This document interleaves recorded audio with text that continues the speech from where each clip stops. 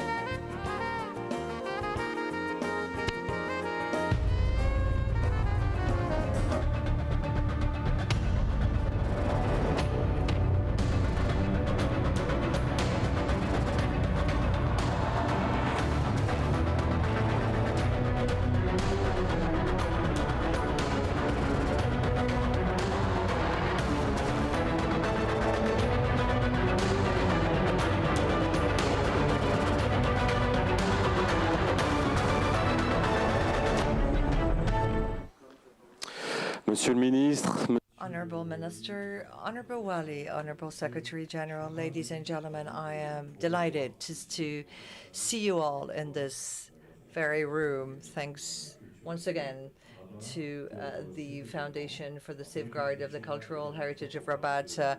We've met here a couple of times before, and we spoke about the protection of the cultural heritage and heritage law. And now we're going to talk about the digitalization process that we are all experiencing and that has been scaled up by the context and the sanitary situation that we have been witnessing at the service of the valorization and promotion of the heritage, cultural heritage. and I want to thank you. Thank you so much for being with us today. I know that some of you had to wake up very early to be with us today, so they're online with us, and you have the possibility to choose your language. Translation is available on the platform. Donc la traduction instantanée est disponible sur la plateforme, bien évidemment. Quant à vous, As far as you are concerned, those who are actually physically present, you were circulated a little handbag and briefcase where you have your headsets, interpretation headsets that have been cleaned and disinfected. And please kindly give them back to the technicians or hostesses, or leave them on your chairs once you are about to leave. That's as far as the technicalities are concerned. So you have two channels, one in French and one in English. One is French and two is English. You can pick up whatever language you wish on your interpretation headsets.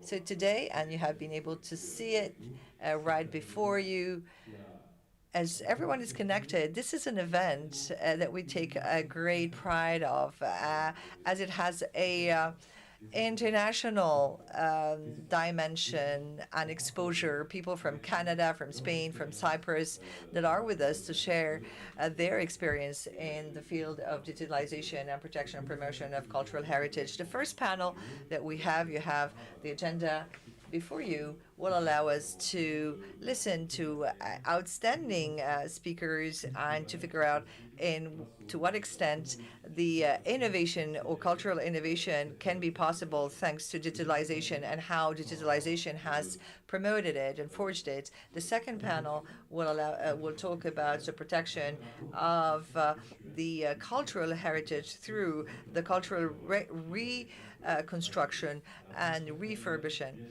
And at the end of each panel, as we are used to doing, we'll have a Q&A session for those who are connected with us. And I'd like, in this regard, thank everyone who is actually attending virtually this meeting. We have over 100 people logged in, more than over 14 countries, 10 regions in Morocco. So you can see that this is a very important topic, and everyone is so keen in learning more. So last thing, before I give the floor to our keynote speakers to open up this edition, and let me set the example once again. Many of us, so many of us, a lot of speakers are with us here in this room and virtually, but time is of an essence, and time is such a scarce asset. So we will dedicate the same amount of time for everyone, 5 minutes each, for all the speakers who are with us, who will be speaking either from here physically or virtually. Your speeches, et je vais demander à tout le monde de bien vouloir respecter ce temps. Merci beaucoup. Voilà, je pense que j'ai tout dit. Et c'est sans plus attendre que je vais laisser la parole à Monsieur Karim Tchajmoti, qui est le secrétaire général de la Fondation pour la sauvegarde du patrimoine culturel de Rabat, pour ouvrir à l'accoutumée cette rencontre.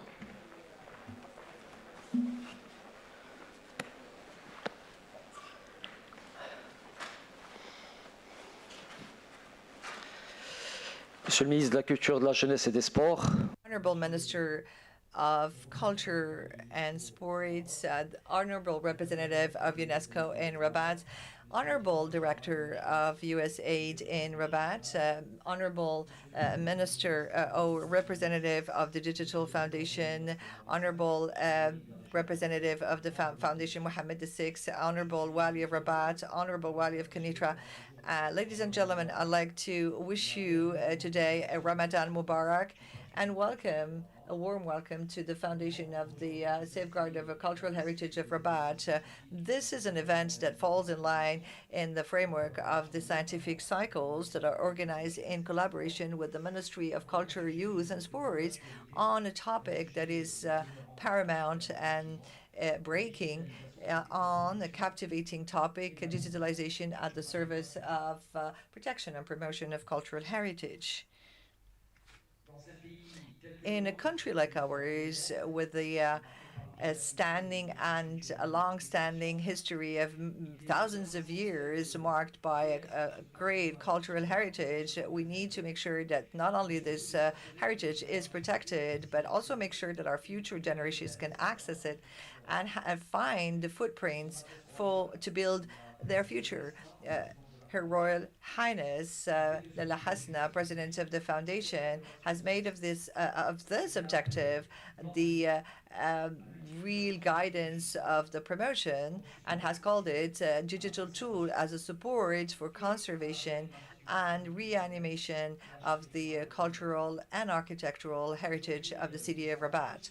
We all know today that digital solutions as digitalization, 3D digitalization, allow us to create a digital twin of a patrimonial heritage, be it a building, a masterpiece, or cultural art. It really helps. Digital helps to protect the memory and preserve it and bring in a form to serve in time and navigate in certain time and space way beyond the 3D digitalization, and the topic will be unquestionably addressed by all outstanding specialists present with us today. The solutions, by way of illustration of digital time ATR or real-time restitution, allow to constitute the real imaging, regardless of the time and according to their original image. Information is digitalized and memorized infinitely, and knowledge becomes accessible by all.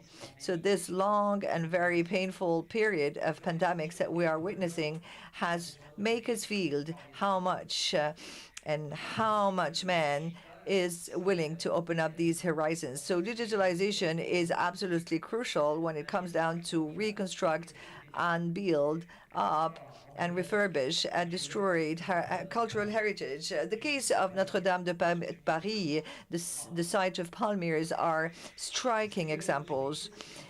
What I like to highlight that a first digitalization experience has been conducted by the foundation over the last months, and this has led or has focus on the splendid site of Borges de Cedrid. And this fort, dating back to the end of the 18th century on the rocks of overlooking the Atlantic, has been digitalized by DIDAR technology. And the fact that we have been implementing this practical case is a way to start our technical discussions. And thanks to all this, we will be able to start a discussion to really build a very long project of digitalization and cultural promotion and preservation of our cultural heritage. I wish you a very successful meeting and a very enlightening discussions. Thank you very much.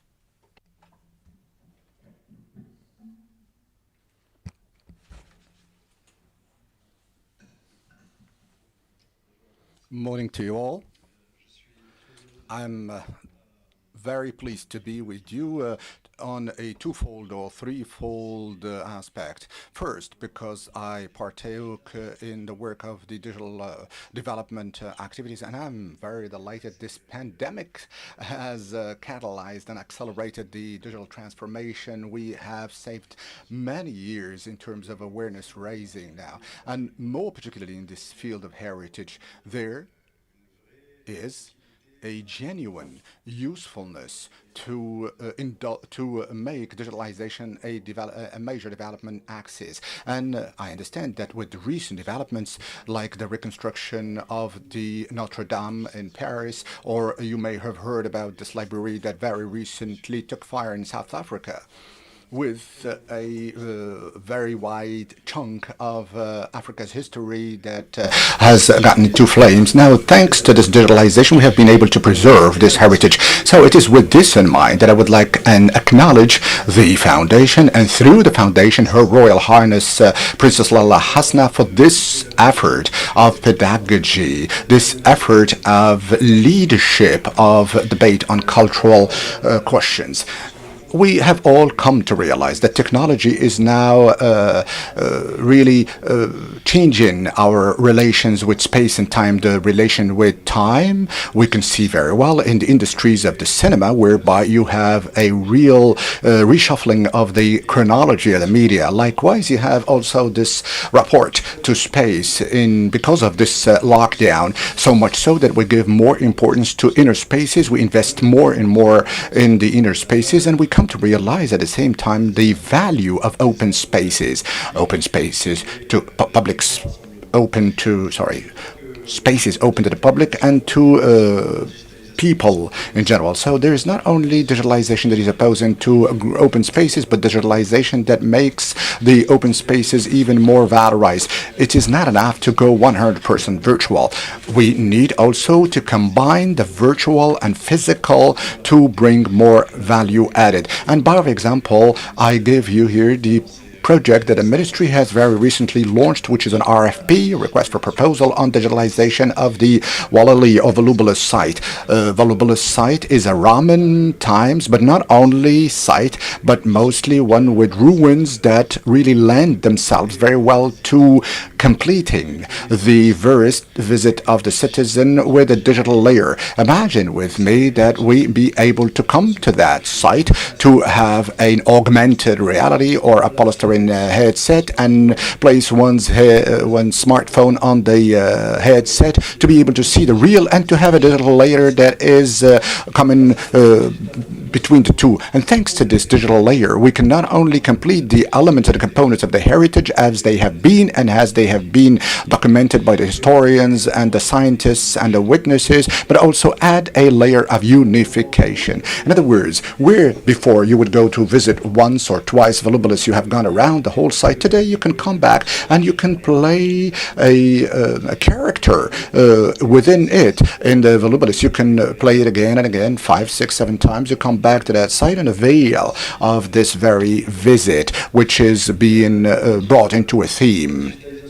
The digitalization is not solely preservation, animation, and increase of the value added. It is also the digitalization of the process of the actors and the stakeholders of the heritage. And I'm here pointing most specifically to the Ministry of Culture. We are now launching an information system, a digital information system process or project, which will be complete, digitalizing a certain number of internal processes within the ministry. By way of example, calls for projects, the delivery of the artist's card. All of such projects will be meaningful because a contract was launched for the GIS, Geographic Information System. Once you have these information, and you can sell tickets online, and you can also control the number of audience to those sites, you have also a system of digitalization making it possible to increase the efficiency and to increase the income derived from the heritage that make it possible to finance all of the country's cultural policies. I also wanted to highlight a measure that we've taken to materialize one of the promises of the National Culture Days of the cultural and creative industries. This promise evolved around creating a public platform for culture and cultural industries, more particularly the material and immaterial heritage. We are launching this contract to create a culture.ma platform, maybe in Morocco, so that we can document with in mind the objective of preserving and democratizing the culture, document this material and immaterial platform, which will be open to the public and which is lacking today in the landscape. Also, I would like to add that there is a major convergence movement, small media, and the digital also is one of the engines that leads to this convergence between the cinema, audiovisual, and video games. In each digitalization, the most important, I think our friends from the Ben Gurion and the Mohammed V University will agree with me in the fact that the most important thing in digitalization is not only the processes and the platforms that are being implemented. It is mostly all of the ecosystem of training and competence and upskilling which will be behind that. Because with digital, the cycle of services and products will be shortened, and regardless of the breakthroughs that you will make in terms of digitalization, you will need to update these. And the dynamic and the speed that will be good. And the only way to have that dynamic and speed in the perpetual transformation is to have men and women, schools, training institutes, pupils, students who study this. That's the most important. So I am really delighted today that we have this tripartite collaboration with all of the stakeholders and the university, the academia, and the training, because this will allow us to ensure a technological maintenance and a quick evolution of all of these digitalization processes or projects. Let me conclude with one last example, which this time hails from the Department of Youth and Sports. You know that we have about 650 youth establishments or houses in Morocco, and we are now fitting the very wide majority with optical fiber, 200 megabytes. This is very important because this is a calling service, calling product for the youth, and this is also a way to really give them these information. It's going to do it yourself training, it's going to be self-training, but mostly we will be able to make available content, and particularly those related to the immaterial heritage. For instance, for example, trainings in arts, in music, in dancing, and when I say music, I think most particularly to the traditional musics and popular folklore musics. As you can see with me, there is a convergence between the different sectors and different projects to project ourselves in the post-COVID world where digitalization is going to be a fundamental component, if not existential. So this is why I would like to thank you for having organized this day today. I will follow with keenness the conclusions, and right after the Council of Government, I will certainly be able to really glean your conclusions and recommendations. Mr. Minister, thank you for this word. Now we are going to give the floor to Mr. Bob Tissam, who is the director of USAID, who is not with us in the room, but who is with us from a distance. Brooke, can you hear me? Je peux vous entendre. Qu'en est-il? Thank you for being here with us. So we're listening to you. So vous pouvez utiliser vos casques de traduction si vous en avez besoin, bien évidemment. Good morning, everyone. I'm really delighted to be here with you for this wonderful conference. I'd like to first start by recognizing some of the leaders who are making this great event possible. First, of course, I would like to thank Minister Ed Fardaous for your leadership on this project. I would also like to thank Mr. Taj Moati, the Secretary General of the Foundation for Safeguarding RABAT'S Cultural Heritage. Also, a big thanks is due to Mr. Hendili, who directs the culture program at UNESCO. There are several other people who deserve our thanks and with whom the U.S. Embassy has partnered very closely with, particularly in Ben Guerir. There's Mr. Edmeliani, the director of the Agency for Digital Development, Mr. Rashi, the president of University Mohammed Sank, and of course, Mr. El Habti, who is the president of University Mohammed VI Polytechnique. But we at the U.S. Embassy, and particularly at USAID, owe a huge thanks to Mr. Lawali de Rabat Kanitra, who started this discussion of digitalization of cultural heritage with us approximately 2 weeks ago. So it got our mind turning about how important this subject is. So a huge thank you to Monsieur Lawali. Now let's turn to our topic today, which is cultural and historical heritage. You know, some people might ask, why focus on this topic during a global pandemic? But I personally think it's a great moment to focus on cultural and historical heritage.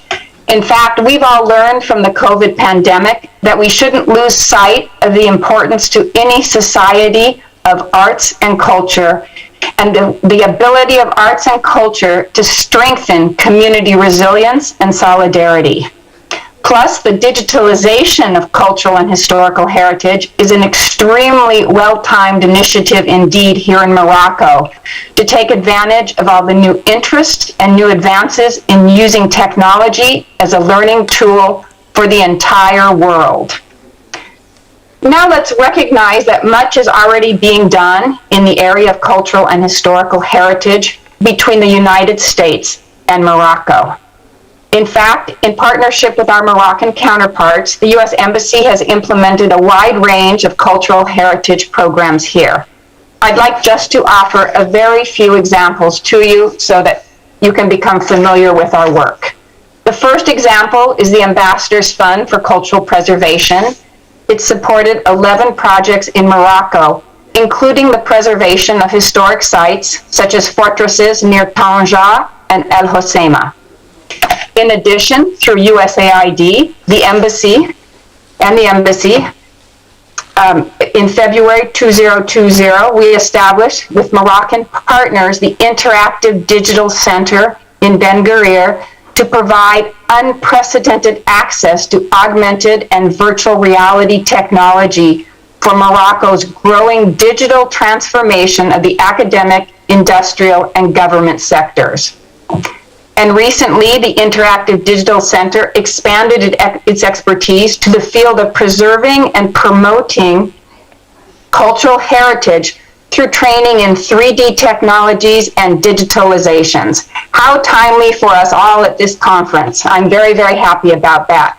We're going to hear a lot more about this very exciting center from Professor Essaadi, who is the director of this center and who is with us today. Now, looking just slightly forward, the embassy through USAID has committed funding to advance programs in Morocco through supporting the protection of the cultural heritage of religious minorities. And this is a new program, and we look forward to telling everyone more about it in the very near future. So as you can see, the United States has a deep respect for Morocco's fascinating cultural and historical heritage. So it's with the truest pleasure that we partner with everyone today in this incredibly interesting and important area for all Moroccans and indeed for the entire world. Thank you so much. Shukran jazilan. Thank you so much, Brooke, for these words. Je vais passer la parole à Monsieur Karim Hendili, responsable du programme culture au programme de l'UNESCO à Rabat, qui est avec nous. Who is with us from Rabat.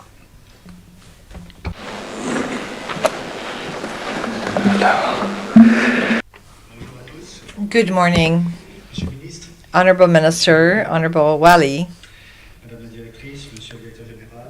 Mrs. Director, Honorable Director Generals, Presidents of Universities, ladies and gentlemen, it is a great pleasure to be with you here in attendance as UNESCO. Thank you for the extended invitation and the possibility to participate and contribute to this discussion on the role of digitalization at the service of protection and promotion of the heritage and cultural heritage. If I may, I'd like to share with you some reflections at UNESCO.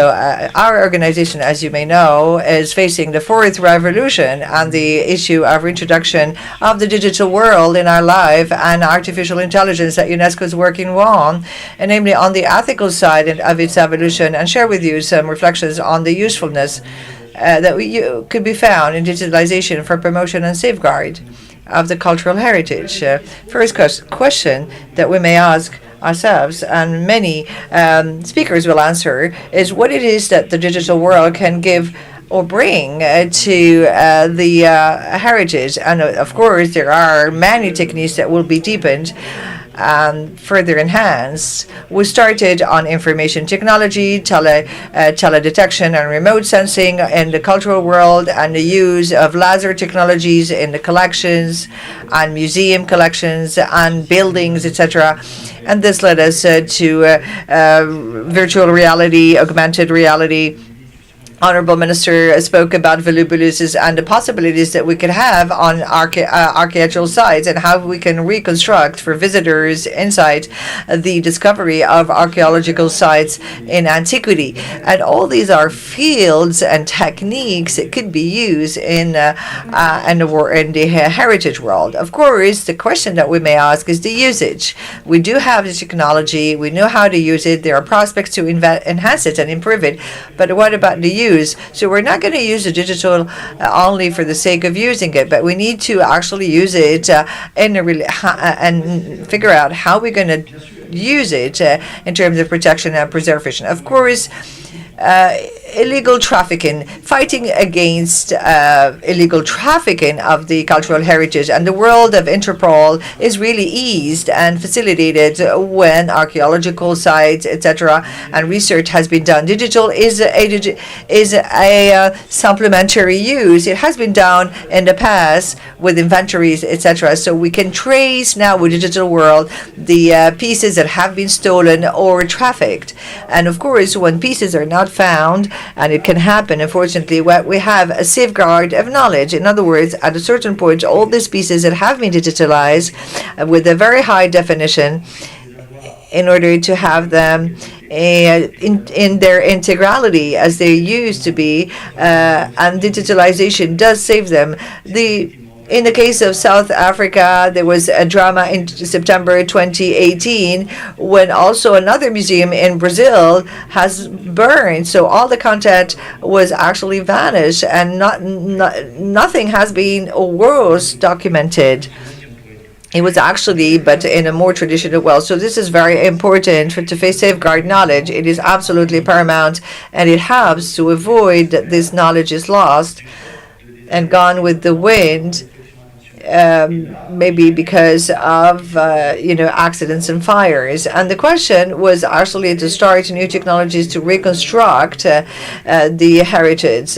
As you know, we have celebrated the 10 years of the Buddhas of Tamia by the Taliban. And the question was, were they going to be reconstructed? So we had some documents in the past, and the decision to reconstruct or not has become a philosophical question. It was no longer a technical problem, but the question was whether to do it or not. So what was the stronger measure, building them again or not building them? So the digital world came into the discussion, and we said we could actually reconstruct them in a digital way with holograms in order to see what is the craziness of a man could do at a certain point inside, and see how this actually heritage could be reconstructed. Of course, there's another question, access to information remotely, and the 2020 pandemic had a major impact. So some elements of reflection conducted at UNESCO on the impact of museums.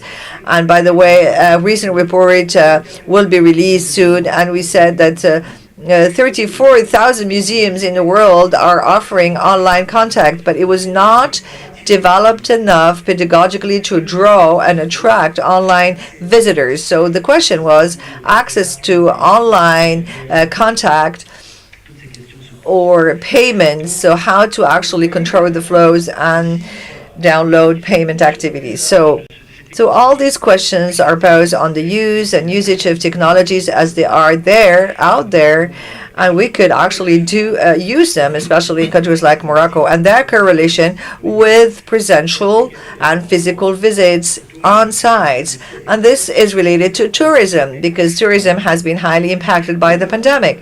It really leads us to a third question, the why. Why should we recourse and invest in the digital world to safeguard the protection of heritage? Of course, digitalization protects, but how can it be used to protect the heritage, material, tangible or intangible? So what is the balance to be found between virtual and physical visits? Will the heritage be more attractive by having online contact, or is it a combination of attractiveness that would be done or could be achieved through visits on the field? Will there be a greater number of visitors? And finally, what will be the role of this tool in the existing arsenal in each country, and namely in countries like Morocco? We spoke about about discussions on the law on heritage, and also look at all the available instruments in terms of rehabilitations, and what will be the role dedicated to this digital technology in this landscape that aims at preserving and protecting the national and international heritage. Thank you very much. Honorable Minister, you said it right. Digitalization has been scaled up by the current pandemic. So the armed execution arm is here with us. We're going to give the floor now to the next speaker, Mr. Sidi Mohamed Risi Mayani, Director General of the Digital Development Agency.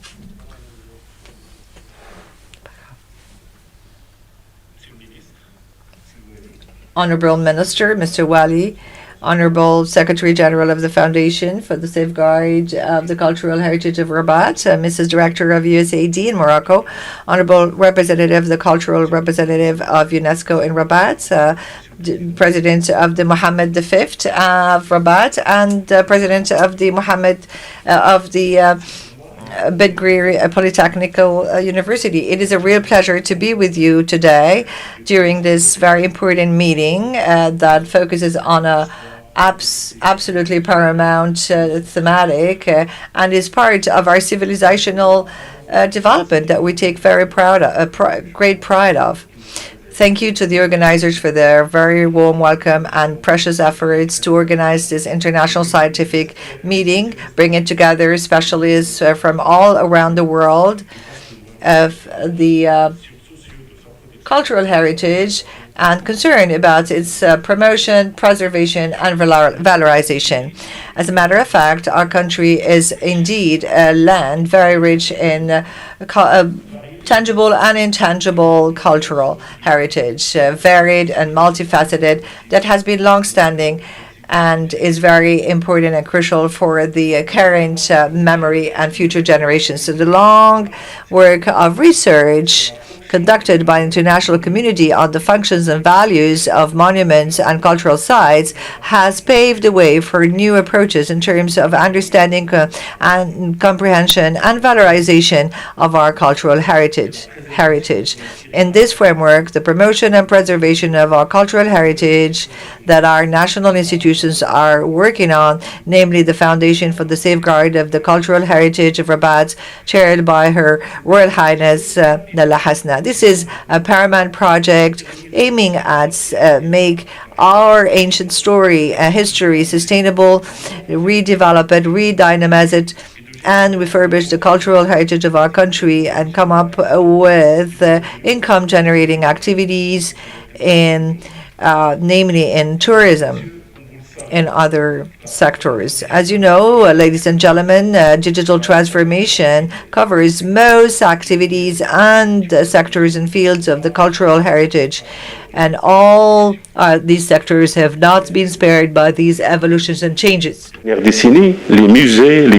Over the last decades, galleries, libraries, and other cultural institutions have been faced to the challenge on how to show their projects and their objects in a world that is in motion and that is faced with smartphones and state-of-the-art technologies and invasive technologies. For centuries, cultural institutions have really invested in their accumulation and physical presentation of cultural objects and items, but with billion of people around the world with very small screens, powerful calculators, cultural institutions have been faced to the same challenges as all other sectors. Ladies and gentlemen, the digital tool is a way to put at the public's disposal the national and international cultural heritage without no access or temporal or geographic constraint, and allows the world to access all cultural heritage in the four corners of the globe. The digital technology allows to duplicate cultural exchanges and interactive schemes, allowing the public to start cultural journeys and enhance their knowledge. This trend to introduce digitalization in everyday life has been confirmed with the COVID-19 crisis that has led a lot of institutions to realize the importance and relevance of digitalized solutions to offer to customers and users. Some Moroccan players working in the promotion of the cultural heritage give great importance to introduce new information technologies in the promotion and preservation of the cultural heritage and follow very closely this global trend. However, a very important effort needs to be done to promote our digital world and inscribe it in the universal trend. I'd like to note in this regard that digitalization is an increasingly used means to conserve and protect all the elements and pieces of the cultural heritage. I very much hope that the comments and interventions of outstanding speakers will allow more affordability for the public, with initiatives that will trigger and awaken the ecosystem and system and build more awareness of the public on the cultural heritage. Ladies and gentlemen, I'd like to say that our agency works on a roadmap, namely on the digital project that is a priority project. In the framework of this project, a digital interactive center called IDC Morocco was launched early 2020 in Ben Grir at the in the University Mohammed VI in Ben Grir. And the purpose of the center is to start and trigger virtual reality, augmented reality, and mixed reality in Morocco. IDC Morocco has a lot of immersive technological equipment and trains a lot of youth and experts in Morocco that will hopefully provide their knowledge and talents to promote and preserve the cultural heritage. So IDC, in partnership with the Polytechnical University, can bring support and expertise in projects like development of the digital visits, 360 degrees of museums, development of virtual visits and cultural visits and archaeological visits Morocco. Ladies and gentlemen, I'd like to note and highlight that the agency in charge of the promotion of digital tools can bring its contribution and assist all actions and projects aiming at promoting cultural heritage and disseminating and conveying its values and richness. I would like to reiterate my warmest and heartfelt thanks to the organizers of this meeting that will hopefully result in the very sustainable recommendations allowing to scale up digitalization in our country and digitalization and promotion and preservation of our unique cultural heritage. Mr. Hisham Hati, President of the Polytechnical University of Ben Grir, is with us remotely. Can you hear me? Yes, I can hear you, and we can see and hear you. Thank you for being with us.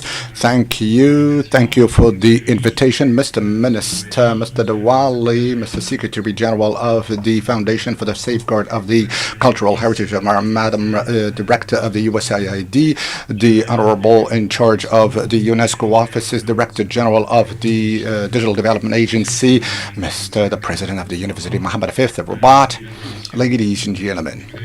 First, let me voice out the immense pleasure that UMCP6 is having to participate to this international event dedicated to the theme of digitalization at the service of the protection of the cultural heritage. I would like also acknowledge the Foundation for the Safeguard of the Cultural Heritage of Rabat under the leadership and the presidency of Lala Hasna for this very good initiative which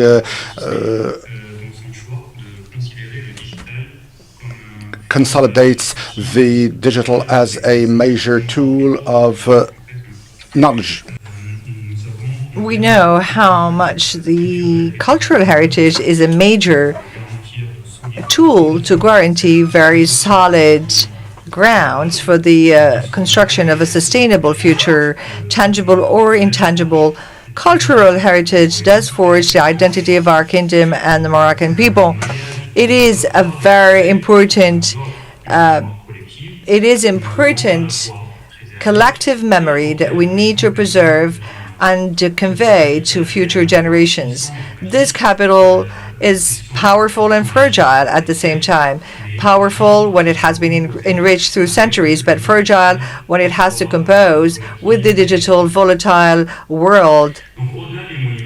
Way beyond monuments, works, and heritage that are testimonials of our long-standing history. We have inherited of this cultural heritage, englobing oral traditions, know-how, musical popular arts, rituals, and other richness. Morocco and all its institutions have the duty to safeguard and convey this cultural heritage. Mohammed VI University has been doing so from the very beginning. In our mission, our university relies on the great potential of digitalization, a tool that the university is sharing and providing to its ecosystem, like Mrs. Isham referred to earlier. A university has only value added when it actually assists its individuals, researchers, students towards innovation and achievements and personal flourishment and collective flourishment. This is why we have been sharing with you some examples that are contributing to the preservation of the national intangible cultural through the digitalization of the popular art valorization like AITA and others, the collection and digitalization of the OCP group archives that has celebrated its 100th anniversary last year. This Renaissance project reviving a thousand of history, allowing its access through a engine and research engine and dedicated digitalization. The Judeo-Cultural Museum is now of Essaouira is now accessible to the world, nationally and internationally. This has been done through the contributions of students like the Qudra School or the IDC Center Mr. Meliani has just spoke about. Today, our purpose is to be here today with you and exchange with all of you and share with you our best practices and also build a strategy of preservation and promotion of this cultural heritage through digital solutions that we are designing. Of course, at the end of this webinar, we will have hopefully a new approach, a strategy of digitalization process, and I hope that our contributions will allow and feed up our ecosystem as of tomorrow. And I wish you all a very rich and constructive session, and thank you very much for your attention. To close this opening session, I will ask Mr. Hashi, President of the Mohammed V University, to please come to the panel. Mr. Rihashi, please.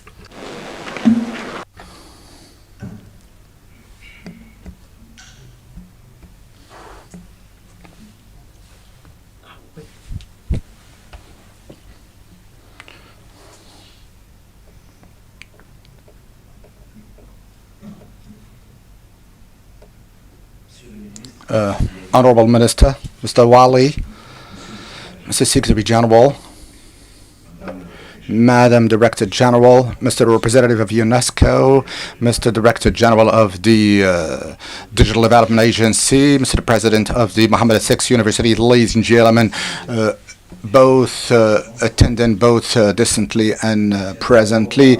I am first keen on acknowledging the foundation for the safeguard of the Cultural Foundation, along with all of its partners, for this laudable initiative, bearing on a close and dear to our heart initiative, which is that of the cultural heritage, more particularly its protection, promotion, and the role that digitalization may, and in fact does, play. My thanks go out also to the organizing committee for having invited the Mohammed V University, starting with the foundation, the Ministry of Culture, along with the United States Embassy, and all of the other ADSI partner projects, Mohammed VI University, Ben Greer, as well as the MEM.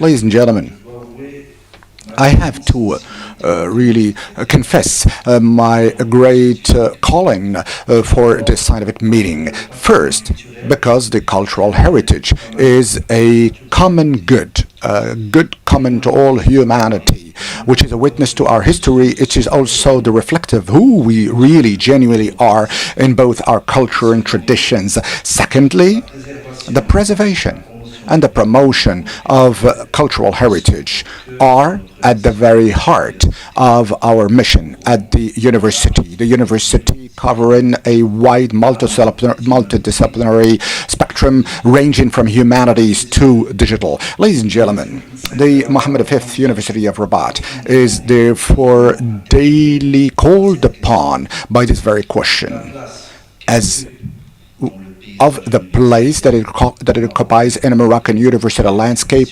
both in the Maghreb and international, and the role that it continues to play is therefore paramount.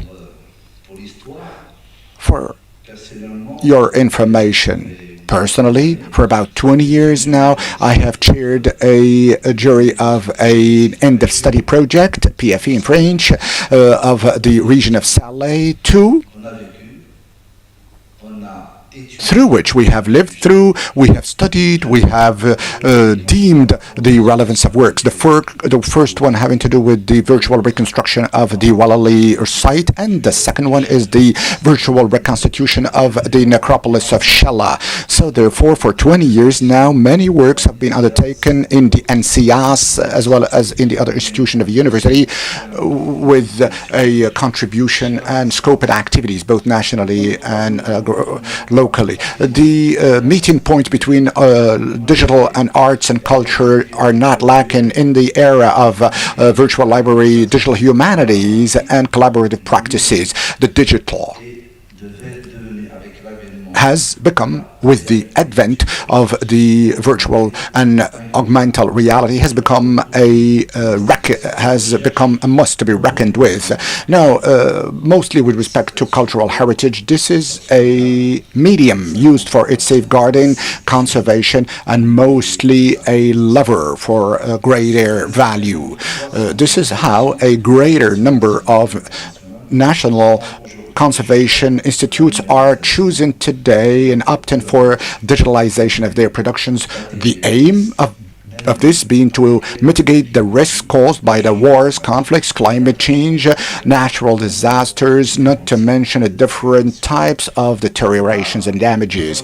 On the other hand, increasing the value of the cultural heritage seems to be even sped up by these successive waves of digitalization that facilitated the dissemination, circulation of cultural contents and the dissemination on different number of digital platforms. The conjugation of possibilities of 3D and interaction capacities with the public makes it possible henceforth to allow high-quality virtual visits of cultural areas and museums and fairs and exhibitions. This is a real watershed. This is a milestone in the industry of culture and tourism. And arts and tourism that we have been able to appreciate with the closing because of the lockdown. Ladies and gentlemen, as I said at the beginning of my presentation, the Mohammed V Rabat University is daily called upon by the question of conservation and promotion of the cultural heritage. As a matter of fact, in a world where the knowledge requires a more and more stronger interaction between disciplinary knowledges, the university, throughout all of its components, is and shall always be at the research of synergies and cross-cutting complementarity in the field of training and or R&D activities. The digitalization of the cultural heritage may therefore well become a real path to developing multidisciplinary and transdisciplinary competencies within our universities, and to lift the silos and to bring persons and technical and scientific fields together. It's also an anchor point for the University of Mohammed V in its choice of entrepreneurial university, exceeding the traditional role of education research to integrating innovation and valorization of knowledge that it and its ecosystem produce. The digitalization of cultural heritage is at all levels, as well as the production of contents, the rollout of platforms, not to mention also digital marketing, do all represent a real opportunity for development of the innovation chain or channel, valorization, entrepreneurship set up by the university through its innovation city. Ladies and gentlemen, the Mohammed V University is contributing to creating the Moroccan cultural revolution to transform education and training, and within the framework of the development program unit, university is creating a specialized master's LVRA with the USAID and IDC. Ladies and gentlemen, all the foregoing goes to show the very importance that we give to this scientific meeting of today, as well as to the future of this project, a virtual project, but which is very realistic and achievable. Ladies and gentlemen, I thank you for your kind attention. Thank you very much, Mr. Al-Rashi. Now we are going to be able to enter into a panel discussion after the presentation, and during the first panel now we're going to talk about the cultural innovations and evolutions. Many has been already said, technologies that you know of, but the bottom line of this panel is to highlight returns of experiences and feedbacks, be it in virtual visits or augmented visits or digitalization, with a view to preserving the heritage. We will go to Canada, likewise we will go to Cyprus and Spain, and we will start by Morocco. And I'm going to ask Mr. Youssef Khaira, the Director of the Cultural Heritage of Morocco, to give us his presentation. Once again, let me remind you of the 15 minutes that your presentation will have to last, and I will allow myself, of course, the latitude to wave at you 2 minutes ahead of the 15 minutes. But at the end of the panel, we are going to allow everyone to raise their questions and to make and table their comments to all participants, be they with us or with us through distance. And I know that you are numerous to be with us participating online.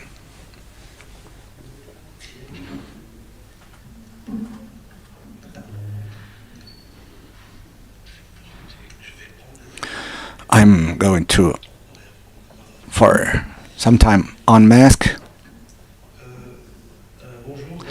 Morning. First, let me acknowledge the Foundation for the Safeguard of the Cultural Heritage, RABAT, for this invitation, and for also the organization of this meeting of prime importance, goes without saying. The Foundation today has become one of the major players in the cultural field in general, and including in the field of heritage, and with which the Department of Culture has been working for more than 1 year now through the holding of a series of conferences that have opened several avenues having to do with the conservation and preservation of the heritage. Well, my presentation will center on the aspect of documentation and registration of data on material, among others, heritage. As you can see, my presentation is started with the Article 16 of the Charter of Venus of ICOMOS, which insists on the aspects of the documentation of the heritage, and mostly that of illustrations and drawings and photographies. So this is a fundamental aspect of any action/intervention on the heritage. And it also does dwell on the sharing of data that are collected during such interventions.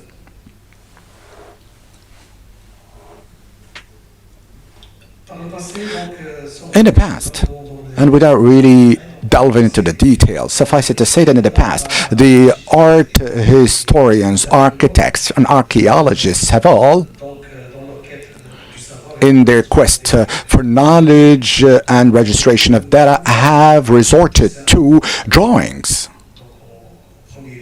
First, to bring the information and to fixate the information of then exploitable documents. These actions have developed since the Renaissance, but also during the campaigns of Napoleon in Egypt, and which have given rise to a whole slew of documents exhibited on what has been seen and recorded back then. At the time of that campaign, that was brought back afterwards to France, not to mention also in other countries, also from Mesopotamia. There's a whole development of an investigation field, archaeology-wise, art history-wise, also, even, or albeit more generally, which gave rise and birth to these different aspects of drawings and registrations of documents on paper medium. That was the only medium available then, following which there has been photography that was a luxury at that time, that has also made its advent on the scene. Now, without really willing to develop the whole of the techniques used by then, the drawings were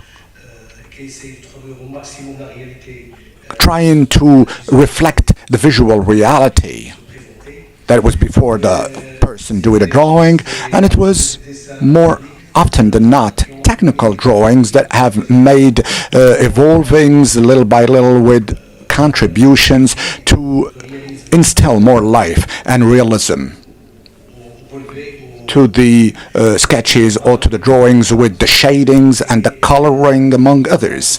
And we have a whole documentation witnessing thereto that reflect, if not even translate, the registration of these data.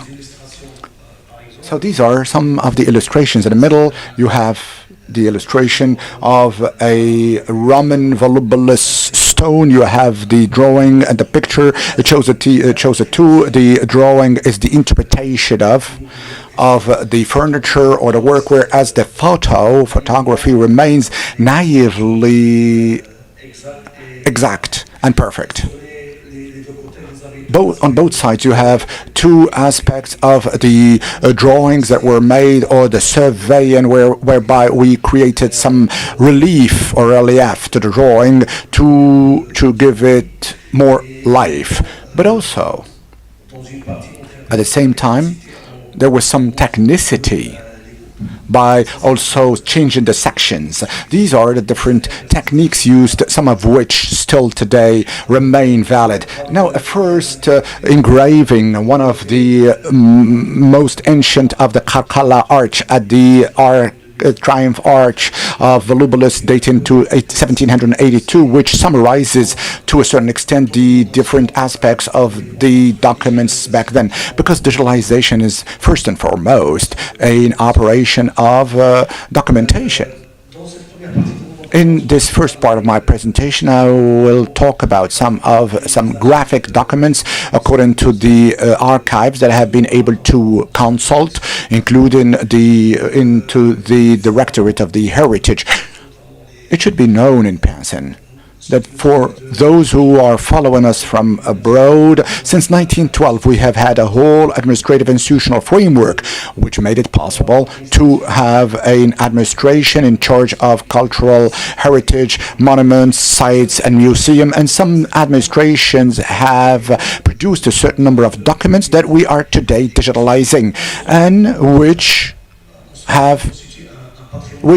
in themselves today are a heritage in view of the information that they contain. I want to share with you this datum or this information.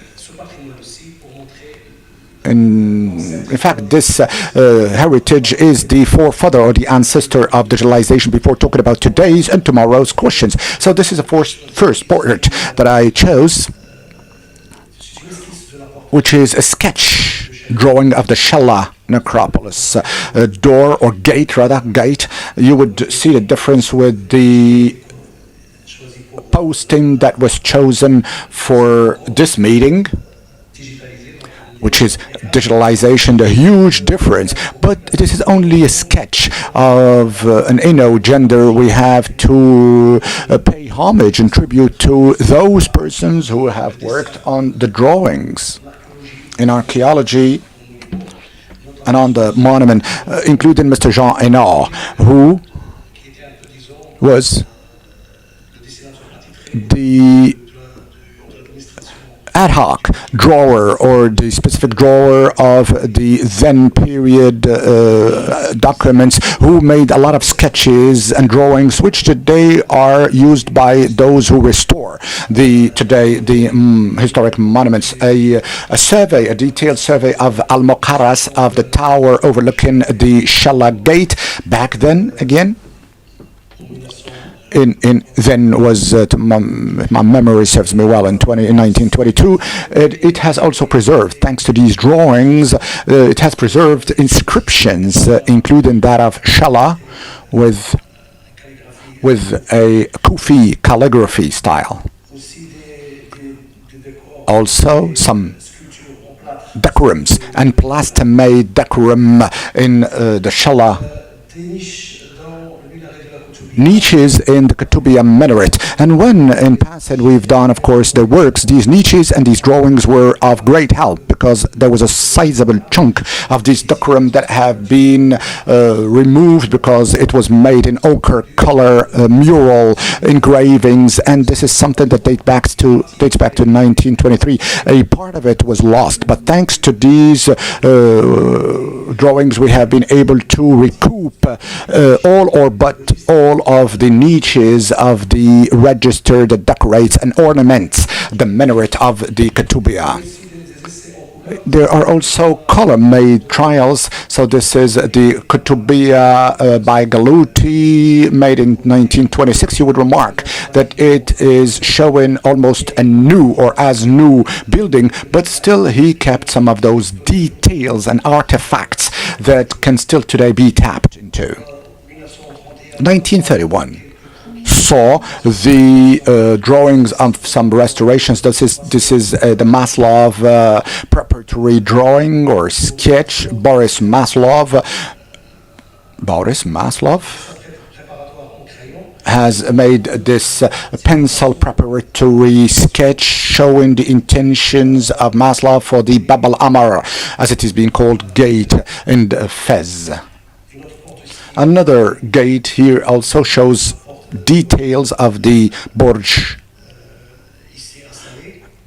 here in Burj Sid ibn Ashar gate in Saleh city, sister city of Rabat. In 1912, you have seen the quality of the drawings has started to take more realism. Babla Marisa drawings in Saleh with indications and the type of action intervention in each part of this building. Now the drawings also made classically since then up until today have also concerned or addressed the minbar of the Kutubiyya during the restoration. So this is a manual drawing or sketch with ink, which has taken almost 1 year to do the survey or the drawing of all of this minbar. In 1981, this witnesses to the use of the photography for the first time. It was done by the Madrid-based Archaeology Institute within the framework of the archaeological researches on the Almohads, the High Atlas 10 Mil Mosque, which has benefited from a total coverage by photogrammetry. We have a whole file on this mosque, which is the archetype of the Almohad era mosque building. So these are sections that for the first time have recorded the documents in a very loyal, faithful, and real fashion. Still, some excerpts of these drawings.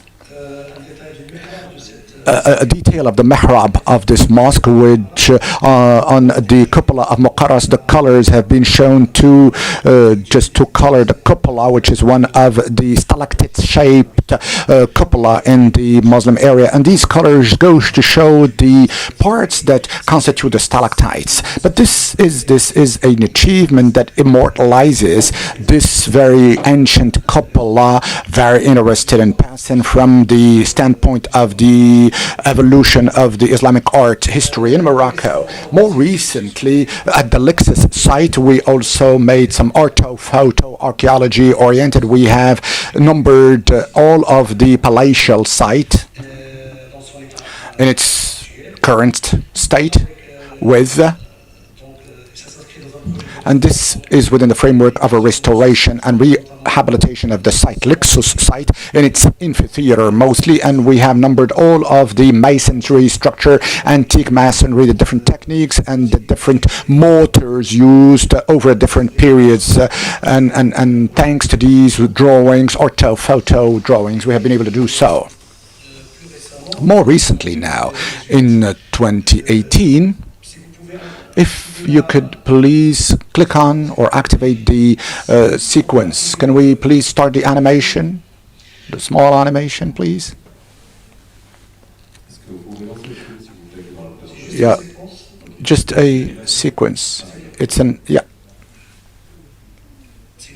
It's an animation. Yeah. In 2019, we launched a project for the digitalization of a certain number of historical monuments in Morocco. And that was made with a view to simply to documentation. Because everyone was mentioning here the example of Brazil and Notre Dame of Paris. We also have had our fair share of unfortune because well before the incident of Notre Dame of Paris, there was also the incident that played havoc in the Taroudant great historical mosque. And when we wanted to restore it, there have been problems of documentation. We had to go fetch the documents, and this is where we had also the trigger concept at the Department of the Heritage that we wanted over and above the restoration activities. We needed to also start a program for the documentation of the heritage. National heritage, including the monumental heritage, for the purposes of conservation of its original state. And hence, that was the first trial with digitalization of 4 monumental gates of the Alawite part, or the Alawi era, the Bab al-Marsa in Essaouira city, Bab Sab'a also in Essaouira, the Gate Mahdiya in Kanatra, and Bab Mansour in Meknes. It was just an attempt to document and to archive this national heritage. This program has been resumed this year, and we are going to soon launch an RFP for the modeling or modelizing of what we've called the Moroccan major heritage. We're going to start with the major dynastic sites, those classified as human heritage, and we are going to put them back in there. You have only 2 minutes, mister. Yeah, I will go quick. Over and above the discussion on historic monuments, there was a sequence, unfortunately, we haven't been able to see, but we are going to surf on it, if I may say. We should not lose sight also of the museal heritage, which is part and parcel of our heritage.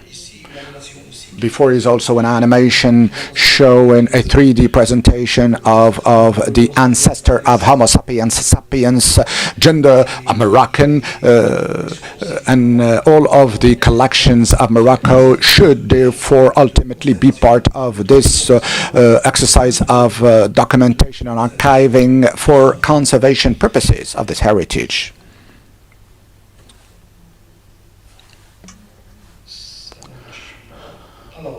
Now, by way of conclusion, I would say that the classical methods of registration of data on historical monuments have remained classical and conventional since the Protectorate up until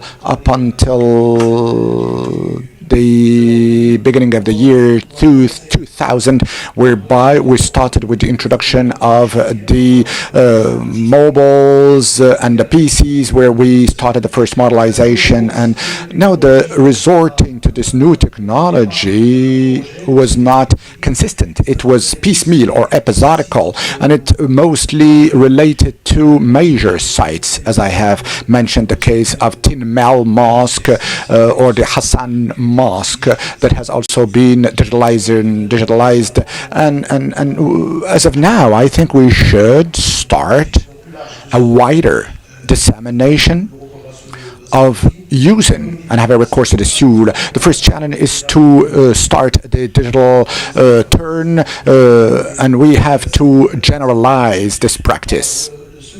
The second challenge lies in the use of big data We're talking about the heritage. We're talking about the management and the tool for the management of the heritage. But there's also cultural mediation to go over and above the technical interest of the digitalization tool.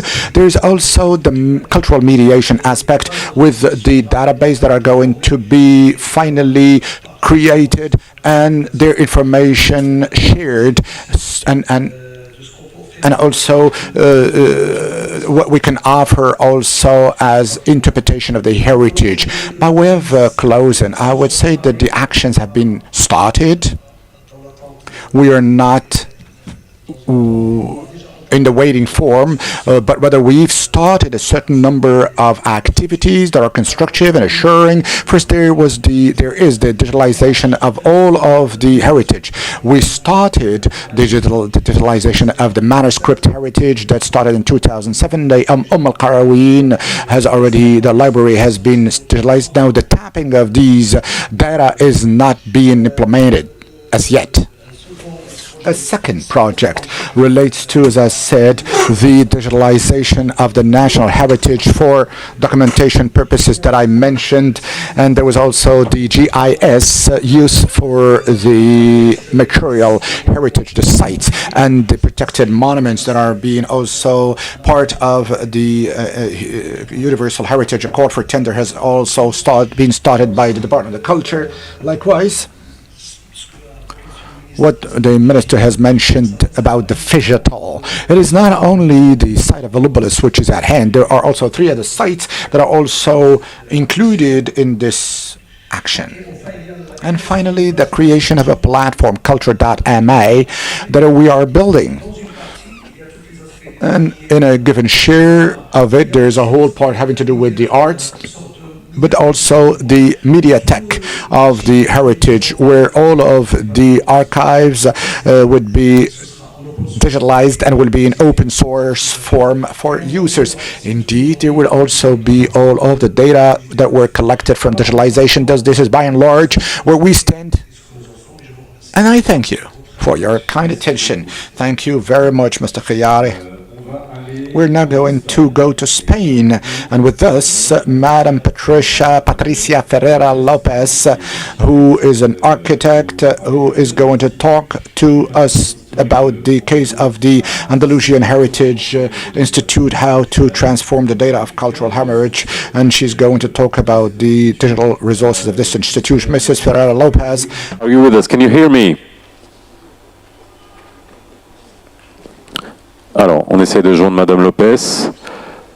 Est-ce qu'elle est avec nous? Yes, yes. Hi, Patricia, can you hear me? Yes, yes, I can. Yeah, so thank you for being with us today.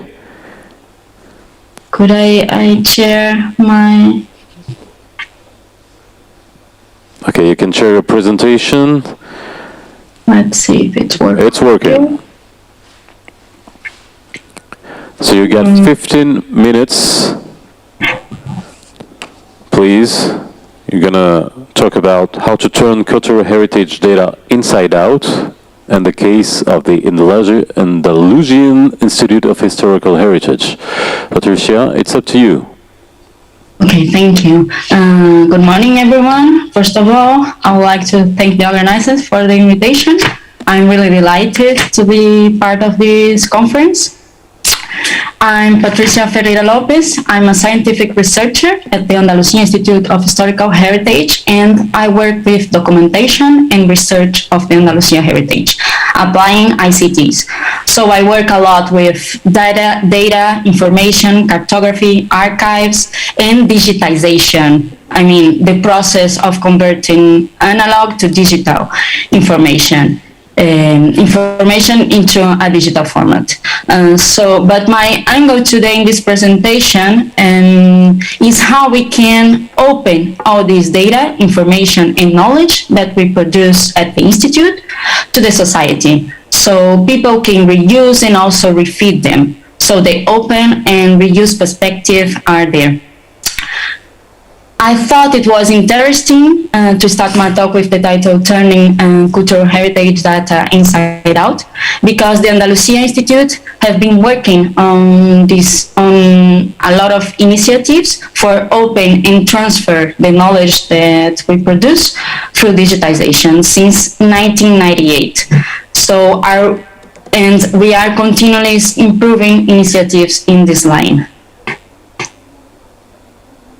A little bit about me, more about me. I'm an architect, and I developed my research career in the area of cultural heritage and ICTs, so in the field of digital humanities.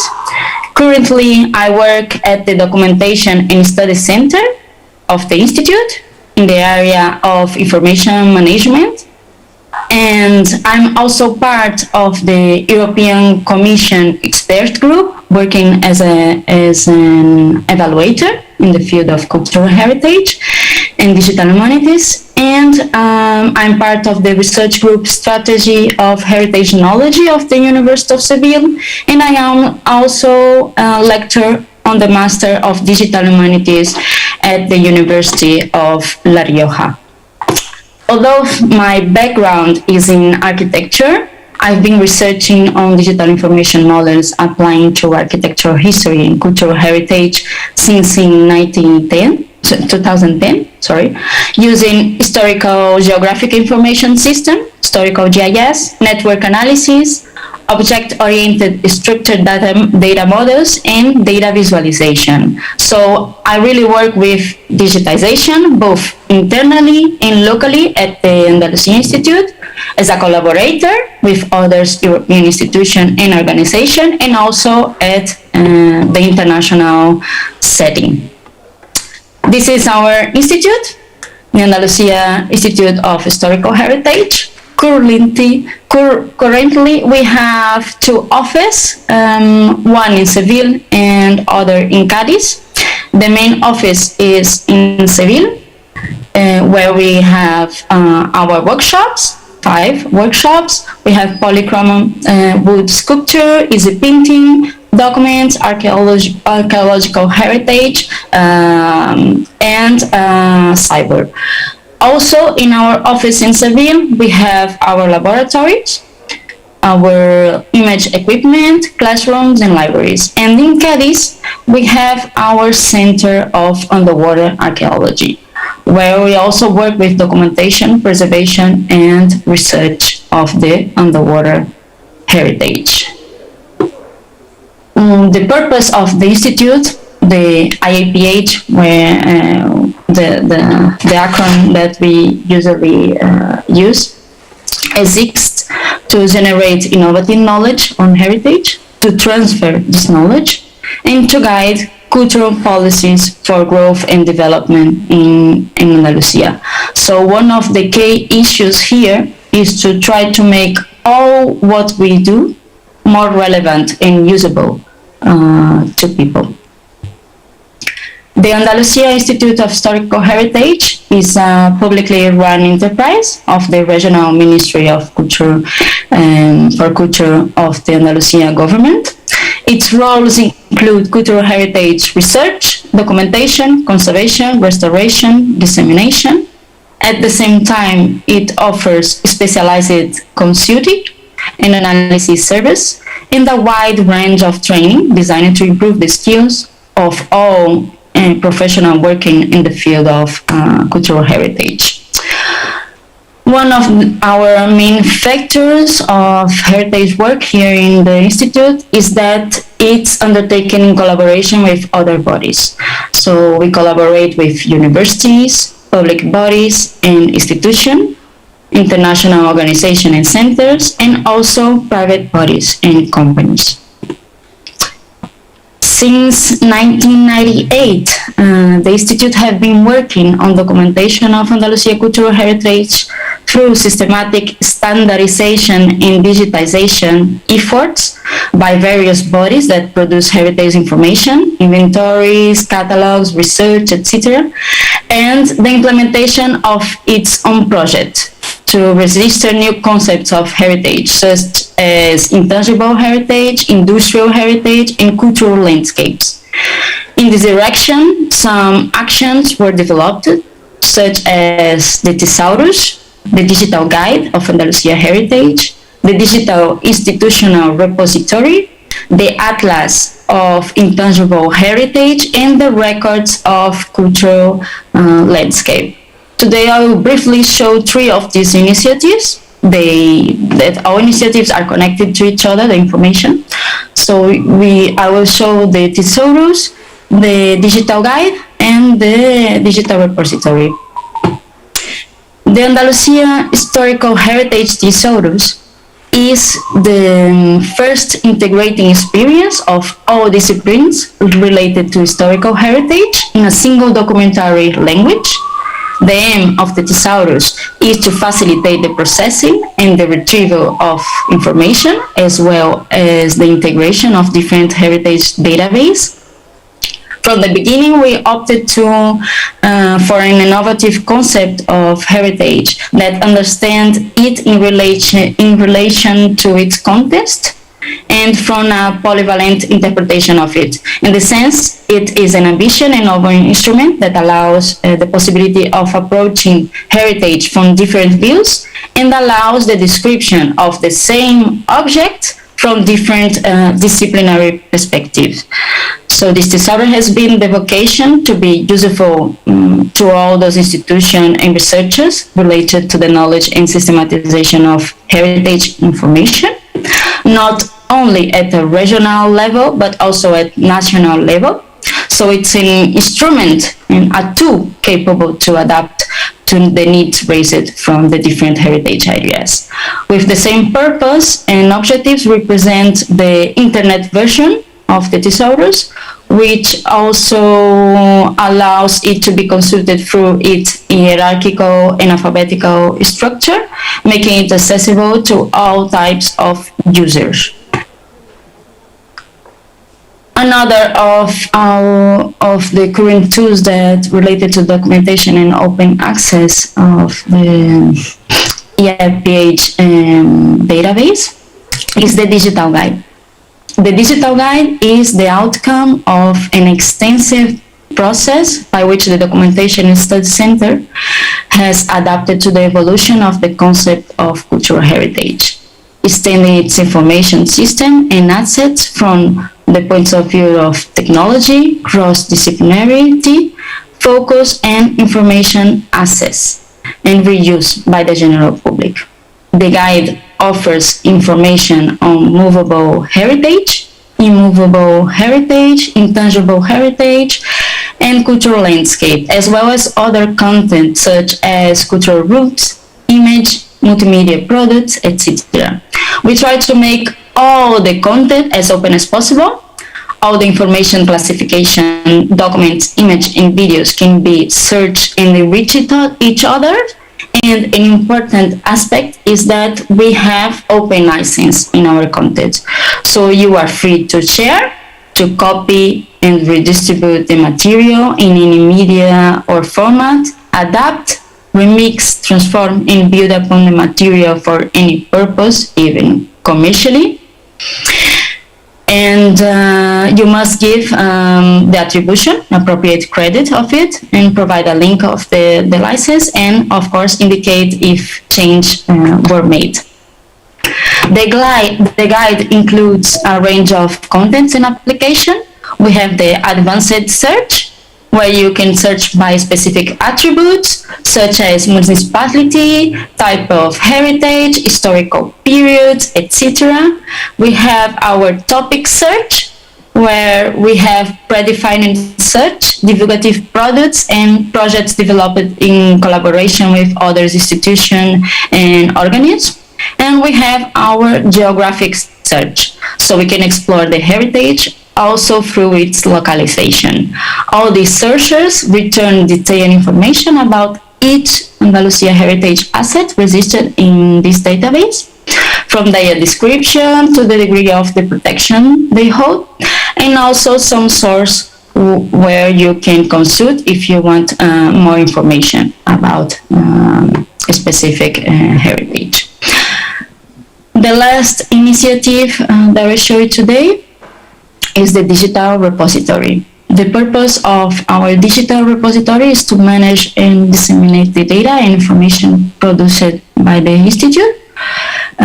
So this initiative is a continuation of the work started by the Institute to transfer the knowledge about the Andalusia cultural heritage to the general public, which has taken the form of the digital guide that I explained before. The content of the repository has been structured into 4 communities. One community is the institutional documentation, which includes the institutional strategy and planning and documents and image. The other one is the technical and informative documentation. This group includes, for example, documents and images of the projects and action carried out by the Institute. Other group is the images of cultural heritage, which includes photographies and videos of cultural heritage of Andalusia.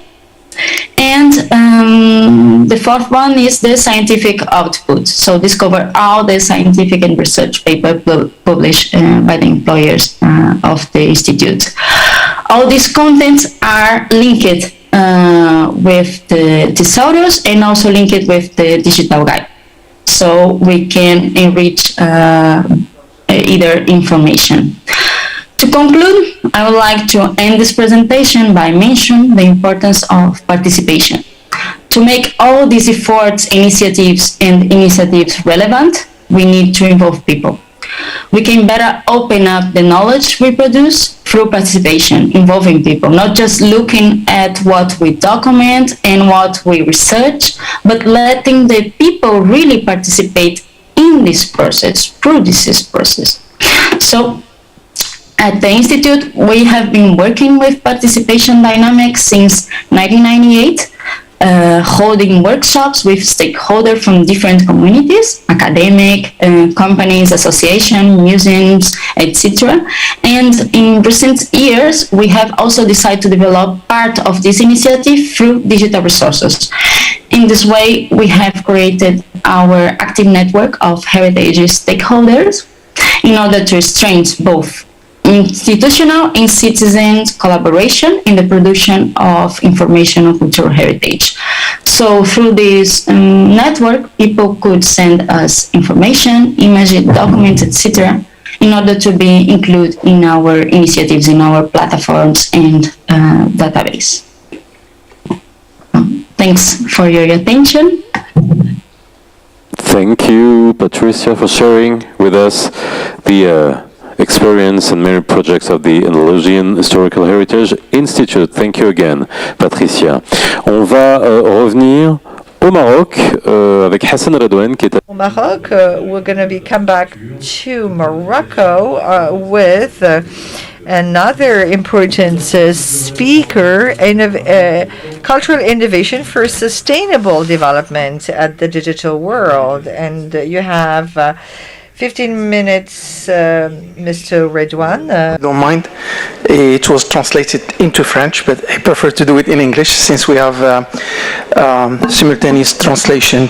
Ladies and gentlemen, I'm delighted to be with you today. I think I will touch several concepts, ideas, and what would be done exploring digital means to work on the conservation of cultural heritage, and not only the tangible part of cultural heritage, but also the intangible one. So my presentation would be as follows. The first part will be on the impact of the evolution of the new technologies in the urban planning. Since I will shift the gear. I will not talk about monuments, buildings, but I would rather talk on the urban heritage and the level of the cities like Medinas, etc. So what this digital revolution would bring in terms of addition to work on the planning processes within the urban and territorial level. The second part, the urban conservation, because with the Convention of 1972 of UNESCO, it was limited, unfortunately, to only tangible parts like monuments, but the urban territorial covered by the convention, it was just mentioned. So what is the change of paradigm change or shift in terms of this urban conservation, exploring digital means, and of course the cultural innovation and sustainable development. This is why I will underline this term, sustainability, related to heritage and how can we promote more the sustainability and resilience of culture and how these historic sites would provide. So I will not cover the tendencies and what the digital tools are, etc. And I think everyone in the room, they are very acquainted with those technological digital means. So, and I have also a couple of recommendations and of course an announcement.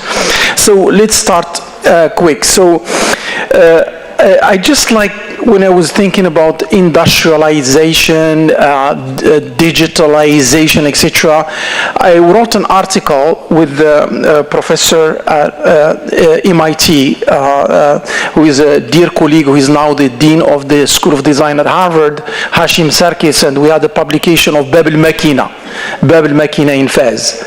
Very few Moroccans, they know that Sultan Moulay al-Hassan wanted to modernize the Medina of Fez, and therefore he wanted to install a factory of arms, l'usine des armes, Dar Silah.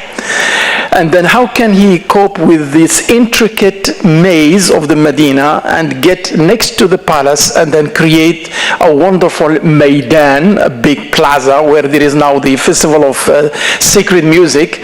And then he invited Italian architects to devise this or to design this factory.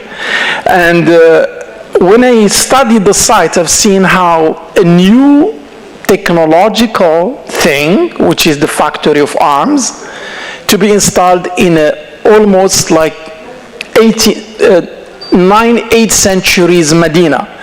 And it was for me a striking experience, like now we're talking about the digital and what the input of the digital in terms of heritage.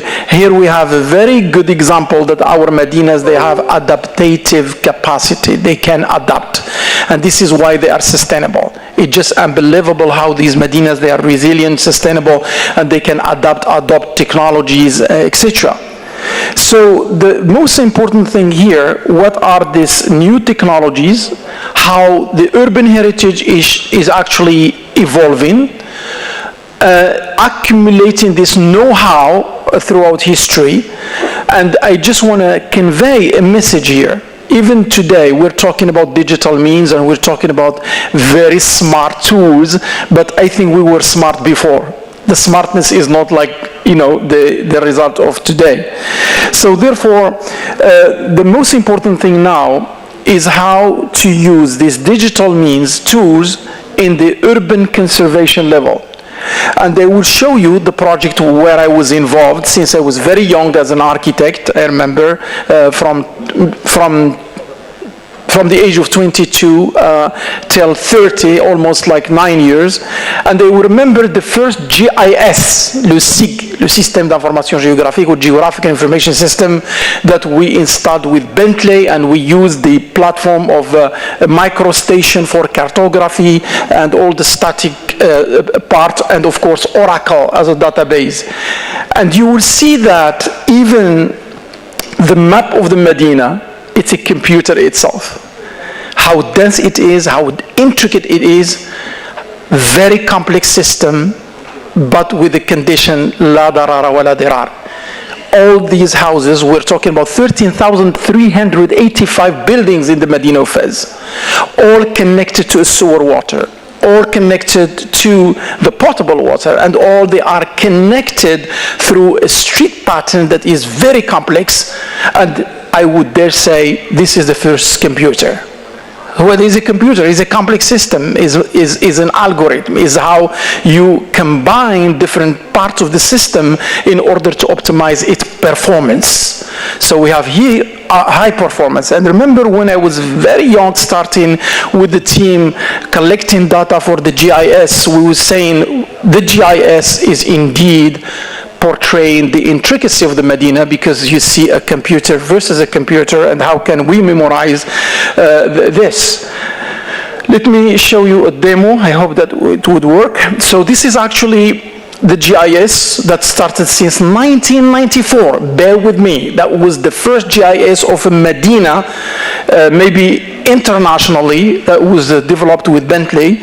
And here we actually got this cartography done, and it's meticulous work for 13,385 buildings with a minimum of 3-5 photos for each building, and with plans of all key monuments in the Medina, like the Qarawiyyin. And then, of course, was the first layers, like data, collecting data of a complex system of the Medina to create a knowledge. And you know that 9-8 centuries of evolution in history, how you would capture that history through different layers of data. Physical state of buildings, socio-economic part of the information, what's about the ownership of every building, all was actually memorized since 1994, 1995. And of course, this platform of GIS, thanks to this platform that with the World Bank loan, that the GIS was a big help for this, the project. Now let's move from the context of the Medina, which is a pre-industrial heritage before 1900, to move to the protectorate, or the, we don't mention colonial, but recent heritage, modern heritage, like the one in Rabat. So these are just like a couple of inspirations, couple of ideas from the things I've done already, like my publication with UNESCO, edited by Francisco Bandarin on the role of culture in sustainable urbanization, or my role as an expert among 12 experts with the United Nations UN Habitat, that we worked on international guidelines of urban and territorial planning, and how heritage and culture through digital tools can be activated, synergized in the urban planning processes. And hence actually the city, the downtown Rabat, the heritage, the urban heritage of Rabat, it can be beside the Medina, can be a very important catalyst to boost the cultural image of Rabat, that is already a city of lights, Medinat al-Anwar. So I think beyond just fixing the facades or restoring the facades, I think we need to care more about the living heritage, le patrimoine vivant, the living heritage, and how can we actually boost the sense of belonging, the sense of identity, the sense of place, and how can these heritage sites, they are not just static to be seen by tourists, but they can actually add a cultural capital to the whole metropole, and especially the metropolization phenomenon. And we've seen that our cities, they are losing their identity, they are losing their core in terms of culture, and it's sad. And this is why through now digital means we can activate this dormant memory of the community and create several layers of information, and then include that in planning processes to set a master plan for activating culture beyond the buildings and the architectural aspect. That is fascinating indeed, since the center of Rabat was other like centers, Casablanca, designed by French architects, Henri Prost, Laprade, and other ones, that they really experimented our artisanat. They experimented our artisanat in modern architecture, and it was the first laboratory to go to local artisanat. And even Henri Prost said when he was working on Rabat, I have the Beaux-Arts in every alley, in every street. So therefore now, how to capture through digital means this richness of heritage, of native versus extraneous, what was coming from outside, what is from inside. And I would mention that Morocco has a very rich heritage that is not unilateral: Portuguese, Spanish, Islamic, Middle Eastern, African, etc. And this is why our cultural diversity could be deciphered only by the digital means now that we have. And of course, to move from the realm of the scale of one building to the scale of the urban, to the scale of the community, the scale of the territorial. This new concept, because I'm University Mohammed VI Polytechnic, I'm leading the School of Architecture, Planning and Design, and we are moving a little bit from the conventional concept of patrimoine, where I practiced in Fez, I practiced internationally with the Aga Khan Award, so I'm really acquainted with restoration, conservation, rehabilitation, name them, but now my duty as the director of this school, how to activate the dormant culture among architects, planners, in order to project a resilient, sustainable future architecture, not historic heritage. And I took that position when I was in the US, when I was doing my PhD, and one of my professors, Renata Olod, he said, Hassan, we know about the history of Morocco, what about the future of Morocco and how we can explore your heritage and your vast array of monument sites in order to project them into the future. Knowing that we have now a problem, a crisis in architectural production, no one here in the room can go around the cities in Morocco and not to get stuck and really disappointed with the landscapes of cities. And it's time now to explore this digital means in order to move towards a sustainable future heritage. And as the late King Hassan II, when he gathered all architects in the palace of Marrakesh 1986, he said, I'm disappointed with what's going on. I could see monotony, I could see routine in all these cities. They resemble each other, and they would invite you to explore the cultural heritage of Morocco in order to preserve regional identities with S.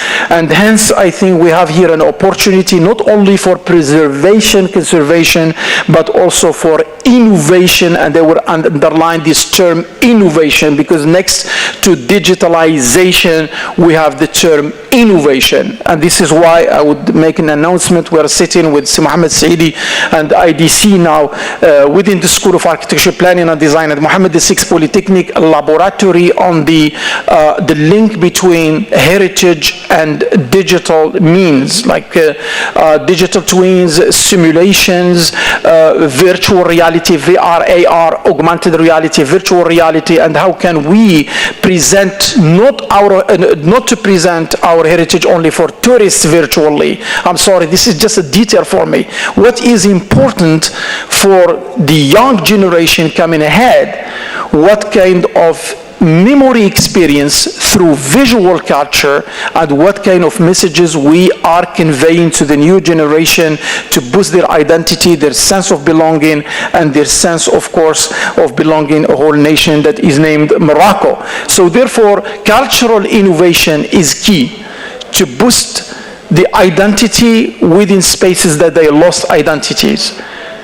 The participative approach to build shared databases, like now Facebook and other media, they are replacing that, but actually we can reivindicate from these mega giant platforms, and we can create community neighborhoods, databases where community, they share their codes, their values, traditions, etc.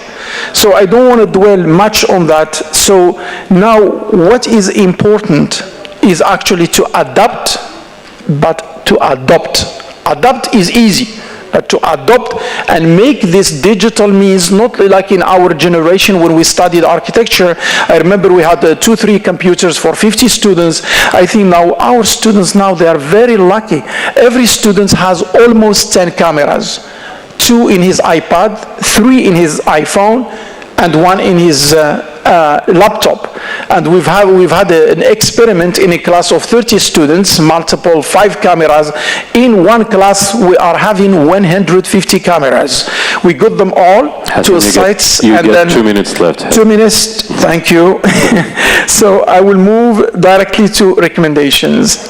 The most important thing in the recommendations, it's actually what kind of innovation around culture and heritage that would boost, not preservation. Preservation is now an ancient trait. Everyone knows how to preserve, yet we have a problem with that, lacking stuff. But now I think the future, what kind of a new competencies in terms of understanding heritage from within, dismantling its content through digital means in order to prospect resilience, durability for a culture that we may lose it forever. And I lived in Dubai for 5 years, and I know what it means eradicating your own heritage and following just skyscrapers, and then you end up by not having any identity. The second thing, beyond the question of recording heritage, of course this is very important to record heritage, but actually to have dynamic databases, digital databases, where we can go, like to read an encyclopedia, you can read the heritage, and it can be used actually for education, for professional end, in terms of projects of restoration or rehabilitation, from the building level to the urban level. I think the most important part now of digital means, what they are giving us as opportunity, is simulation and prospection, beyond just the static data, like we used the first GIS with Bentley, but now the GIS is with BIM, building information modeling, HBIM, historic BIM, and actually we can now work more efficiently on archaeological sites, on historic sites, on medinas, on living heritage, where realities are very complex. The last part actually is how this digitalization would, around the heritage sites, could nurture dialogue and intercultural dialogue. So before, we've never visited a site and then we think that site is not important for me, but is important for others. Transnational, transcultural dialogue through databases, not of photos or cliche of heritage, but through living realities, and YouTube has played a major role to see these human experiences within heritage sites. One last announcement. In addition to that, with IDC and the School of Architecture, Planning and Design at UM6P, we're launching the first executive master on the link between the digital means, VR, AR, and heritage sites, from the building to the urban to the territorial. I would like to thank you so much for bearing me, and thank you, dear moderator. Thank you. Thank you so much. Merci beaucoup, Hassan Redouane, et merci pour la passion que vous véhiculez. On aurait voulu. Thank you so much for your passion, and happily we have a lot of people coming up, and I know your intervention is exciting. So we're not going to talk about Cyprus. We're going to talk about democratization of cultural heritage through online digital collections. And it's true, while you were speaking, I was looking at online digital collections of the Paris, of museums in Paris. We have amazing number of collections that are available online, totally free. Online digital collections that can be accessed online. So we're going to listen to the Cyprus example. Agustini, research technical specialist for digital cultural heritage, the Science and Technology and Archaeology and Cultural Research Center, STARC, in Lykosi, Cyprus. Agusti, welcome. Are you listening to me? Thank you very much. Merci beaucoup. Vous m'entendez? Merci. So you got 15 minutes. Thank you very much. Thank you very much for having me to this wonderful event. It's my pleasure to participate. My name is Agustinos Agusti. I know it's a long name. And I work at the Cyprus Institute in Nicosia, Cyprus, at the Science and Technology in Archaeology and Cultural Research Center, well known as STARC. I'm a research technical specialist for digital cultural heritage, and also I'm a PhD candidate at the Ionian University in Greece. My background is not in archaeology, is not in architecture, is basically in computer science, so I'm coming from slightly different background, and I will show more technology involved. And today I will present you the democratization of cultural heritage knowledge through online digital collections. And the focus will be digital collections, especially online digital collections, and how we disseminate cultural heritage through them. Let's go to the next slide. As I told you, I'm working at the Cyprus Institute. Well, Agostino, I'm gonna just to tell you, we have your screen, but we don't have your presentation. So maybe there's a problem when you shared your computer, your screen.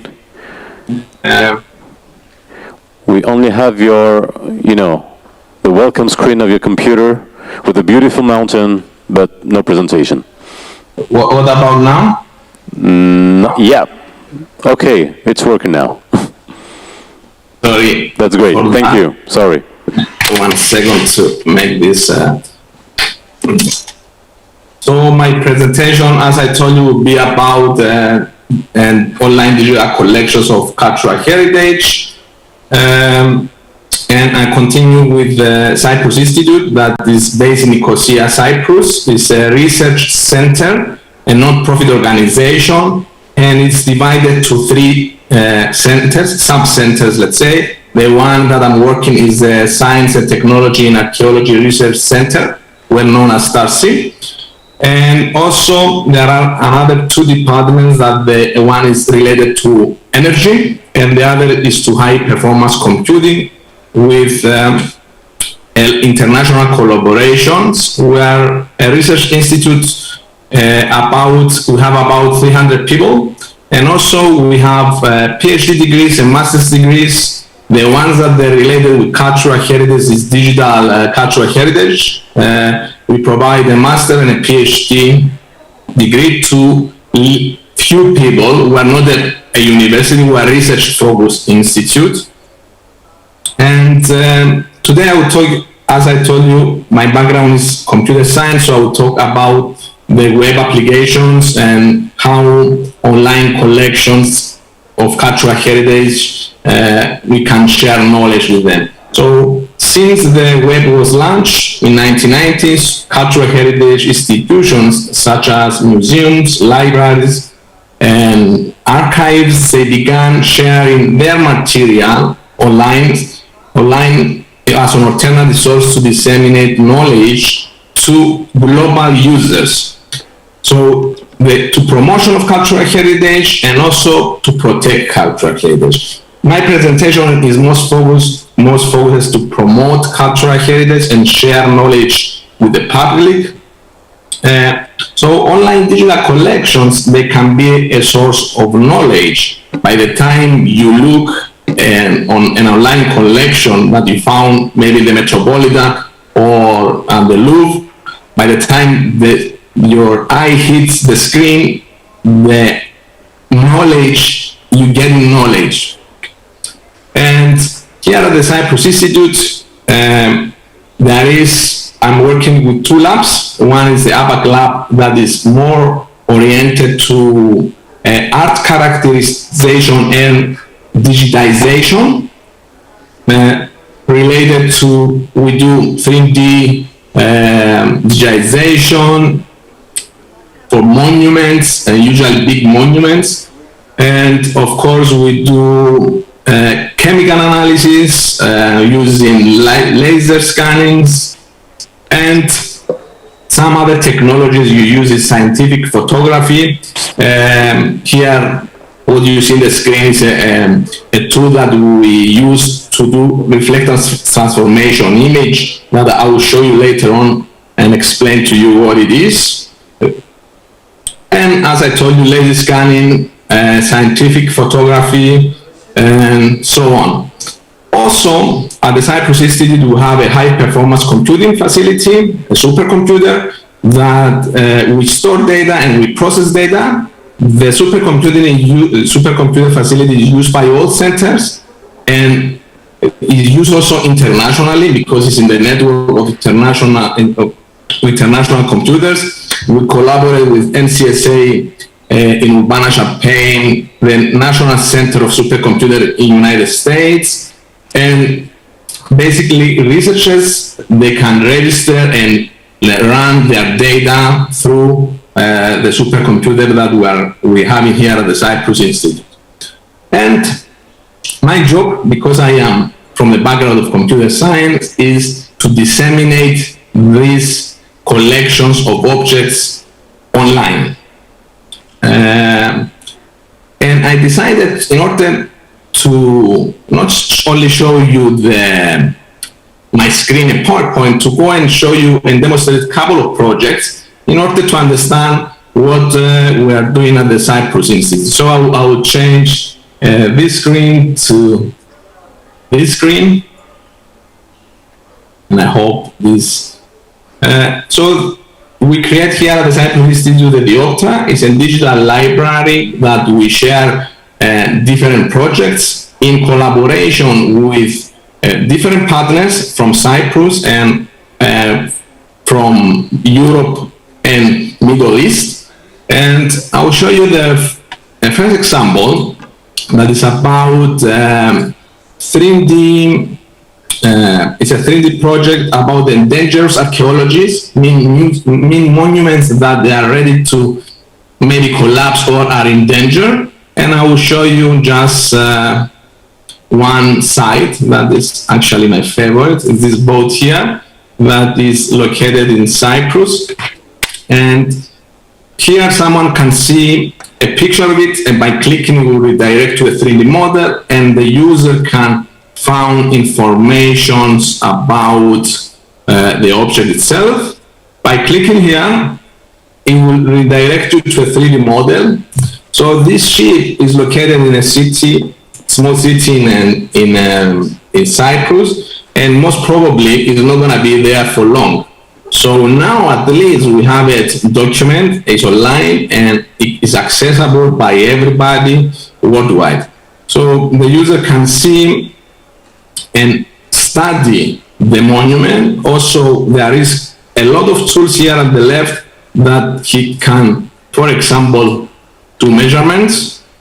So this boat is about 22 meters, and learn about this monument. There are monuments up to now from different countries, and we hope in the future to add more and more to that database. I will show you another example of a collection of coins, medieval coins from the Bank of Cyprus, that is a small museum in Nicosia. And that collection is now available online for everybody to study and see. Imagine that the museum is located in downtown Nicosia and has about 2,000 people, 2,000 visitors a year. The website itself has about 2,000 visitors from all over the world in a month. So this is an important tool. It's web applications, online media is an important tool to share knowledge with users. And when somebody clicks, you can see the profile of each coin, and of course the location of the coin mint. On the right side is information about the coin, and here you can see the obverse and reverse. Another problem that numismatic museums they have is that most of the time you can see only the one side, not the back one. So technology in this way helping us to see a coin back and forth, and maybe to compare that coin with another coin from another collection, maybe from the Louvre Museum. And what is unique about this collection is actually it uses this viewer that is made with the 3D with the RTI, reflector transformation image, and where the user can deep zoom to it online. Just to tell you that each coin has about 300 images, so by the time that you zoom, it adds on top of it. And the nice thing with this is that you can change the light source, so you can see hidden details and really study something in deep. imagine that this coin is about a fingernail, so it's quite small. Even if you go to the museum, you are not going to be able to see it very clear. So, as for my knowledge, this is the only database online that has the full collection using reflectance transformation imaging. And if I have time, I would like to show you the last one, the last that has to do with manuscripts. And this collection is about a very rare book that it was located in one of the small museums in Cyprus. In reality, that book was locked in a safety box and nobody has access to it. Now, with the help of technology, everybody has access to it, and you can see and study the whole book in individual pages. And preparing for this presentation, I was looking to this page and I was wondering, well, why would we add this empty page here? But with the help of technology, you can realize that this is not just an empty. For example, you can see a sign here and you can see also a day. You can see the day here and you can see a sign here. So what I'm trying to say is that technology is not only helping to disseminate and promote knowledge, but also maybe helps to found and discover new knowledge. Imagine that book, it was locked in the safety box and still is, but now it's accessible online to everybody to study. We have many other different collections. We build with 360, panoramas, and so on, but I don't like to get you tired with all the collections.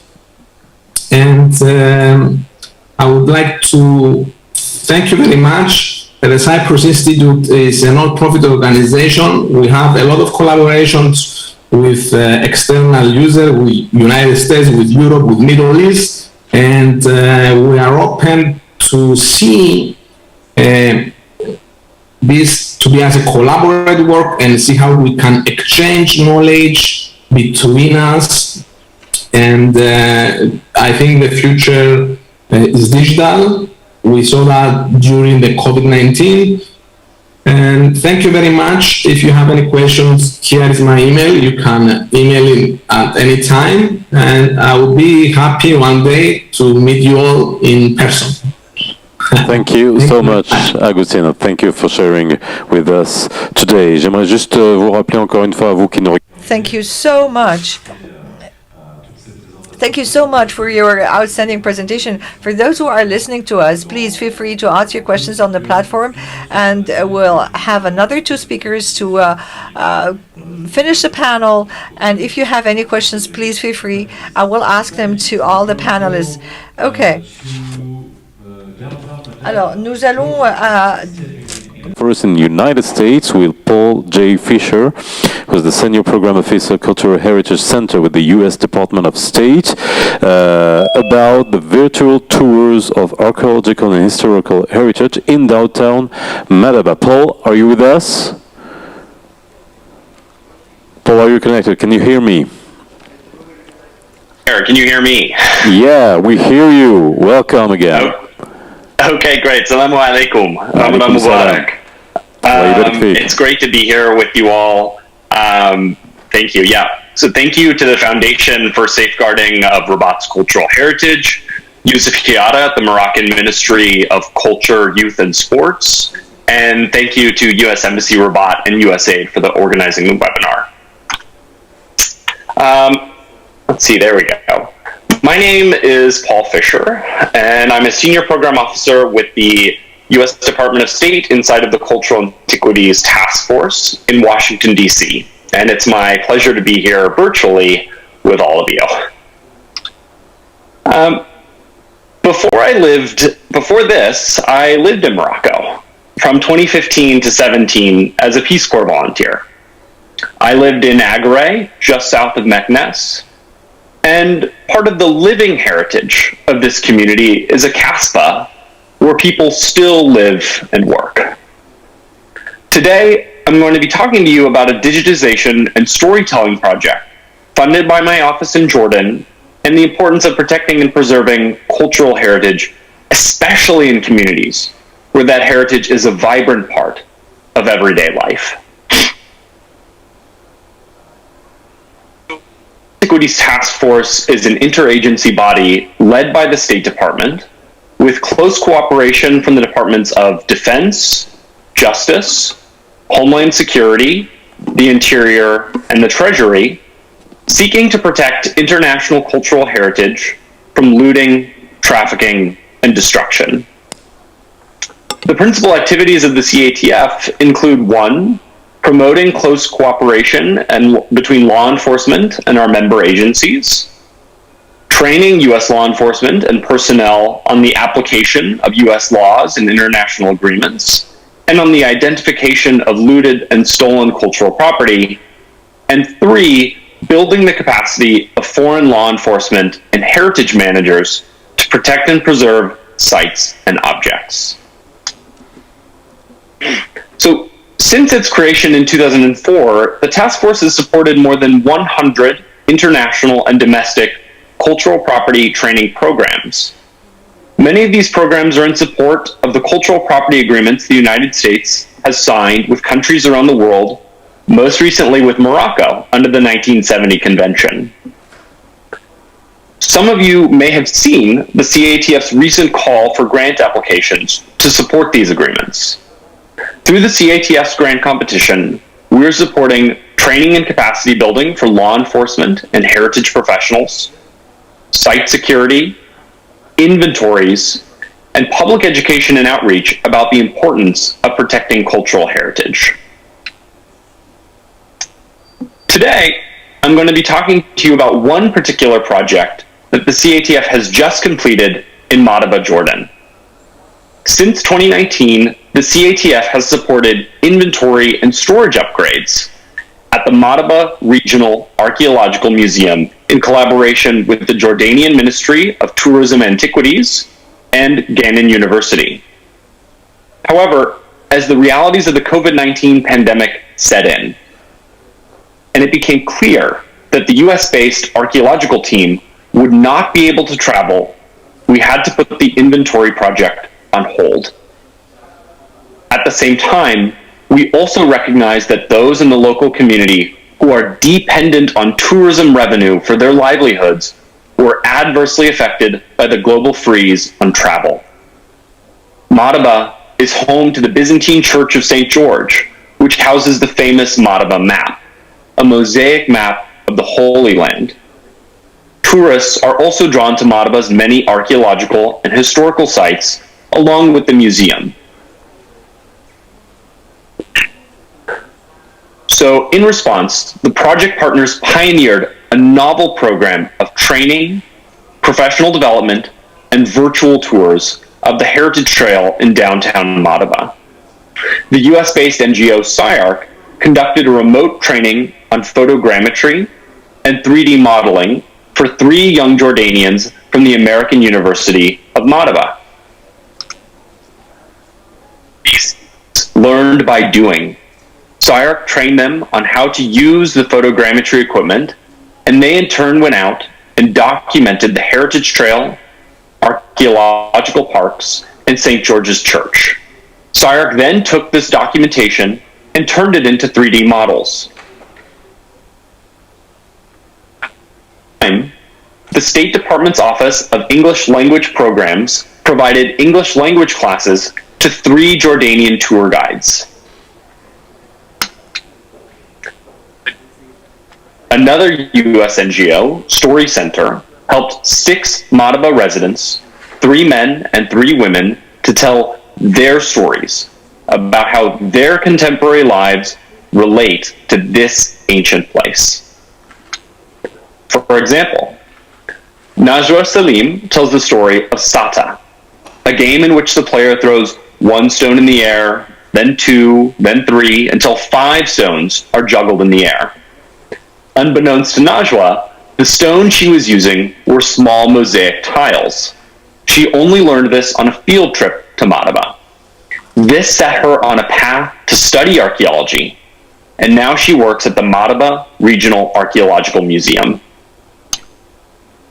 Amal Khalid describes asking her grandfather about the ancient pottery sherds she would find on the ground, and how her grandfather would explain how pottery was used for storing food and water.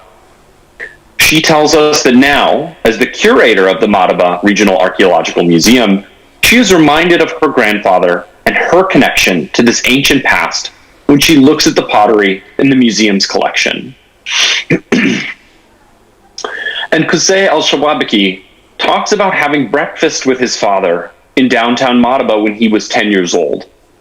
Afterwards, they would explore the archaeological sites and historic areas.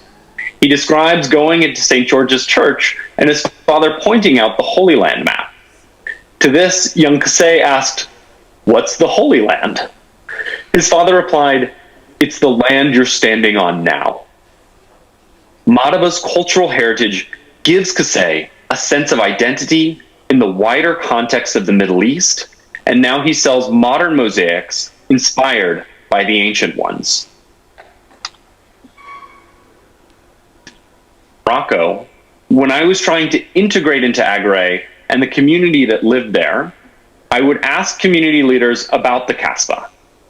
When was it built? Who built it? Why?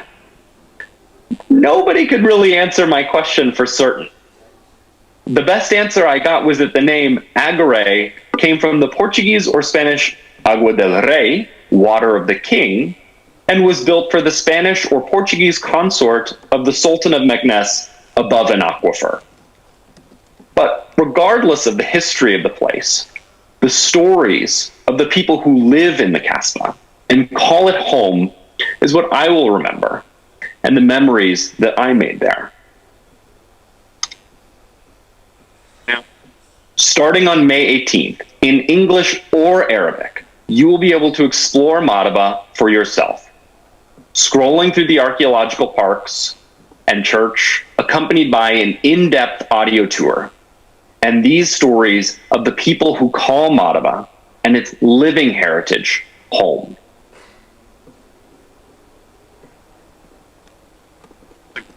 The tour will be accompanied by a tipping system that can help tour guides who have lost their jobs during the pandemic.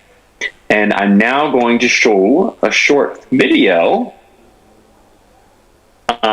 to give you another visual sense of the place. So I just need to make sure I'm sharing my sound.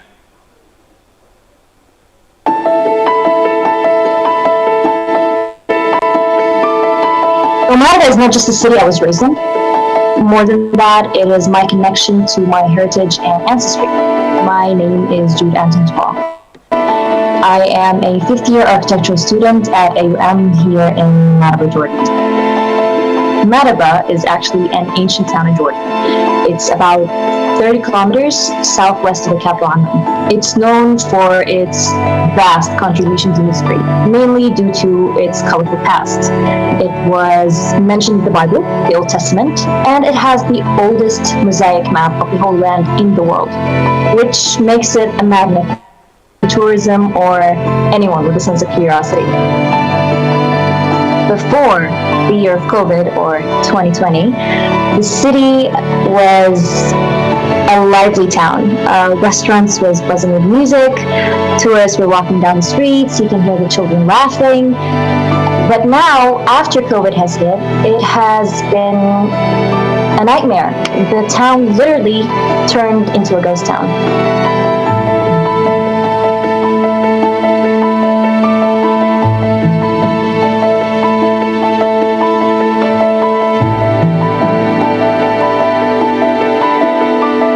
The training consisted of two parts: the theoretical aspect, which was conducted via Zoom seminars, and the practical aspect. The most important thing I learned was how to conduct a complete and thorough documentation of a site, how to use the tools we have available, how to be systematic and methodical in conducting the documentation, to always be prepared, have a backup plan, to adapt on site, and that teamwork makes the dream work.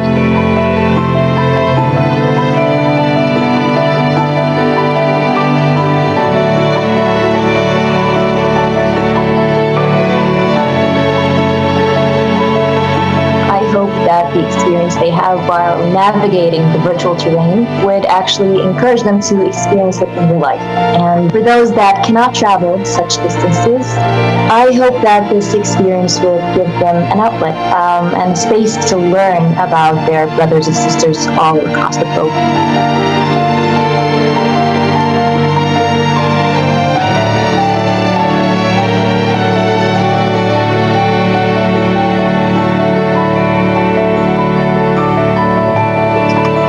Okay, hopefully you were able to hear the video, and if not, I can share the video in the chat. So, protecting and preserving the living heritage of vibrant communities is critical to not just economic prosperity. Cultural heritage speaks to our identities as Moroccans and Americans, religious and ethnic pluralism and tolerance, and our shared human identity on a planet increasingly at risk from the forces of climate change and man-made disasters. One morning when I came out of my apartment in Agare, I saw smoke billowing out from that same kasbah.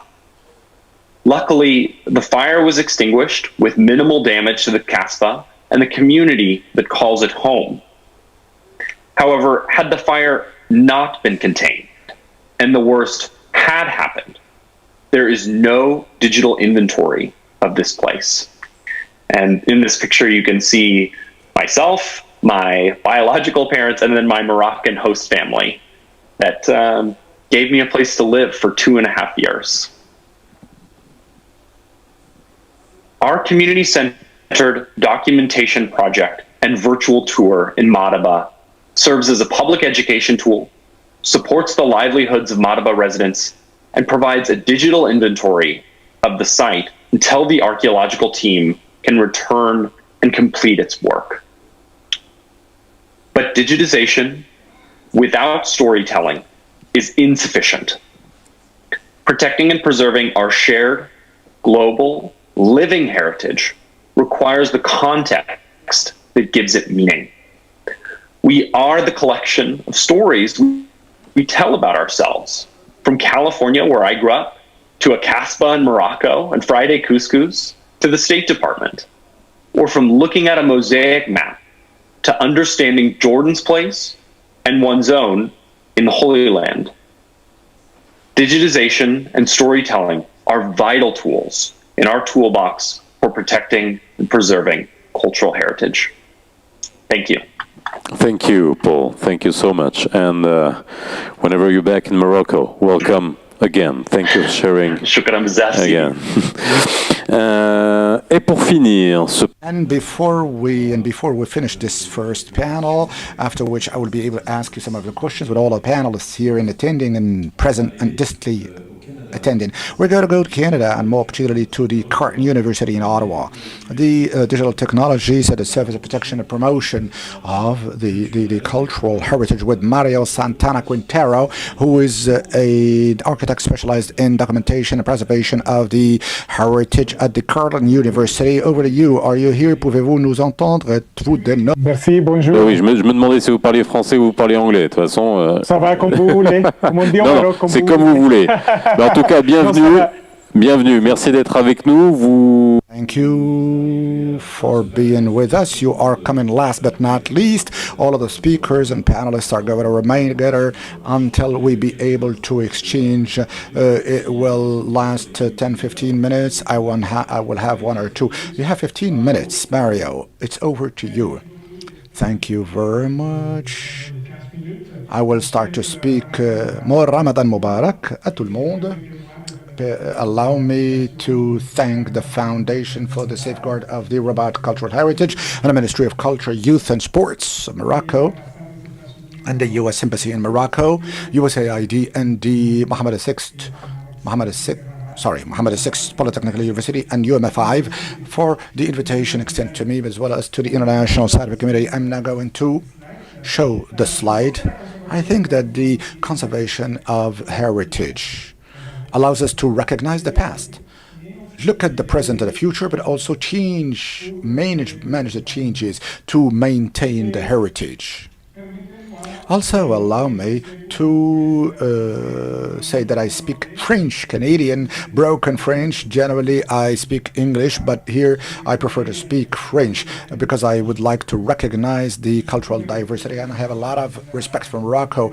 I was given the opportunity to work for a couple of years in Ouarzazate, and I'm really much Morocco lover. I hope my presentation will be useful and will be leading to proposals. And I hope that the presentation will also be to your liking and will urge you to think of the digitalization of the heritage, which is a recurring theme. I'm going to talk about the heritage, the threatened heritage, and the heritage as a how to maintain heritage as a profession, and also propose some thoughts, and I hope that you will find that educational and useful. Now, the documentation is not something new. If we look at the Viala-le-Duc, Jean Emmanuel Viala-le-Duc in 1814, 1879. Now, therefore, the technology was there available to show and to make drawings of important heritage sites. But also, within the work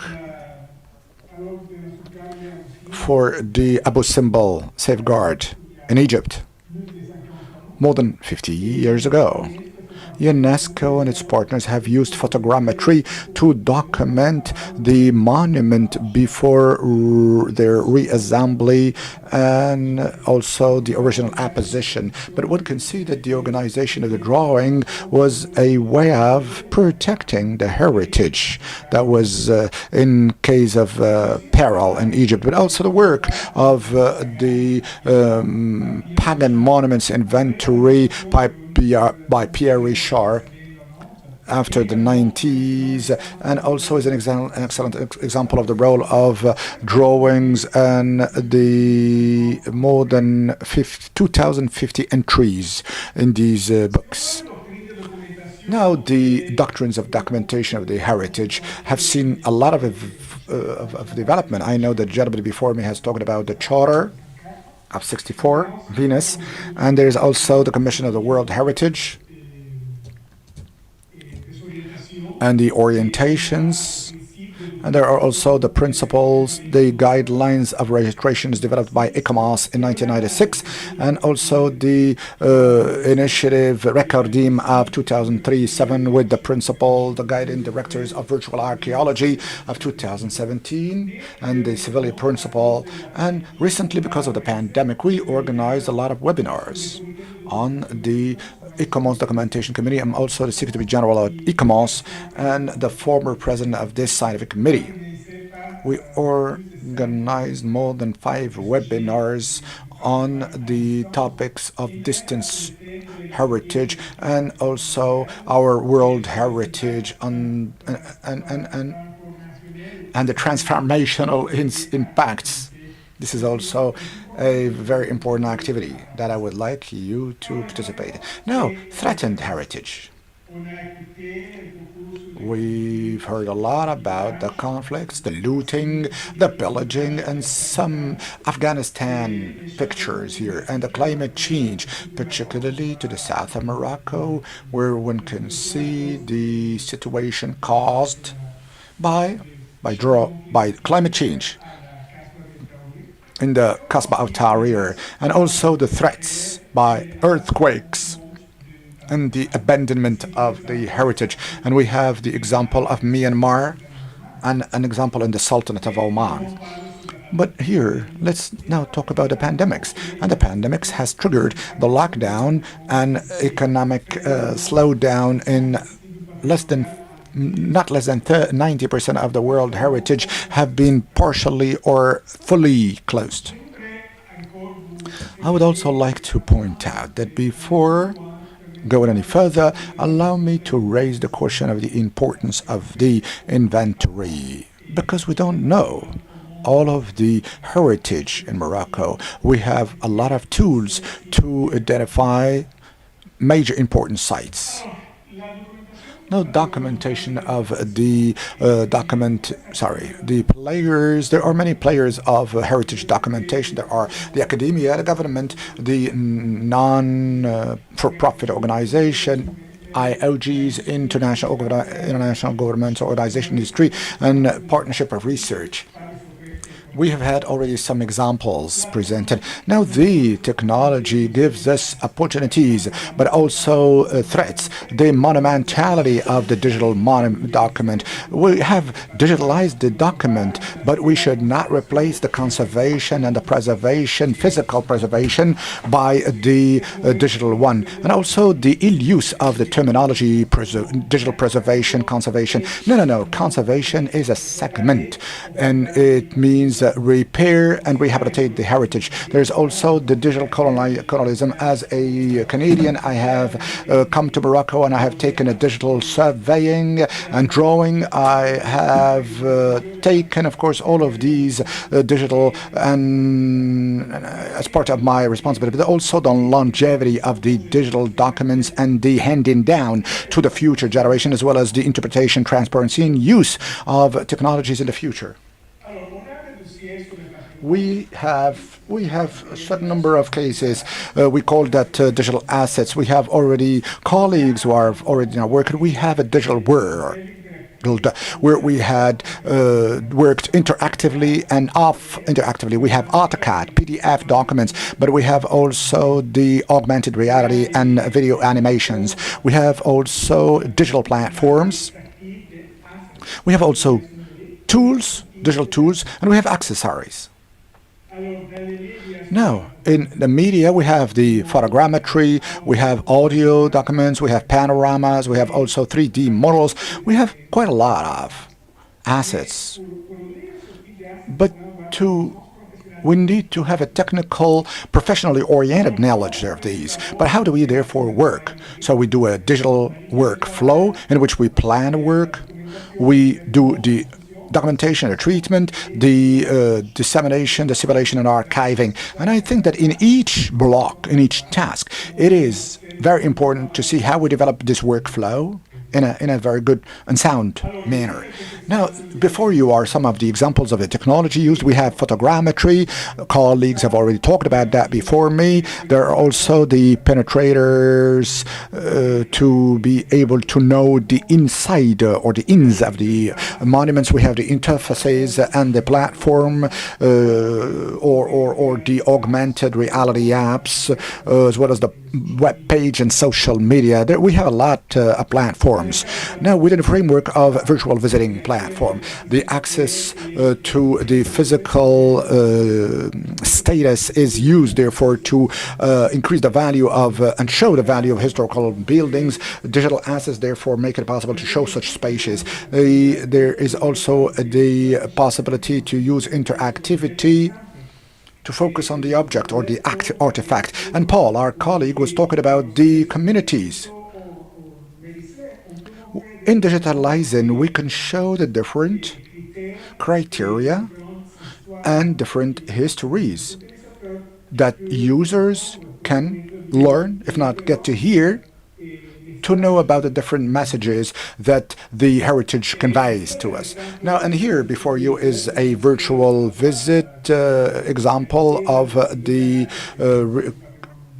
site of the World Heritage, and I would like so that the Bytown Museum. For the sake of time, I'm not going to, even if I would like to show you the video, but at least some part of it. Very quickly, I'm going to tell you that there are virtual platforms of real estate There is a Matterport platform where we can digitalize the sites very quickly and have a web page that is visible by everyone or consultable. There are a lot of digital tools that are now thriving here and there, mostly under the cloud. And this is also a world that we have to see closer to. There are platforms for the construction sites where we can make a surveying for the rehabilitation or the restoration of the heritage. We have also world sensing, the IoT, the Internet of Things. This platform makes it possible to monitor through tools, monitor the heritage sites or the build sites. There's also the AR, or the mixed reality, that gives us access to express several things that are found in the heritage. We have a platform called Time Looper, which is a commercial platform whereby you can visit a site, our own house. We can project with our mobile phone or whatever iPad, we can show exactly the site of our own house if you wanted to. There are also mixed reality. We have new glasses or spectacle developed by HoloLens Microsoft, through which these lenses or spectacles we can make projection of real heritage, and we can give more knowledge to those who visit the heritage mostly in the future, where the post-COVID era would have started. But there are opportunities, but there are also threats. There is a problem of the source of information, the longevity of digital data, the fragmentation of these information everywhere. There were some projects that were on, let's say I have worked with Morocco, in Jordan too. So my training, can I share my training and my knowledge with my colleagues? Of course, it goes without saying. There is also the reliability of digital data.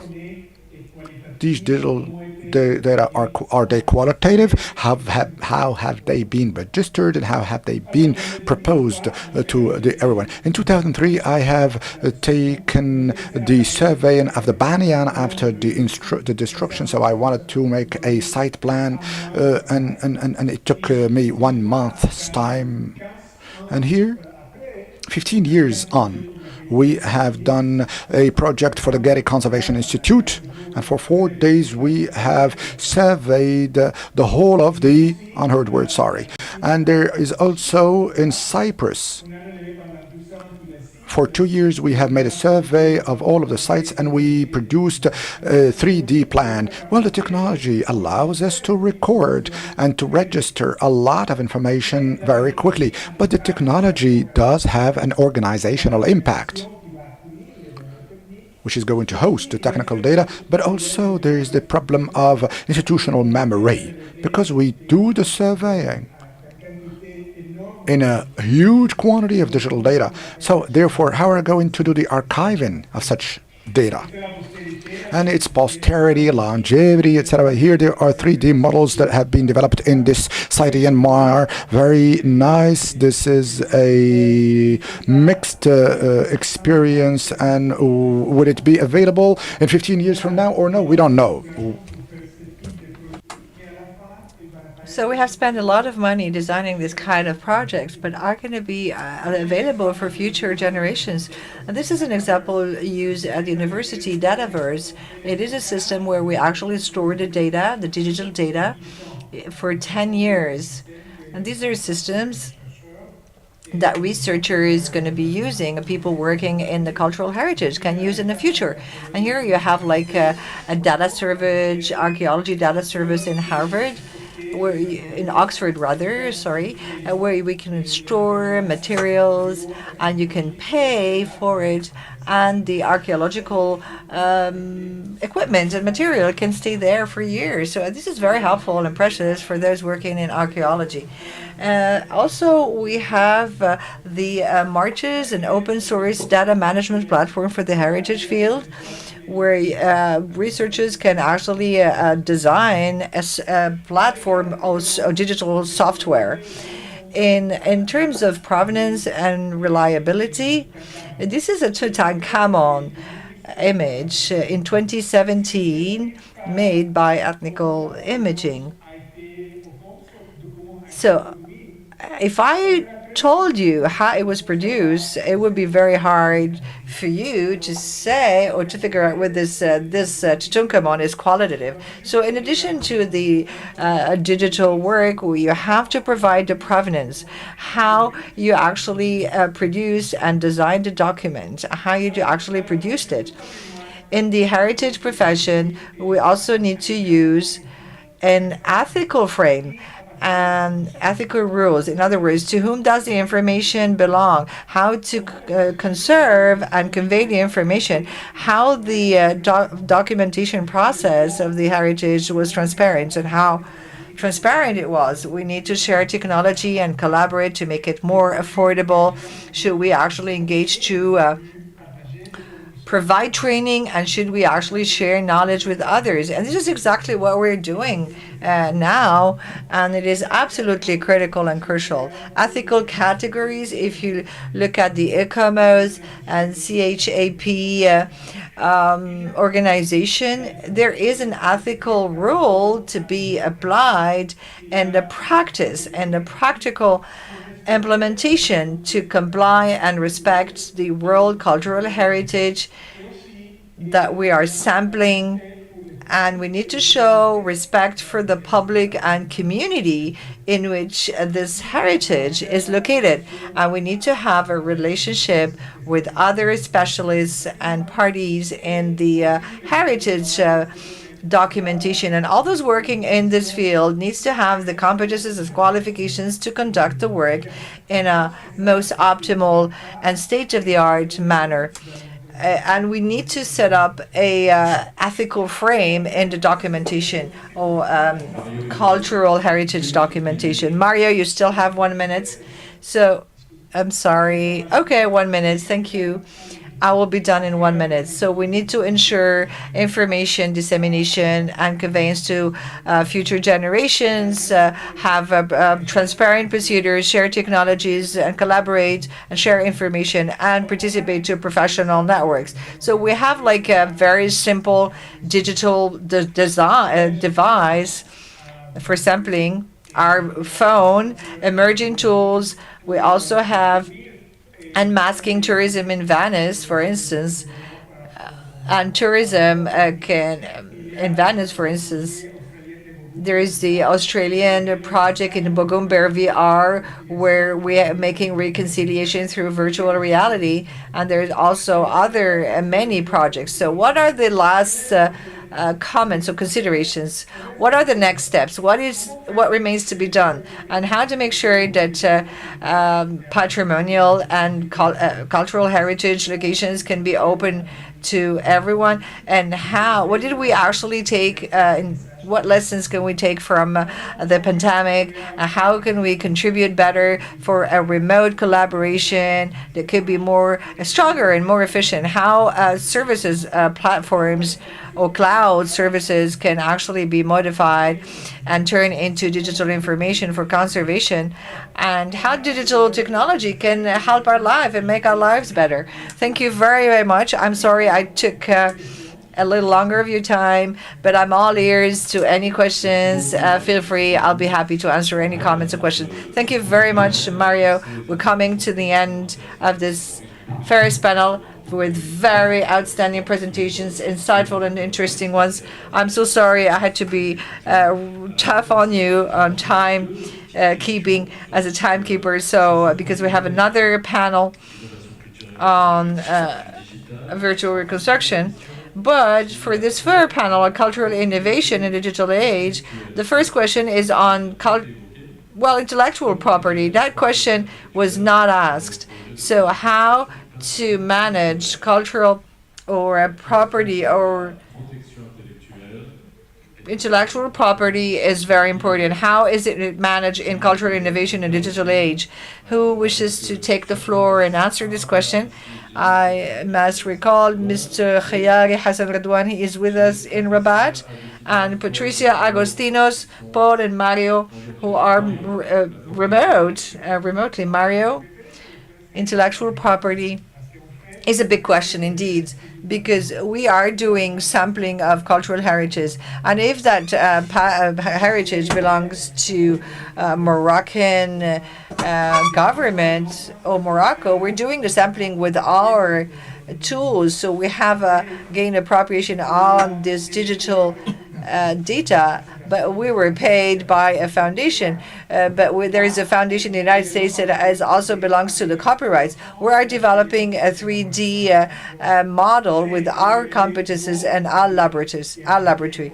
It's the data, digital data that belongs to Morocco. The 3D model belongs to Morocco and me. It is a very hard question to answer. I think that framing all this is very, and setting a frame is very difficult. The blockchains technologies offer us the possibility to link an intellectual property to its location. Maybe in these kind of discussions, we need to find like a legal framework, but also a technological framework to have this copyright that is very well complied with. Thank you. I have another question. Mario, you have referred it earlier on, and other speakers also spoke about it. I have two in one. One question from Lassen Taushik, who's asking how to digitalize the Moroccan intangible cultural heritage of Morocco that is very rich and diversified. Let me stick another question to it. What are the necessary competences to ensure an efficient digitalization of the Moroccan cultural heritage? Does anyone want to answer this question? Mario, Paul, Patricia, Agostinos, Patricia, CSN, Hassan. Mario is the only one who takes the floor. He's the only hard talker. Hassan Radwan. Okay, let me give the floor to Hassan first in Rabat and then give you the floor back to you. Thank you very much.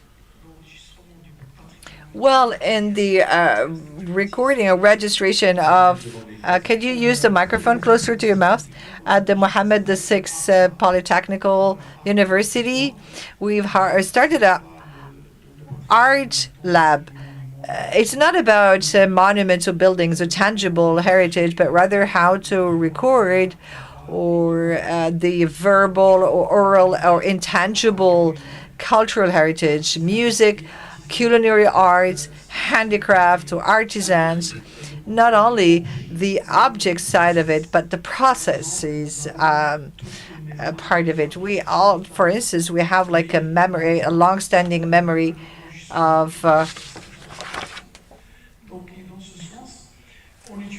so we're using different techniques at digital level, and this is in coordination with the art lab of EPFR in Lausanne.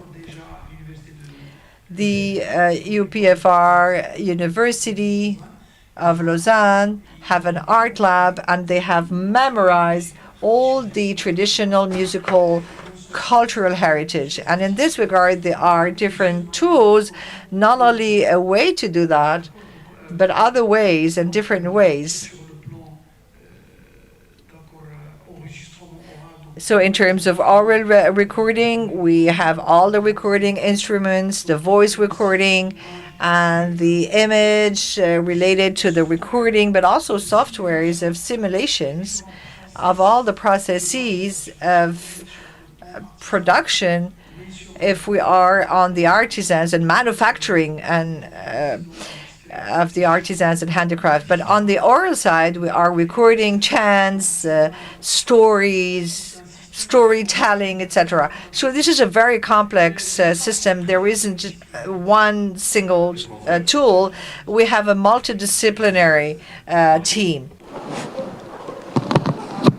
Moi, je suis très préoccupé avec cette question d'immatériel. I am very worried about this kind of material kind of questions. We cannot replace people working in the handicraft and artisans workshops.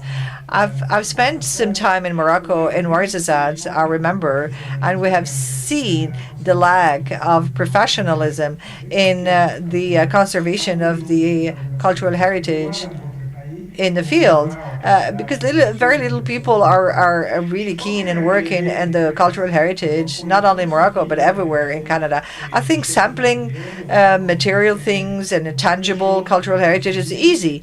Anyone can do that. But as a matter of fact, the question is, how do we do to strike a balance between the conservation of tangible and intangible? For instance, in Japan, someone who does work on matters, on tangible things, has resources, but there are also resources dedicated to this person to actually give lessons and train others who work in the field. I think this is important. Technology should be developed, but we should also conserve the material things. And the other question is the longevity or sustainability of the digitalization. Are we going to preserve it for 100 years? Because we don't have a response or an answer on the data digital preservation. Merci Mario. Alors, I have a last question, and then we will move to the panel. Patricia, I've seen. Are you listening to us? Are you okay? Can you hear me? Yeah, perfect. I have a question by Anas. What are the means that have been deployed in order to make all this data easy to access by the public? Because it's all about safeguarding, protecting, but also valorizing the data and the heritage. What are the means to be put in place to make all this data accessible by the public? Can we give the microphone? Sorry, could you repeat, please? Because the interpretation, the traduction was not. Hello? Can you hear me? Okay. Hello? The question about Hello? one of the means that can be used to Microphone is open. all this data available. Non, c'est elle qui n'entend pas. I'm sorry, she has a problem. On essaie de régler le souci avec Patricia. Je vous laisse répondre et ensuite je reposerai la question. I will come back to you, Patricia. Apparently there's a problem, a sound problem, a connection problem. For data exploitation, like I said in my presentation, in the digitalization, there's a technical aspect that consists in using the products and the yield of digitalization for technical purposes and management purposes. But also there's another aspect, cultural mediation. So first of all, we have to index all the data that has been collected, and then set up like a big data, or create like a big data that could be used for the platform creation that could be accessed by the public with digital content and cultural content, heritage content, or other type of contents, by the way. And also, we have apps that use these data and these resources, and also there is access, because, mind you, there is digitalization of the manuscripts heritage and access to all these resources through platforms and apps, but also through the materials and didactics that you will find in museums and interpretation centers of the heritage, of the cultural heritage. So this is also a way to exploit and use and share the knowledge, because the most interesting thing in the cultural heritage preservation process is this notion of sharing of knowledge, because the better informed you are on the cultural heritage, the better you actually, or the greater participation you will have in order to protect it. Patricia? Patricia? Hi. Did you get the question or not? Well, the thing is that working with heritage, we have different formats, different kinds of data, information, and how to put all together and put it open. And so we at the Institute, we decide to do a system that combine little system, like a complex system, and you have subsystems on that. So we have the repository, we have the digital guide, we have the thesaurus, but each subsystem are linked to each other.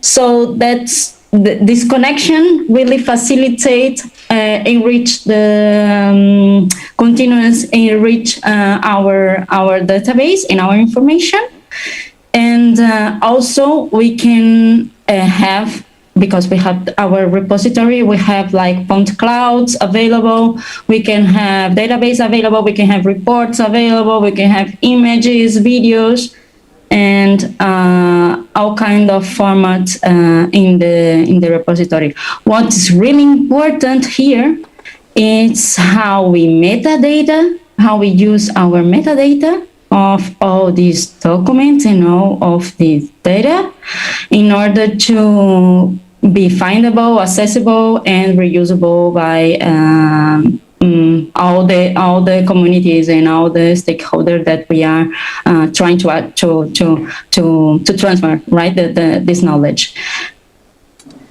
Thank you, Patricia. Merci beaucoup. Thank you so much, Paul, Patricia, Mario, Si Hassan Radouane, Youssef Riara, Agostinos Agosti, d'avoir été avec nous pour ce premier panel. Merci encore une fois. On va passer au deuxième panel qui est la reconstruction virtuelle du patrimoine culturel et historique. Alors c'est vrai que ça c'est un point qui est extrêmement important.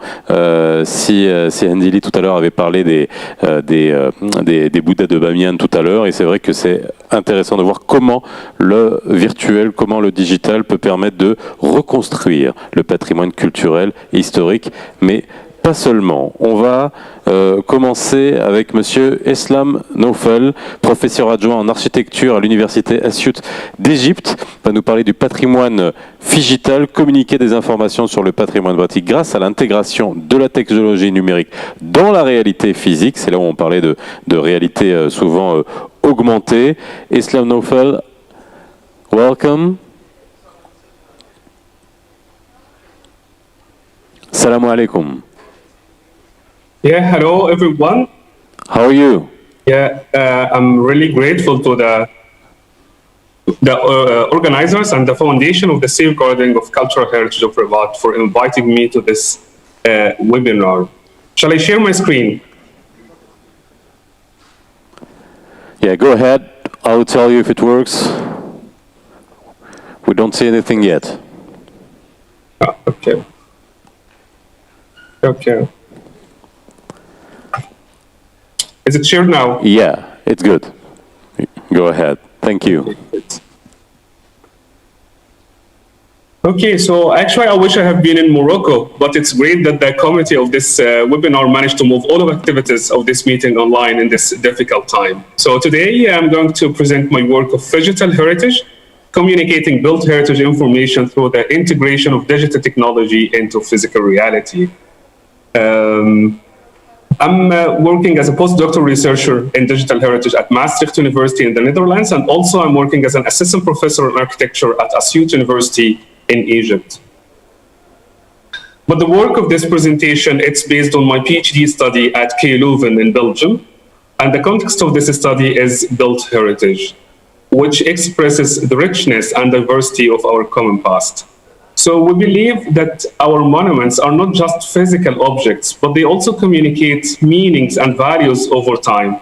And these meanings and values tend to vary from explicit information, which is relatively easy to represent or communicate, to more tacit qualities and values, which is more challenging to communicate. So examples of tacit knowledge of our heritage, such as architectural qualities, cultural values, artistic features, or symbolic significance. And we are here motivated by the emerging concept of heritage democratization. So the significance of heritage can be appreciated by a broader public, such as to raise community awareness or to enable visitors to appreciate heritage in experiential ways. And how this tacit knowledge is being conveyed to visitors in conventional ways, using labels beside objects or orally communicated by a tour guide or by an audio tour guide. But this information is complex and multidimensional, so digital technologies have also enabled various opportunities for communicating this information via a variety of paradigms, such as virtual reality or augmented reality. But we still seek a communication process that can be more engaging, more informative, more collaborative, and potentially enjoyable. And this can be tangible interaction, which emphasizes the tangibility and the materiality of the interface. And why tangible interaction? Because it's a promising paradigm, and the touch experience causes better remembering of the information. It's also collaborative, affordable, and easy to learn. And all of these advantages are relevant for communicating the information of heritage. So we have physical and digital. Each has different key qualities. Physical, which is the most common in communication, we have, for example, the affordance, how the physical form demonstrates the possibility of an action and how the information can be visualized in a physical way. Situatedness, meaning how the information relies on the physical context to be understood. But also we have other qualities from the digital realm. So the digital technology allows for an immediate access for different layers of information, and it can be automatically personalized, and it also allows for an immersive experience.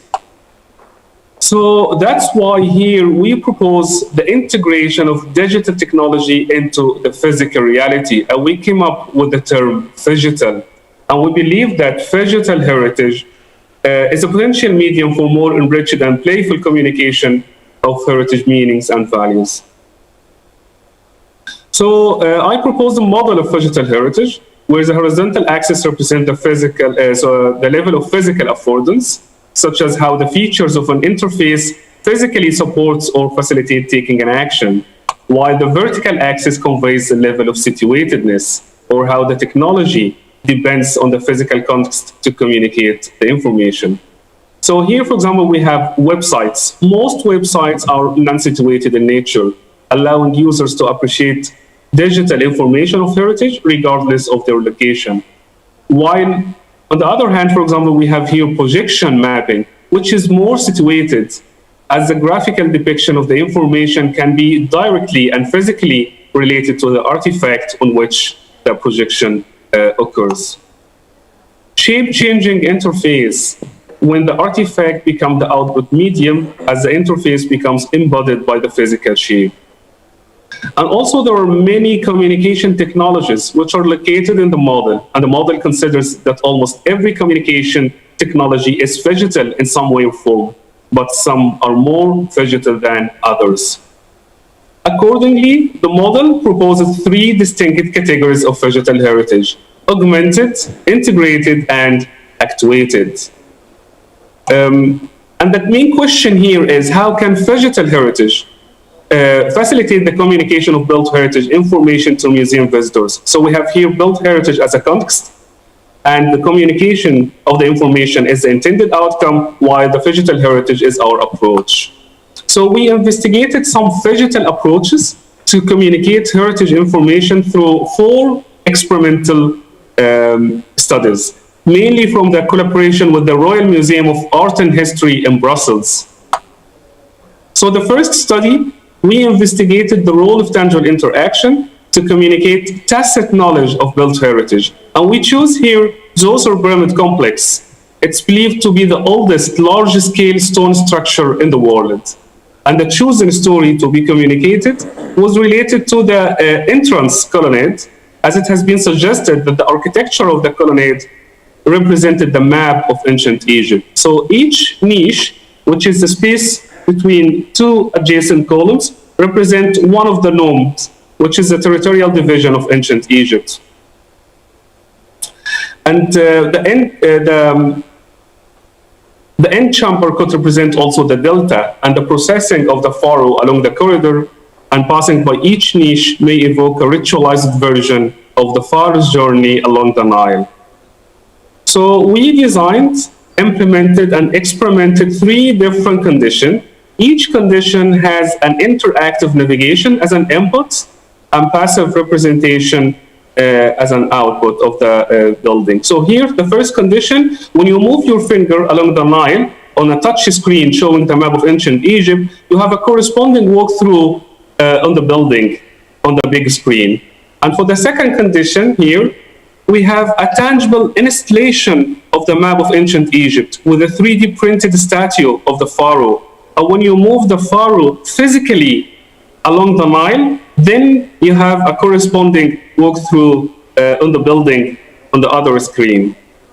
For the third condition, we have the same tangible installation of the map of ancient Egypt with a 3D printed statue of the pharaoh.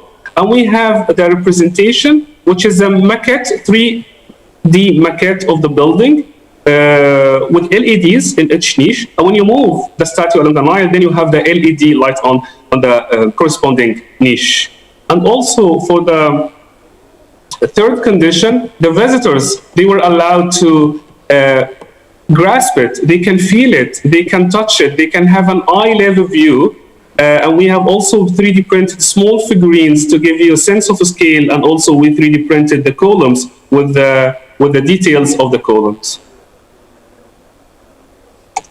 So we started this study with a low-fidelity test session at our research lab, and this test was followed by a pilot study in a real-world museum environment, and then we carried out the large-scale study at the Royal Museum of Art and History in Brussels. And the evaluation study deployed a mixed methodology consisting of observation. So the resulting observation data was chronologically mapped for each participant and then labeled in terms of user behavior, such as whether the participants was focusing on the navigation, the map, or the representation, the building, or both simultaneously, or whether they started discussing with each other. Also, participants were invited to participate in a semi-structured interview that focused on whether and how they understood the tacit knowledge of the colonnade, such as the symbolic relationship between the map and the building. They were also requested to estimate the dimensions of the colonnade by sketching a cross-section on the grid paper. And here we see how participants, they remember different qualities of the building, such as, for example, the different heights here, and also how they remember the details of the columns. Participants were also asked to fill in a standard user experience questionnaire. And here we can see that the last condition, the pure tangible physical condition, has a more positive performance in most of the skills, the attractiveness, the efficiency, and dependability. And this is the second study. We carried out this study in which we investigated how augmented reality enhances the communication of the architectural context of an isolated relief from the Nimrud Palace in Iraq, which was exhibited totally out of context at the Royal Museum of Art and History in Brussels. And also, as an exceptional motivation, is the original palace has been recently destroyed by ISIS. So we digitally reconstructed the room where the object was located, and it was done in an abstract visualization because of the uncertainty of the information, and we emphasized some architectural features. And then we developed an augmented reality application. So here, this is a real object exhibited at the museum in Brussels, and when you open the camera of the iPad and you point it to the object, then you can see the room of the palace where the object was located. And also you can look around and you can see the room from the different angles, and you can see the different architectural features of that room. And we also deployed mixed methods to evaluate the experience. So for example, here we have the pre-task interview. We invited visitors to conventionally visit the artifact by looking at the object and probably reading the labels beside it. Then we asked them some questions to evaluate what they learned and whether they were able to contextualize the artifact or not. And then we gave them the iPad, and they have the augmented reality experience. And we have here the observation. So we investigated the angle of view in their augmented reality experience for each participant as an intuitive interaction, and also after telling them that they can look around. And they were also invited to participate in a semi-structured interview that focused on understanding the architectural surroundings of the original context. And they were also requested to describe the appearance of the room by sketching 2 papers, one in 2D for the close surroundings of the object, and one in 3D for the entire appearance of the room where the object was located. And we have here very interesting results from this sketching in terms of remembering the different architectural features. They have also the user experience questionnaire that allowed them to express their impressions that emerged when they interact with the application, such as how the application was good, inventive, motivated, attractive, and so on. The third study, we moved from the museum to a real heritage environment. So we investigated the deployment of an interactive projection mapping installation in situ, which can be steered by a tangible user interface to communicate the spatio-temporal transformation of built heritage. So our case study here is a medieval chapel in the eastern part of Belgium that has several building phases during about 900 years. So we choose 3 important building phases to communicate to the visitors, and we built the models both digitally using 3D software and also physically by 3D printing them. And we designed an interface that users can steer the digital model by placing the corresponding physical model on the platform. So visitors can choose one of the building phases, and by controlling the projector using the 2 hands, then they can see how this phase looked like in the past, seeing the projected visualizations on the walls and the ceiling of the chapel. So here, this is our platform. You choose one of the models and you put it here on the platform, and then you have the 2 hands of the projector, and you can see how the chapel looked like in the 13th century. For example, these 2 windows don't exist anymore, and you can see how the ceiling looked like in the past. In our last study, we combined the digital experience with the gamification approach to support cultural learning for young museum visitors. And our case study, it's an original ancient Egyptian tomb chapel in a scale 1:1 at the museum in Brussels. It's a masterpiece for school visits because the history of Egypt is part of their educational curriculum. So we organized a co-design workshop with heritage professionals to define 3 types of tacit knowledge to communicate. And we have here the architectural qualities, about the false door, and the historical values about the different types of offering, and the artistic features, so the role of color to distinguish the gender. And our methodology supports different styles of collaboration and gamification. So we designed 3 different game setups to communicate 3 different types of information: the architectural, historical, and artistic. And here, this is chosen part of the internal wall, and then we built a replica of that wall in a scale 1:1 to be located outside the tomb. And it consists of 3 games with a shared progress bar, and when participants complete each game, more information is revealed to them. And the installation is located outside the tomb. So I'll show you a short video here. This is an installation with the 3 games with a shared progress bar. The first one, we asked the children to solve a 3D puzzle in groups, and then after they solve the puzzle, they have here a hint that it's correct, but they have to figure out where to put on the replica wall. And so they go inside, and then they put it on the replica wall using strong magnets. And after that, more information is revealed to them about the false door in ancient Egypt. The second game, we asked them to sort different cards, magnetic cards, about the different types of offering in ancient Egypt. And for each correct card, they have 1 LED in the progress bar. After that, they have also information about the offerings in Egypt.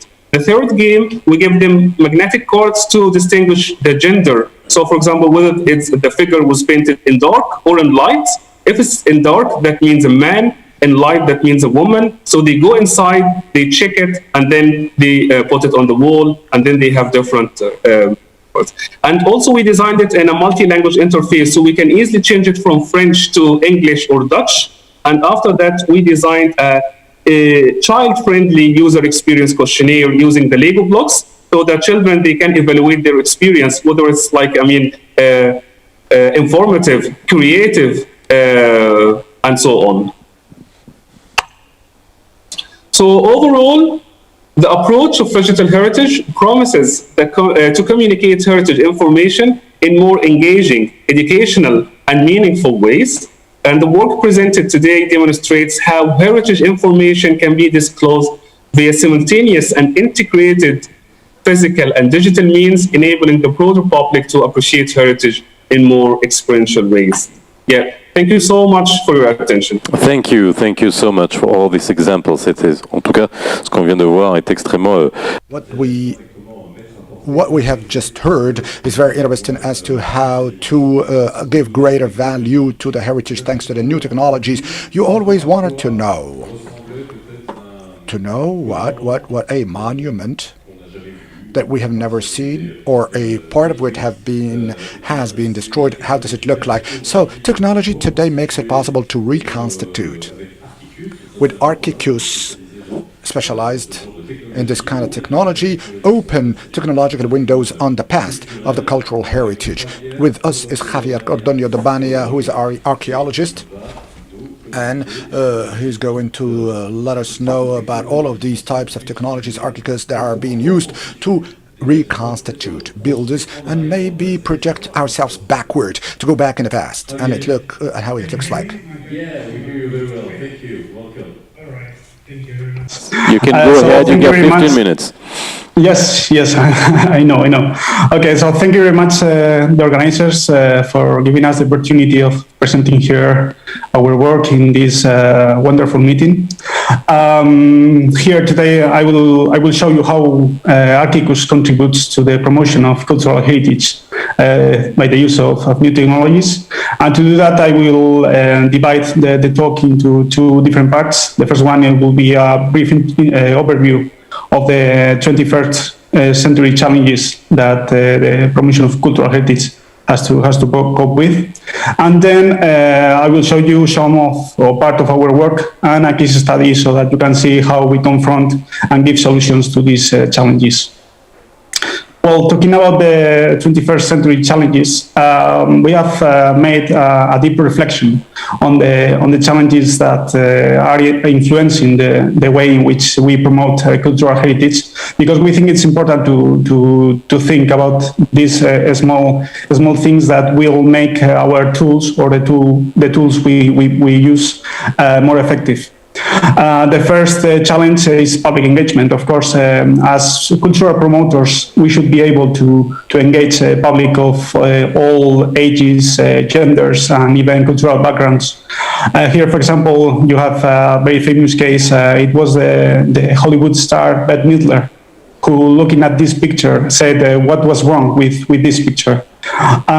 Because she thought that these teenagers were looking at their phones like if nothing was interesting about the art that was behind them. But nothing further from the truth. These teenagers were using their smartphones just to consult data provided by the museum on the art that was hosted there.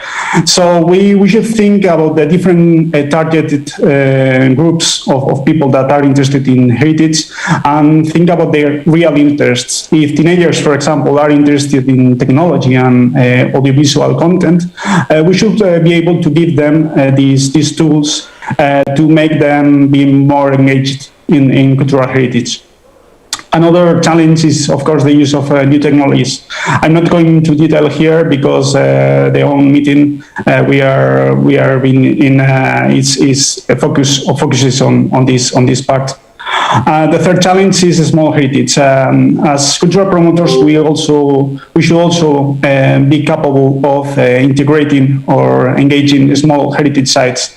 We all know the big heritage sites that attract a lot of tourism resources, but we should avoid creating these kind of maps. Of course, they are useful. This is the UNESCO sites in Italy, but these bigger sites just are hiding these small sites that are preserved in small regions and that don't get as many resources than the other sites.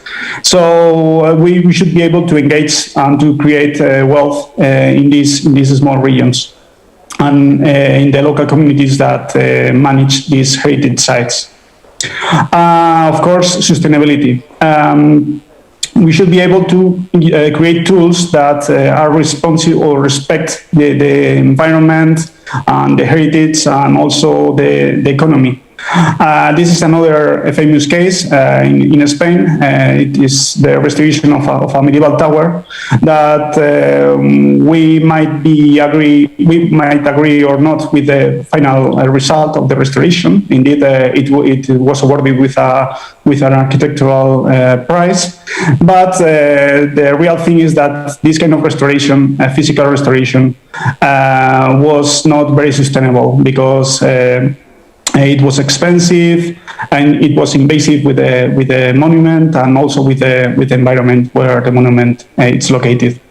So we should be able to create tools that are ecologically, economically, and also heritage responsible.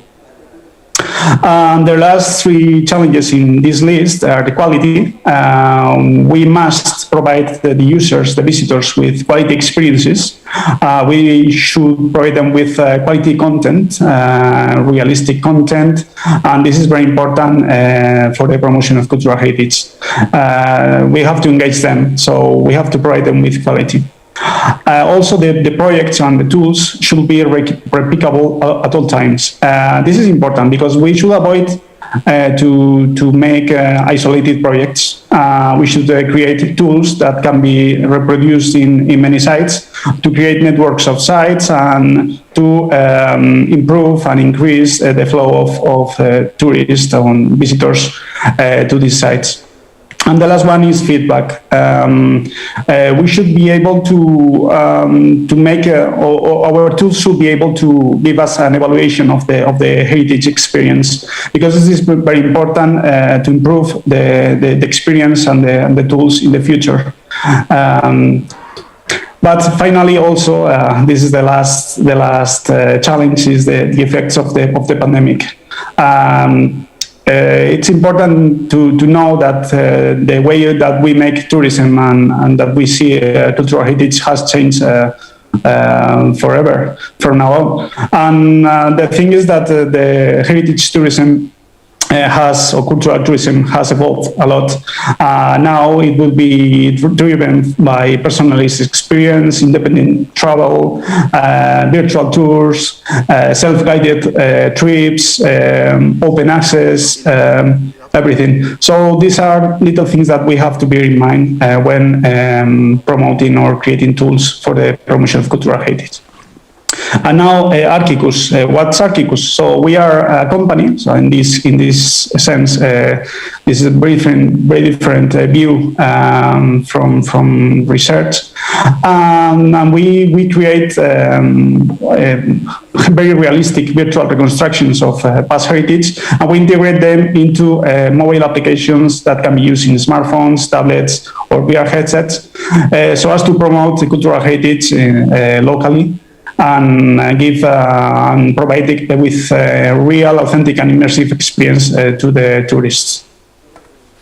Where the main characteristics of the Archicus apps are, well, the high-quality virtual reconstruction that is included in or integrated in immersive 360 degrees environments. The apps are multi-content. They include text, audios, graphs. They are all adapted to all audiences, including impaired people.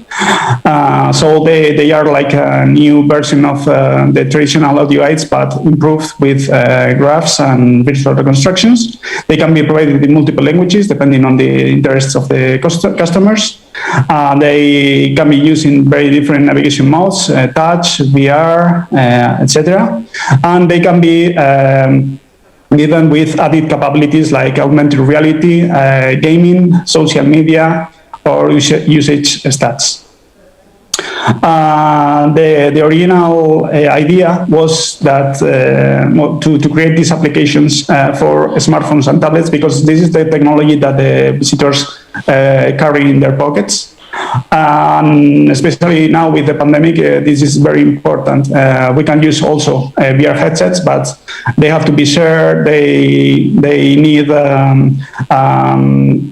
a lot of investment. So in principle, they are thought to be used in smartphones and tablets.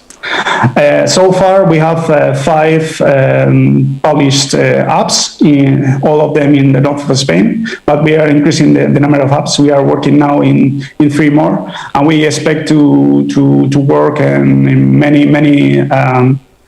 apps and projects in the future. We are now working in 3 different Roman cities in northern Spain. So we started before with medieval and modern sites, and these are the 5 apps that we have so far in the market. They are all freely available through the apps mobile app stores like Google Play and App Store, so you can download them if you want to try them. They are freely available. And this is a video that shows some of them. This is a medieval tower in Spain, in the capital of the Basque Country, Vitoria. This is the own capital of the Basque Country, where we have recreated the city in the mid-19th century, showing how the city may have looked like in that time. To make these projects, we firstly do the physical documentation of the site with photogrammetry, the use of drones, and so we make a work of documentation. We also use the historical data, and then we create these amazing virtual reconstructions. This is a medieval monastery, also in the Basque Country, where we have recreated the church, the cloister, and we have also included 3D photogrammetric 3D models of some objects. This is the last app that we have created. This is a Roman city in northern Spain, where we have created the city on all the streets and different houses, even including graffiti in the walls. So you can see that it's very detailed, very realistic reconstructions. And I think this is an added value for the visitors. The experience is very immersive, and we think it's a good way to see how the heritage was in the past, because visitors, when they visit ruins and heritage sites, sometimes they cannot imagine how these sites were in the past. And this is the case study I want to show you. This is the virtual reconstruction app of the castle of San Vicente de Sierra in La Rioja, Spain. This is a very small town with less than 1,000 inhabitants, very well known for the wine they produce, but they have also a very rich heritage, including a castle in the top of the hill. We have a lot of information, historical information of the site, including archaeological data, documents, or even old photographies. And this is all the information we have used to create the virtual reconstructions. Here you can see an example of the virtual reconstructions. To the left-hand side, you can see the place as it is nowadays, and to the right-hand side, examples of the virtual reconstruction. And here I will show you a demo of the app. It's a short demo. So you have a map with different viewpoints that you can access, and also information both in text and audios on the history of the site. And you can access the different viewpoints and see how the site looks like today. You can see there are some ruins there. You can even consult different details on aspects of the image. And then you can, with a menu to the right-hand side, you can swap between different time periods. In this case, we have the walls in the 15th century. And you can also travel to other viewpoints from one to another, and continue to visit the site, to learn more about the site, about all the different heritage aspects of the site, the history, and all the details Here, for example, is another place, and you can see it how it looked like or may have looked like in the past. Well, the impact of the app in this case was high. We increased by 6 the number of visitors in 2019 before the lockdown. The own town council was amazed by the success of the experience, and they have bought VR headsets and created a program of VR-based guided tours. Also, the local people have been very engaged with the project. They have been recovering the memory of the castle because there were only ruins before we arrived, and now they know the history of the castle, and they are very proud, and it's great for us. And at last, finally, we think that the project has been a reference for the new tourism in the region. So that we have been awarded the Hispania Nostra Prize last year, which is the most important heritage prize in Spain. And we are now working together with the Hispania Nostra Foundation in different projects. So it has been very, very successful, as the other apps that have received all the other awards in the last years. This is an example of the guided tours that are being done in the site, and it's amazing for us. And finally, to conclude, I will talk about the main pros of our mobile applications, where the tools that we create. They provide with unique, memorable, and authentic quality experiences, very immersive. They are sustainable with heritage, and they are full of historical accuracy. We are in charge of the whole process from the first documentation. We read the history of the research. We work together with local experts so as to create the most historically accurate reconstructions. Our apps attract a lot of visitors, and the good thing is that the knowledge of the heritage sites can be democratized. And our apps, our content is open to constant improvement and can be easily revised.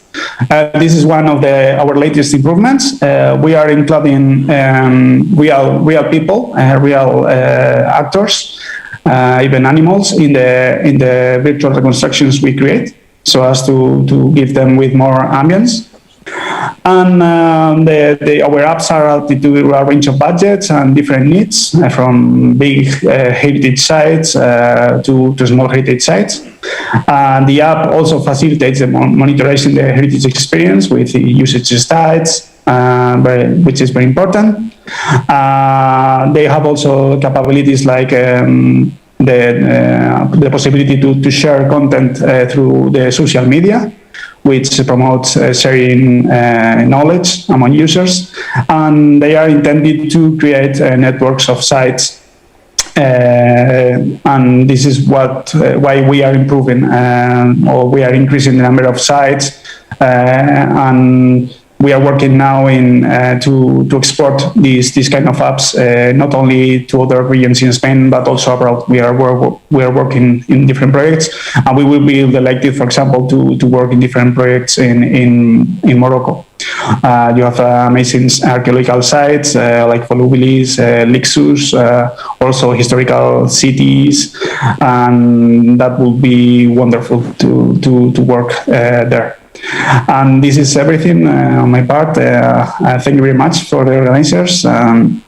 If you want to write us, to contact us, you are very welcome to do that through the addresses shown in the screen. Thank you very much. Merci Javier. Thank you for being with us and sharing all your experience of Archicus. Alors, on va passer on reste dans les technologies, bien évidemment, puisqu'on... So now we stick to the technology, and we're going to exploring with Mohamed Saidi, who's a professor and former director of NCS Mohammed V University of Rabat, coordinator IDC Morocco, on how to promote and conserve cultural and historical heritage through VR and AR technologies.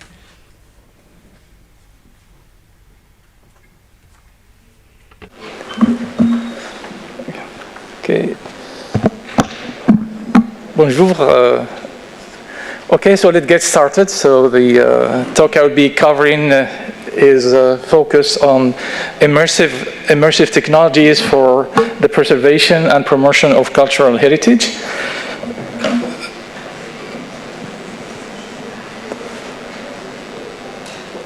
Okay.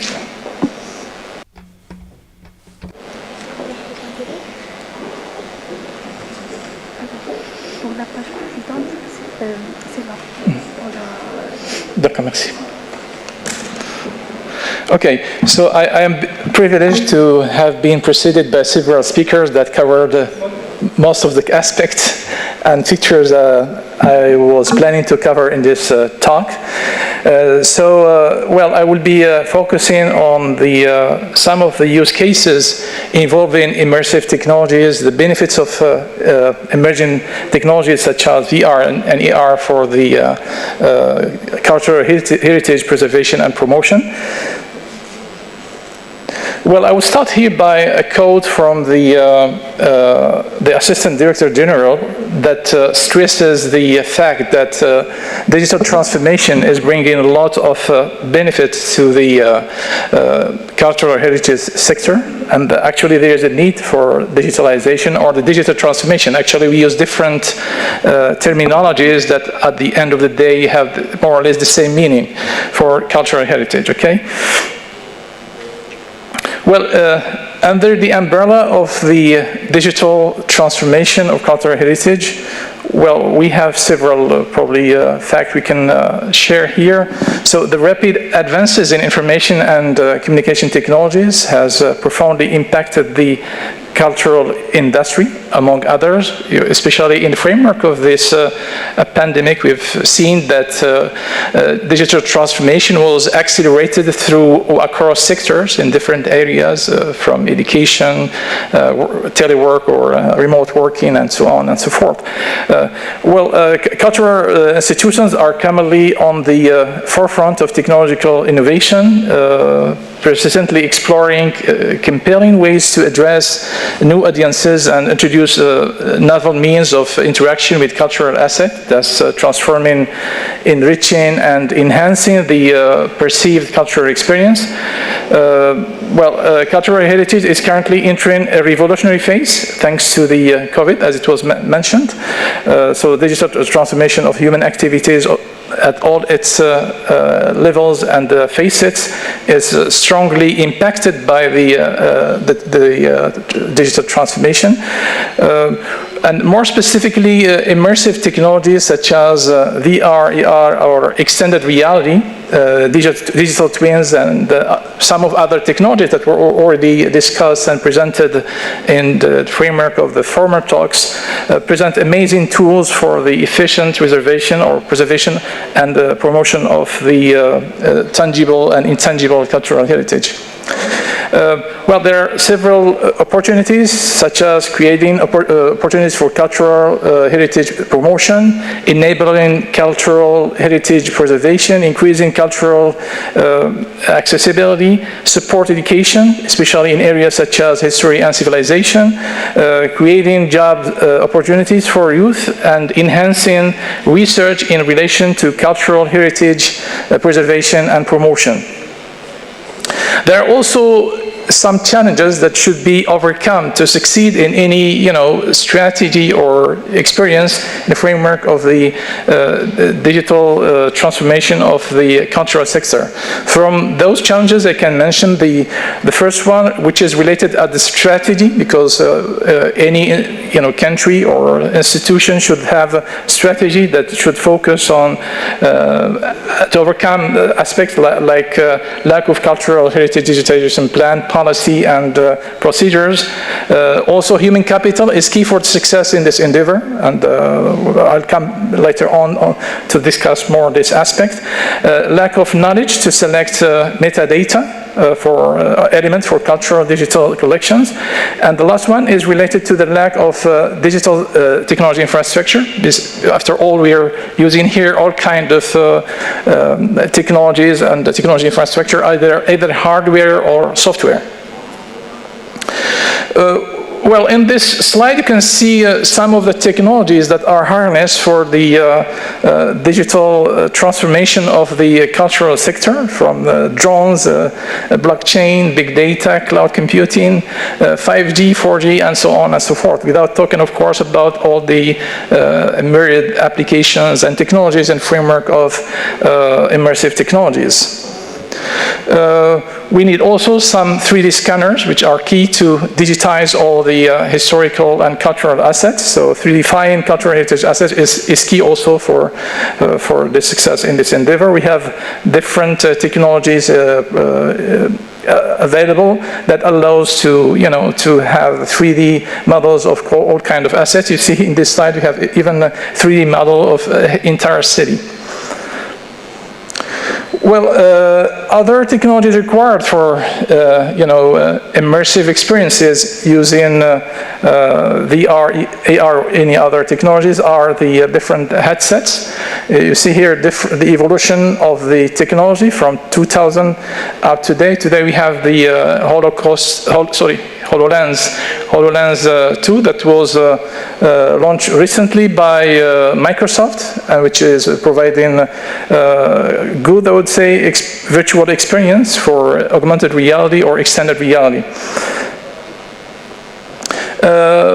This is also important, I think, to see the trend, how the technology is accepted or received within communities and societies. So there is a survey that was organized in 2017 by an organization called Opinion that included about 16,000 consumers that indicated that they want to use VR and AR for cultural heritage.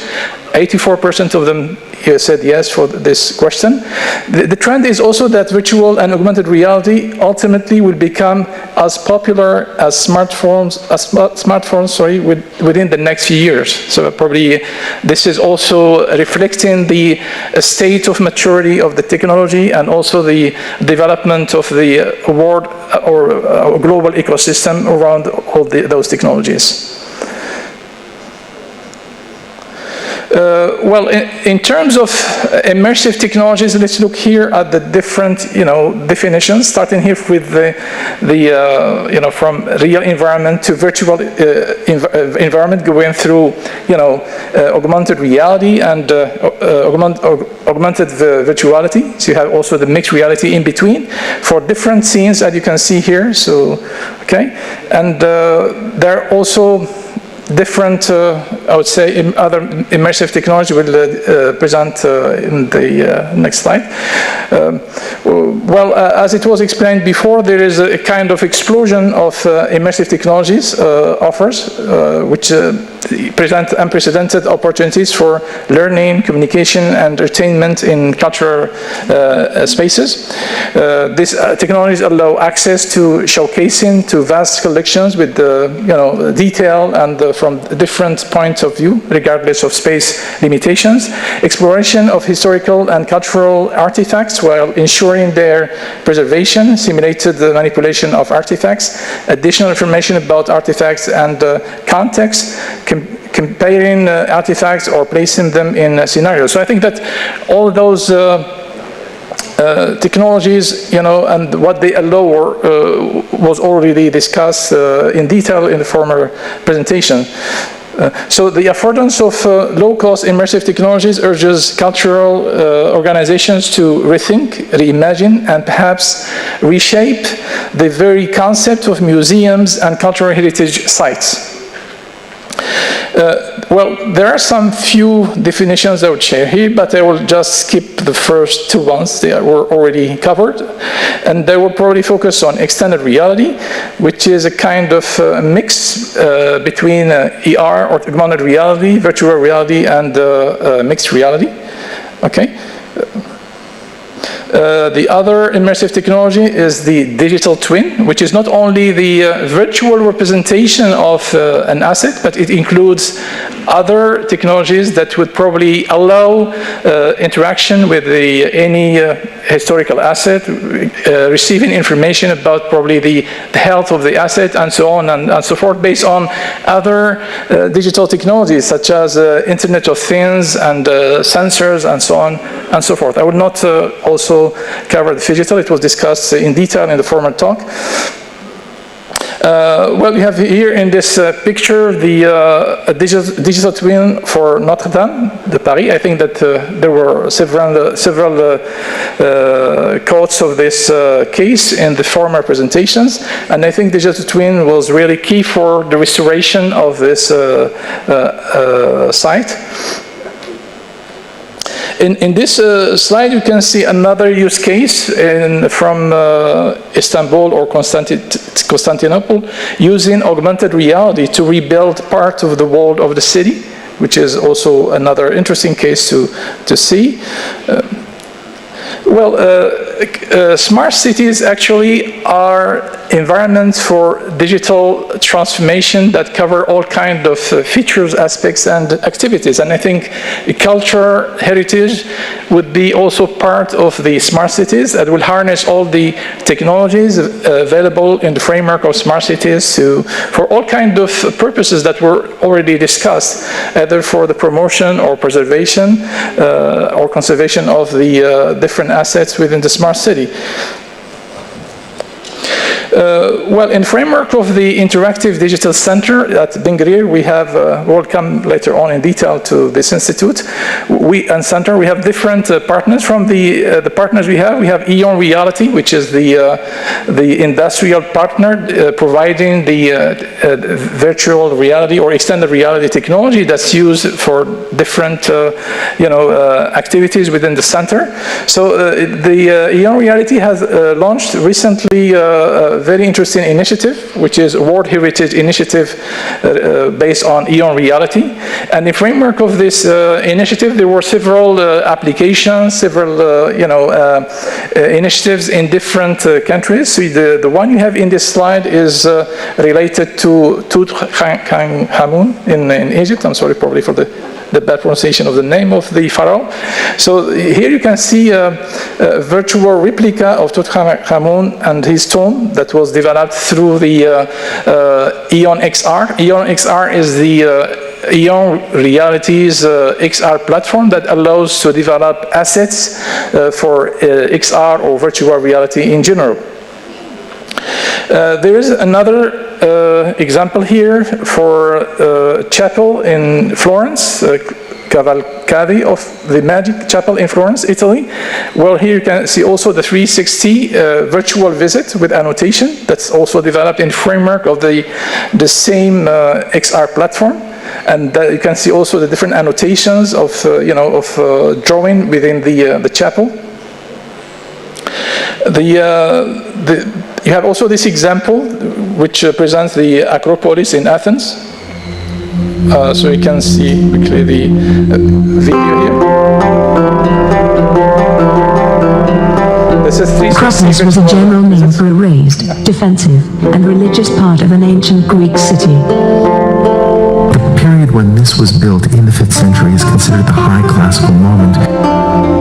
Especially to buildings in Washington, D.C.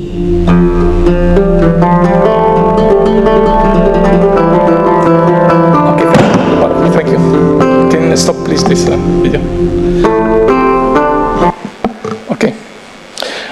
Well, the IDC was inaugurated in February 2020, only a few weeks before the pandemic. And this center was established in a public-private partnership involving several institutions from Morocco and from the US.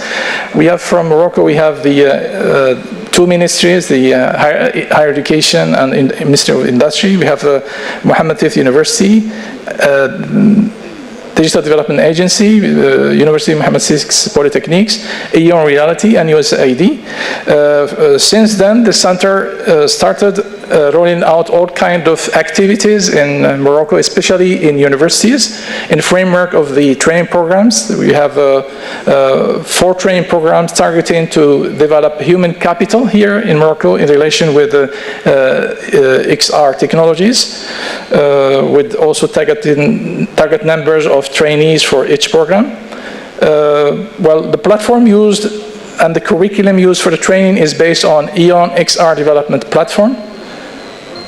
You can see in this slide, well, the first cohort of the Virtual Reality Innovation Academy of the center that was graduated in December 2020.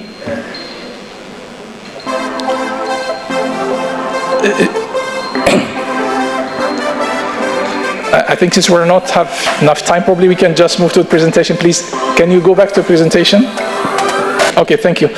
So let's focus here on some recommendations. So the first thing to say here is that immersive technologies offer unprecedented opportunities for the preservation and promotion of cultural and historic heritage. I think everybody agrees on this statement. So in order to leverage these opportunities, there are several requirements, mainly cultural heritage digitalization plan, policy, and procedures. So we need a strategy for the digitalization of all the cultural heritage. We need also human capital. So training is also very important. So the involvement of training centers and institutions, universities is key for the success in this endeavor. Knowledge to select metadata element for cultural digital collections.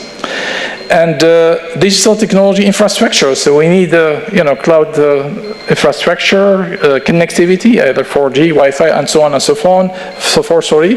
We need, headsets. We need software, and so on and so forth.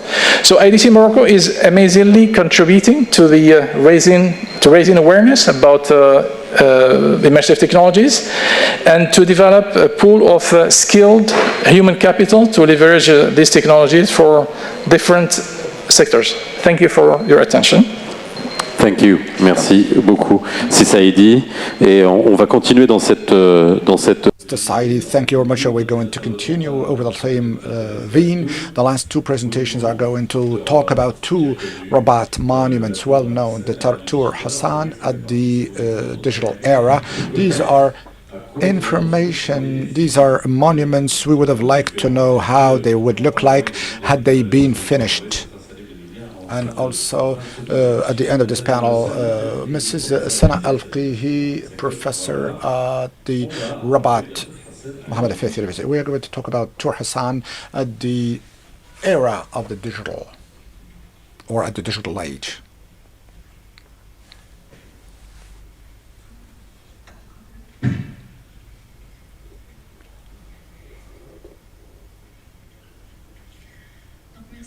Thank you. Good afternoon, each and everyone. Thank you to the organizers for the invitation extended to me. I'm a professor at INSEAS, IT professor. And as far as research is concerned, I'm working on the image processing, the big data. I am pleased today to present you with the results of our research works undertaken within the framework of the safeguarding and preservation of the Moroccan architectural heritage. More specifically, I'm going to talk about the Hassan Tower, or Tour Hassan.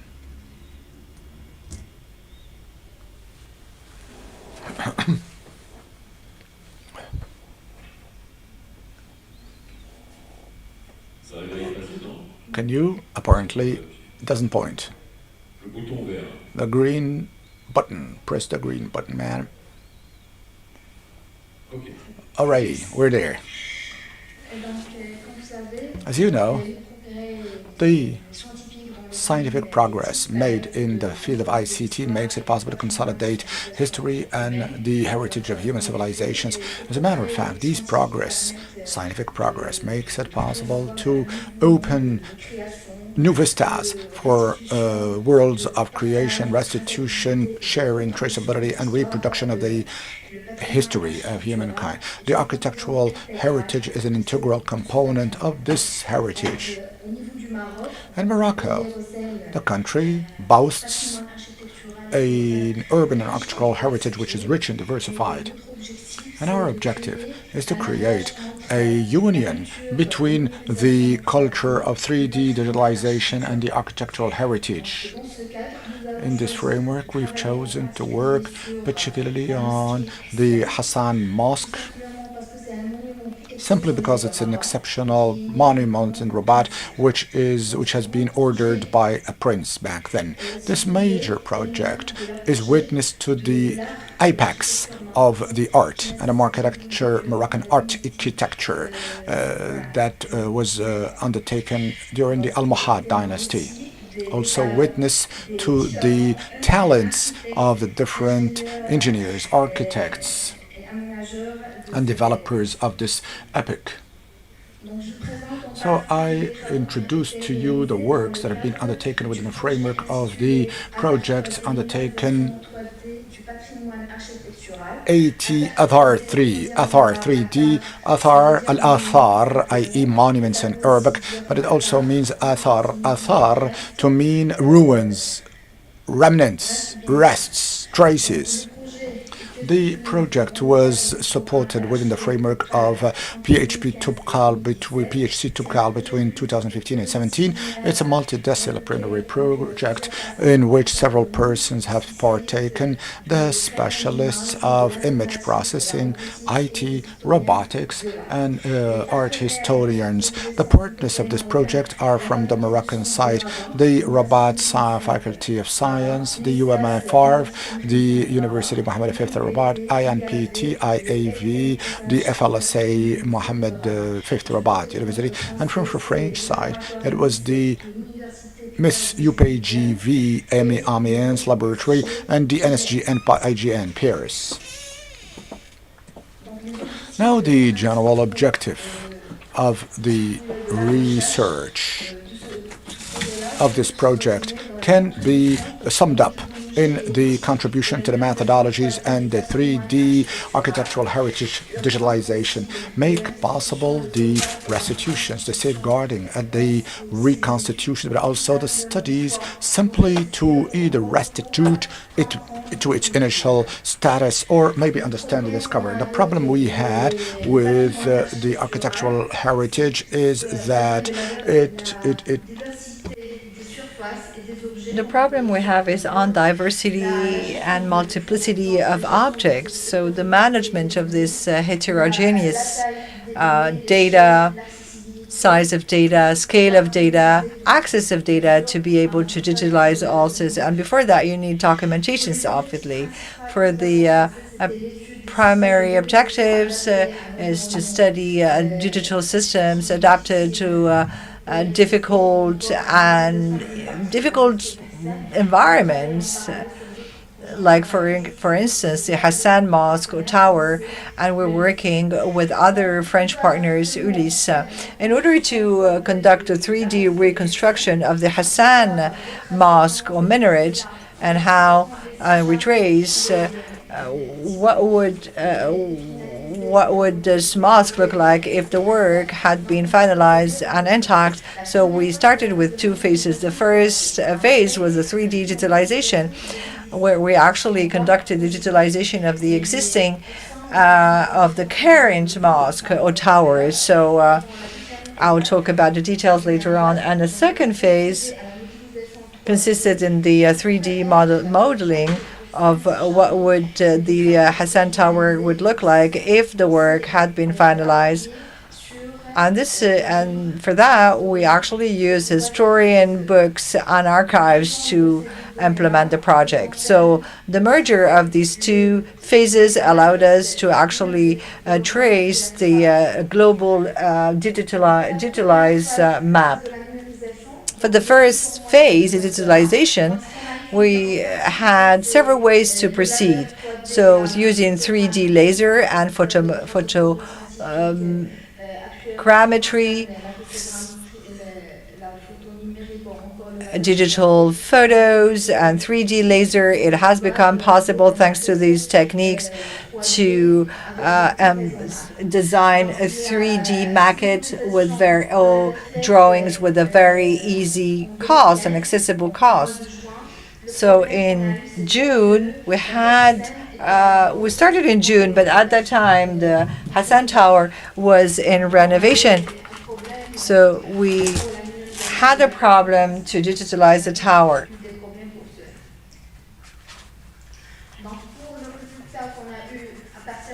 So the results we obtained through 3D digitalization with the scanner, 3D scanner, and for that we used 20 stations. On the right-hand side, you have the result that was obtained through the photogrammetry.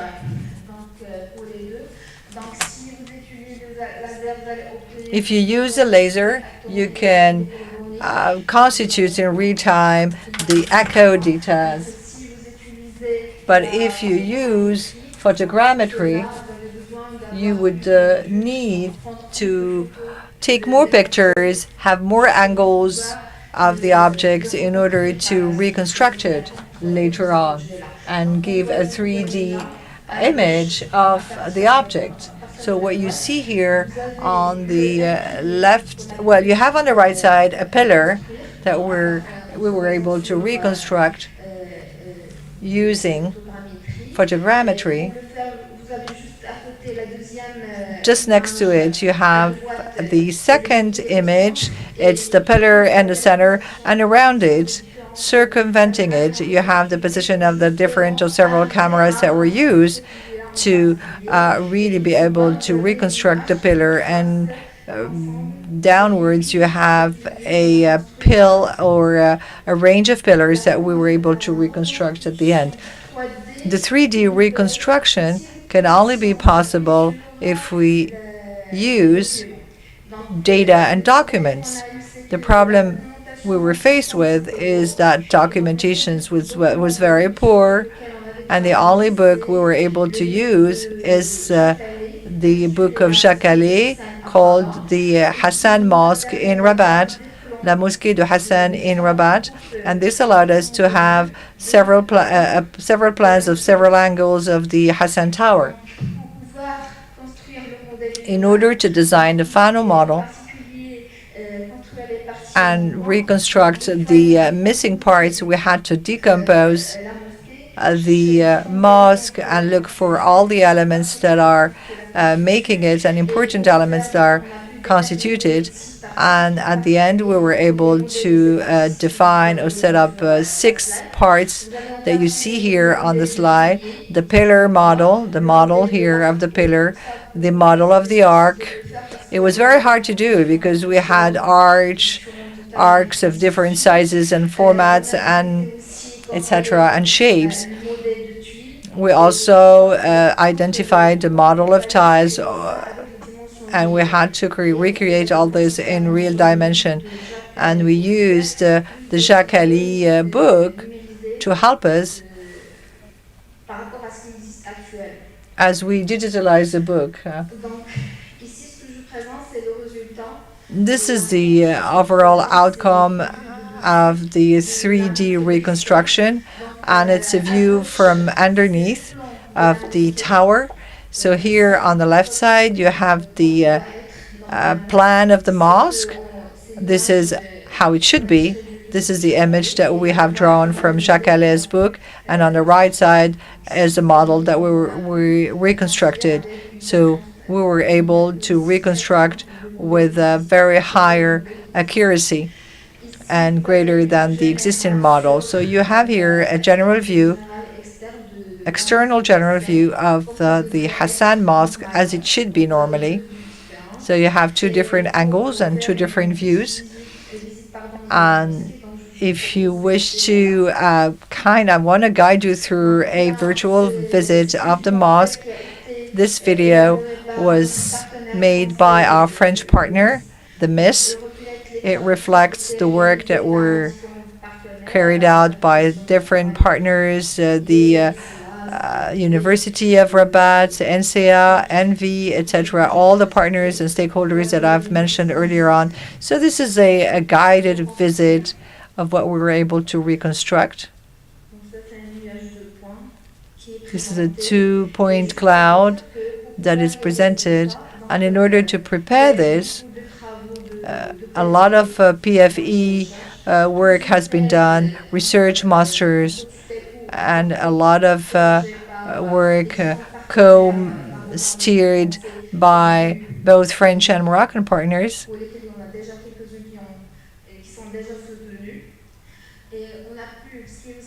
And the interesting thing is that digitalization or direct digitalization is not always enough. So we need to, sometimes fill in the gaps. Sometimes we have like some holes and things missing or shortcomings for some of the pillars. So we had to come up with several technical procedures, services, and functionalities, allowing to have a model that is almost 100% close to reality.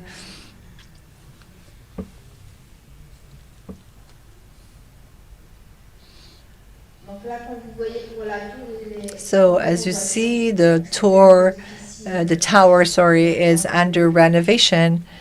So it was a little hard to remove the bars and columns around it.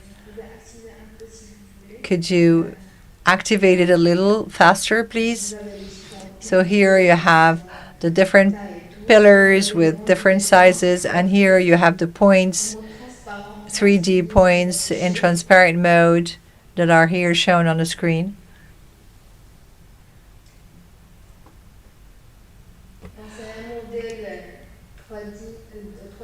It's a 3D model that we have reconstructed. Can be used for the public at large, for virtual visits of the public, tourism, and promote our culture.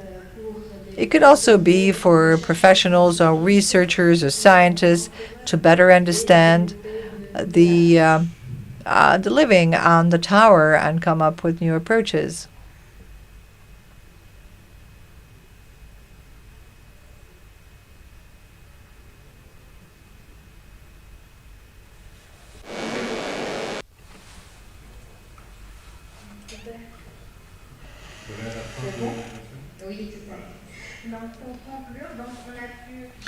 To conclude, we were able to carry out the 3D digitalization of the Hassan Mosque through laser grammetry and photogrammetry.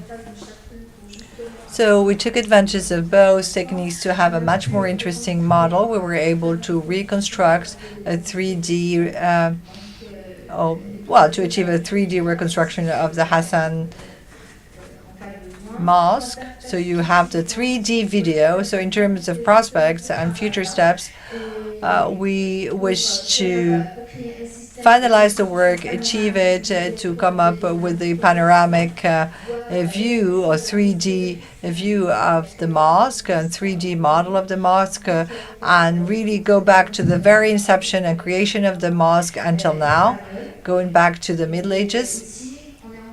And for research, for the sake of our research, we're working currently for 3D, automated 3D digitalization. Instead of asking an operator to go on the field, we are trying to come up with new automated approaches and techniques to do that, and we're thinking of 3D reconstruction of other monuments of the city. Thank you very much for this beautiful view and for making us visit the Tour Hassan in a different way. And now we're going to Fort Hervé, Ortenburg Forage, or Borj El Kabir. Mr. Salim Ben Melih is the topographer engineer of Geodata, is going to talk about it.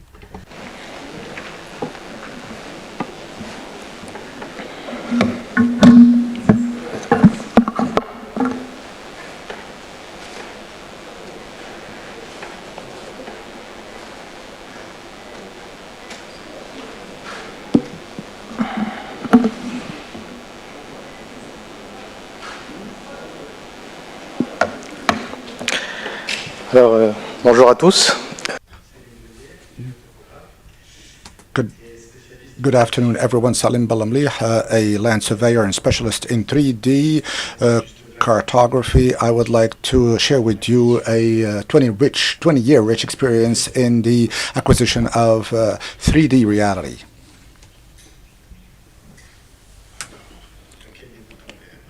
No, it works.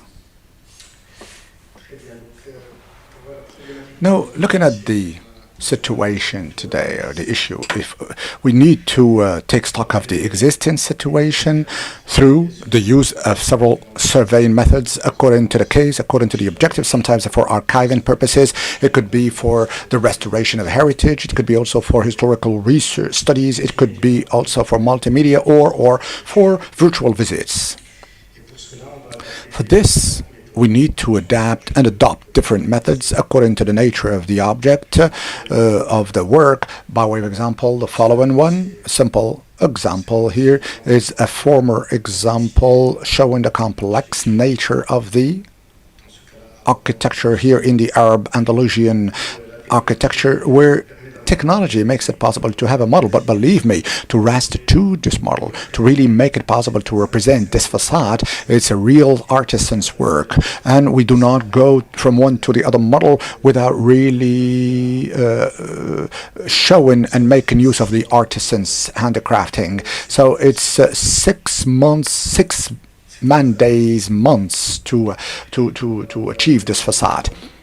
Likewise, when you see the reconstitution of a cupola, it was the Qarawiyyin, in some history now. In 2006, at the time when the 3D lasers have come out in the trade, we fitted ourselves, just like many other European firms, for the restoration of Al-Qarawiyyin, which was financed by His Majesty, who wanted to use the latest state-of-the-art techniques in terms of modeling to find back, archive, document, and model or modelize in 3D, genuine 3D, this complex nature. And we see there are a lot of specialists who have been able to work on this model, so much so that in situ we have been able to reconstitute on the Muqarnas only is seen from underneath. It allows us to see as to how this cupola has been built back then in the first place. Today, it is true that scanners, we've gone from 30 kg weigh-in scanners that were only 50,000 scans per second. Today, we have a 5 kg weigh-in scanners and up to 2 million points per second, PPSs. Now, imagine the quantum leap we've had, and which is sixfold later than before. Technology is becoming more affordable today. Now, talking about new technologies, and by adapting each and every time to the need, for each need we will be having to adopt a new technology. Today we're not anymore talking about relief or surveying, because when we want to measure something, we say, I'm going to do the reading of a length, I'm going to survey it, which is not the word. Now, the word today has changed because we are now going to acquire the 3D reality. I'm going to go in situ, I take a capture of the area, and I bring it to the back office to be able to work on it. So the capturing of the reality makes it possible to digitalize sites and full works once only and use the data in an unlimited manner without having to go back on site again. So we're not here talking about the ancient methods. We are still today use destructive method where we got to be putting, of course, copying templates, damaging, imperiling the facades, etc. But today we're going to be talking about, we do talk about photogrammetry. At the beginning of the last century, photogrammetry was mostly used in airplanes. We put cameras inside the planes, and we wanted to survey a territory or an object in 3D, starting from aerial pictures. And the human brains, generally when we do a surveying of 60-80% to between two pictures, the brains makes it possible to reconstitute the 3D aspects, thereby representing it back. This is how we've done the drawings and the sketches of the city. So this photogrammetry has become more and more democratized over the last years. Well, most over the last 5-6 years, with the drones. And the drones, therefore, the plane was, it was difficult, of course, for a small territory, so economically it was not really justified. The drone today, somewhat, allow us to do photogrammetry, to acquire 3D objects, and have centimetric, to the centimeter precision. Sometimes we can also work in parallel with the object that we want to survey. We can survey facades. We can also go lengthways or oblique ways rather than perpendicularly to an object or an artifact. Now, later on comes the role of the scanner to the right-hand side. We have a static scanner,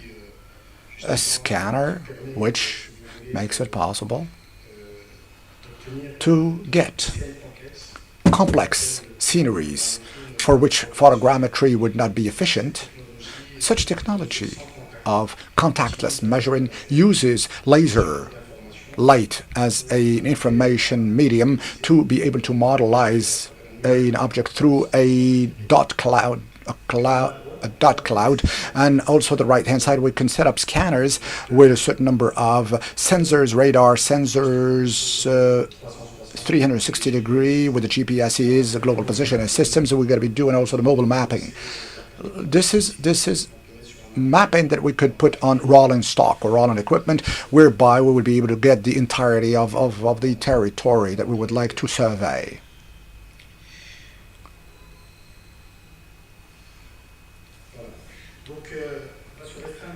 Now we're going to contain ourselves with studying the 3D concept and come back on the 4RV. The scanner will make it possible to modelize the existing, afterwards integrate the future in the existence status, not to say do virtual browsing or navigation in the very building.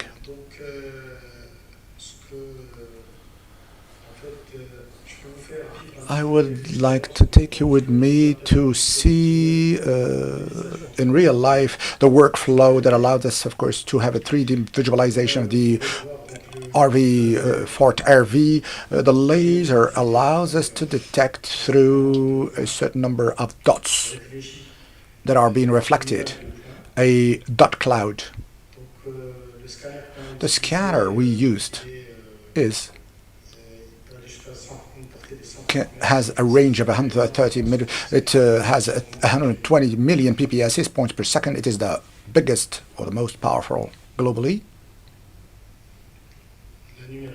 The digitalization, indeed, there are difficulties of the site because of the areas that we cannot have access to, areas that we had to share because for Hervé, or the Hervé Fort was a former prison. It was a dedalum or a labyrinth in the basement. Mostly the workflow is, if you will.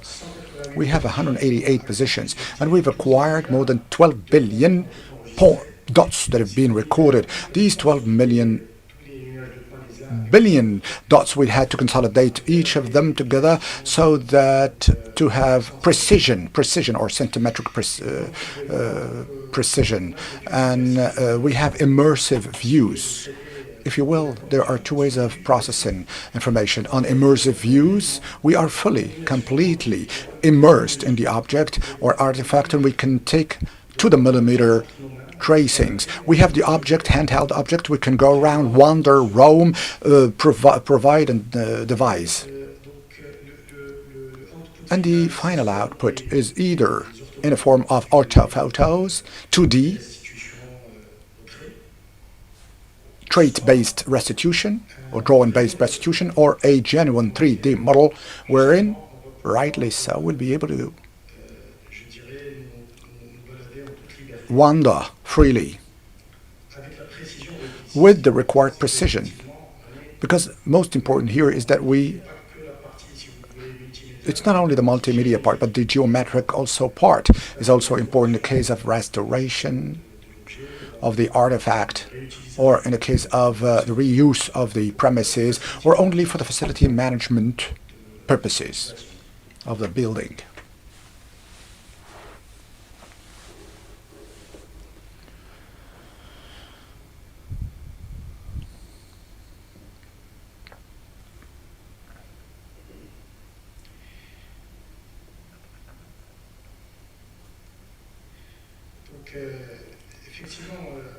In point of fact,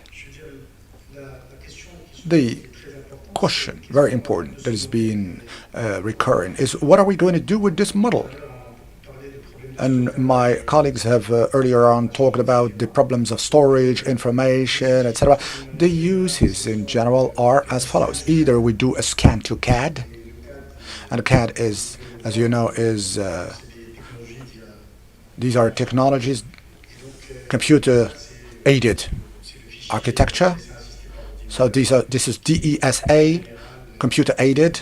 So this is an information which is going to be shared by the plant managers and the architects, engineers, historians, and what have you. The fact is that this information remains somewhat linear. The information, when it is linear, it goes from an officer to an officer. It can be amended, it can be completed, it may be forgotten, sometimes vanishes out in nature. And today, what really leads us to the real challenge of today is that today's technology is to scan to BIM. The BIM, originally Building Information Modeling, BIM, is the 3D maquette. It's an avatar. It's an avatar or a twin of that building, if you will, which is going to be made up, built up, identically in an as-is situation in another space. This avatar, which is going to be shared by all of the players or stakeholders of the project, which will allow it, of course, to use new technologies, robotization, 3D printing, big data, connected objects, virtual reality, augmented reality, up to AI, or artificial intelligence. The interest of the BIM system is that we do have several uses, important in passing. When we say all of the flows that is being flows for which it is being used, we use it for documentation, 3D visualization, communication. We also use it for the detection of interferences when we need to work on a building. We have the clash detections between different specialities, and we can also connect it. We can go up to 4D and 5D BIM. Hence, we need to really match it with the temporal share or part and the estimate part, at least for the facility manager and maintenance of the monument, or in case of restoration and renovation, that will allow us also to manage plannings, timeframes, and budgets for our project. On this, we have several levels. As a matter of fact, let me back to the earlier slide. The BIM has different uses. Talking about a BIM, BIM, which is connected. When the BIM is connected, is over and above the BIM power, we're going to be adding the cloud power, and on a real-time basis, we'll be able to rightly so see the synchronization of the activities of all partners on and around this 3D maquette, which eventually leads us to these different levels. The maquettes that are synchronized between themselves, and hence we will talk about eBIM.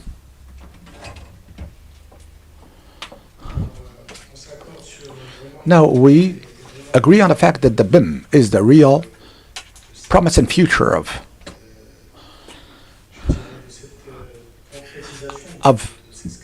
how the 3D scanner can be materialized.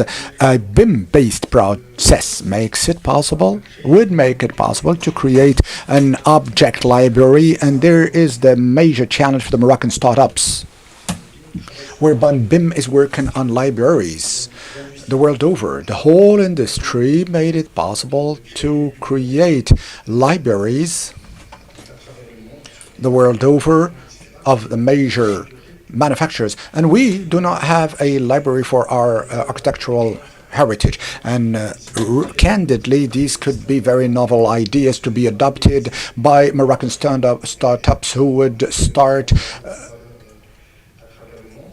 raising the value of the Moroccan heritage the world over. We will be able also to parameterize the building project in its structural, architectural modeling of its network part and the modelization of the situs in general to reach a general mock-up or maquette. Now the prerequisite is a common language between the principle of the project and the architects, engineers. When we do a scan there, the first question is, can we have the canalization, the pipelines within the building, or the pipe work, rather?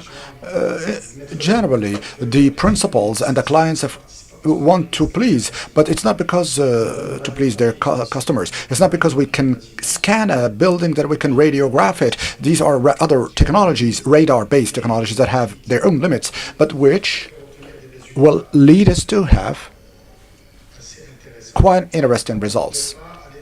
Hence, we cannot, just because of the scan, have the width or the thickness of concrete made, nor the plaster or gypsum plate thickness. We cannot see it inside the building, which leads us to also the necessity of defining the precision of this maquette, BIM-based maquette, through what we call the detail levels.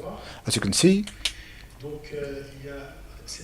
this BIM-based maquette is a real graphical representation with attributes on each object. This is why we have two levels of details, LODs. The first is level of detail, the level of precision of the geometry of the works. You can see that it goes from 1 to 500, 100 to 500. 100 is a non-significant, 500 are the details included within the building.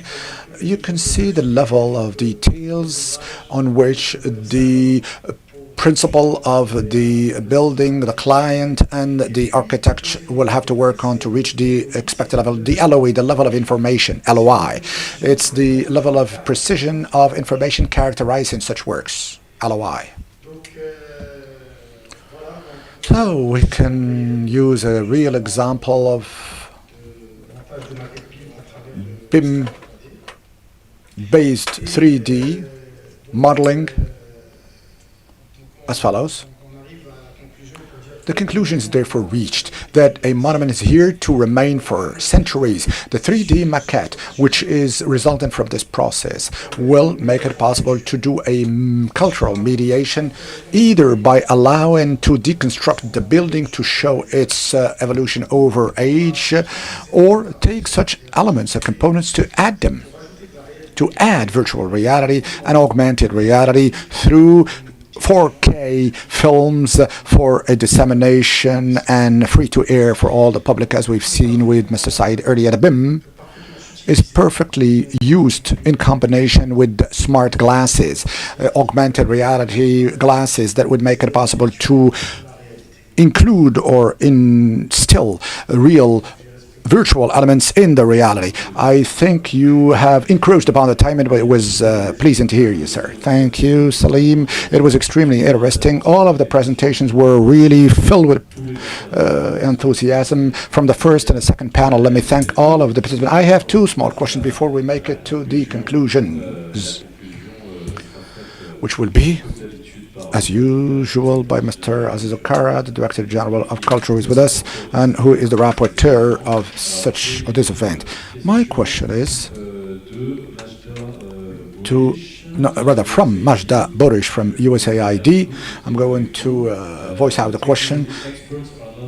The professionals are not technology experts, so how can we bridge the gap between the leaders in the two fields? Ça, c'est une vraie question. This is a real-world question. The experts in technology are not necessarily invested or interested in the cultural heritage, and the professionals of the heritage are not experts in technology. How can we establish the link between the best of the two worlds / disciplines? Who can answer? Right, go ahead.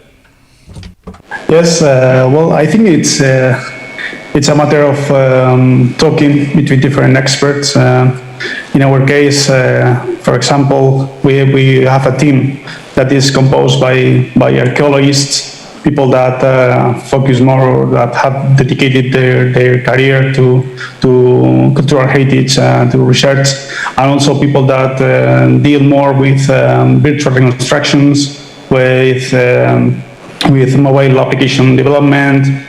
So I think there can be some interaction between experts and as in our case, we can develop projects that are a mix of different experts that work together towards an objective that is showing the virtual reconstruction of past heritage to the public. We also work with local experts because, of course, we don't have all the knowledge about every heritage site. And in our experience, this is very good. There is a transfer of knowledge. Also, local communities and experts are engaged with the project. That is very important, so that the projects are successful. And I think it's possible. It's a matter of talking between different experts, and I think looking for the same aim and project and objective in this case. Thank you, Javier. J'ai une autre question. J'en ai deux. J'en ai une en anglais et une en français. Thank you. So how to encourage the new generations to get more interested to the cultural heritage? We've seen it before in those museums that you've shown before, where teens were actually using the apps to learn more about the masterpieces, and so how to promote Alors, comment je... Vous pouvez répondre ici aussi, hein, comme vous voulez, hein, participer. C'est la dernière question. Hein. I can answer too. Yes. You want. That is the last question. Know which are their interests. I think young people may see cultural heritage as a boring thing or so. But indeed, if we find their real interest and we put all together with our interest in cultural heritage, we can reach them, reach their interest. Of course, for example, if they're interested in technology, in multimedia, we should give them these tools that are adapted to cultural heritage, mobile apps, virtual reality. I think these new tools come together with their interests, and I think this is the solution. Yeah. Thank you, Javier. Thank you, everybody. Merci. Allez-y, est-ce qu'on peut amener le micro? Allez-y. Vous l'avez à côté de vous. Après, on passera, vous inquiétez pas. Use the microphone. It's just next to you. To what was said by Just Javier. get the mic close to your mouth, please. Okay. Thank you. To what was said by Javier, I think that gamification, as was mentioned by you yourself, I think is also key for engaging young population to the cultural heritage in general. But I think also putting some effort in developing some educational initiatives involving primary schools or middle schools or high schools in framework of what I can say gamified project that would involve all the population we have in those schools in real project that involve heritage, cultural heritage with different dimensions. Thank you. Yeah, indeed. If I can talk, indeed, we are working with gamification of these experiences. We are working with cityscapes. Escape rooms that are being held in open spaces, and this is a great experience for us. We are not just showing cultural heritage and virtual reconstructions, but engaging people with games that can be used in visits, and I think that the gaming it's a must of cultural heritage dissemination in the future. Yeah. réponse à la question qui a été posée, donc j'allais dire la même chose. Donc, Answer this question that was answered. I was going to say the same. It all starts with education. It really is the bottom line. Having a very close program, outreach program, awareness raising program on cultural heritage, and it all starts by them. It starts by education, and those tools are very helpful. So by way of complementary work in the field, it also, we need to actually develop infrastructure or a dedicated infrastructure to cultural heritage. So we do need these kind of institutions. So the proper infrastructure needs to be in place. And we need to solve this problem. So education, awareness raising, it's not only about restoring monuments in the most scientific way, but we need also to have like the spaces to educate and to really raise awareness and information about those sites. For instance, in Morocco, we are the leading country in terms of world heritage, but we have very little structures or infrastructure in those cities to explain why we are like a world heritage, even to the local population or to the communities.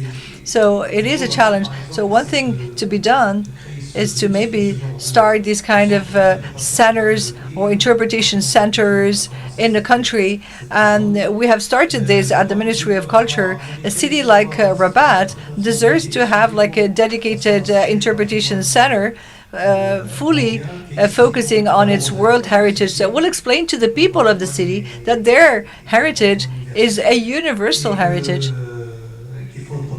that needs to be protected, that needs to be respected and promoted. And why not, as we were talking about the digital world, why not creating a totally digitalized interpretation center, easy to access by the population, the public, the young people, the youth. It would be a great recreational activity for the city in the framework of the large project launched by His Majesty the King on Rabat, the City of Light. So this could be a center that would interpret the heritage of Rabat from all angles and perspective, tangible, intangible, ecological, archaeological, and historical. Thank you. Mr. Saidi, microphone.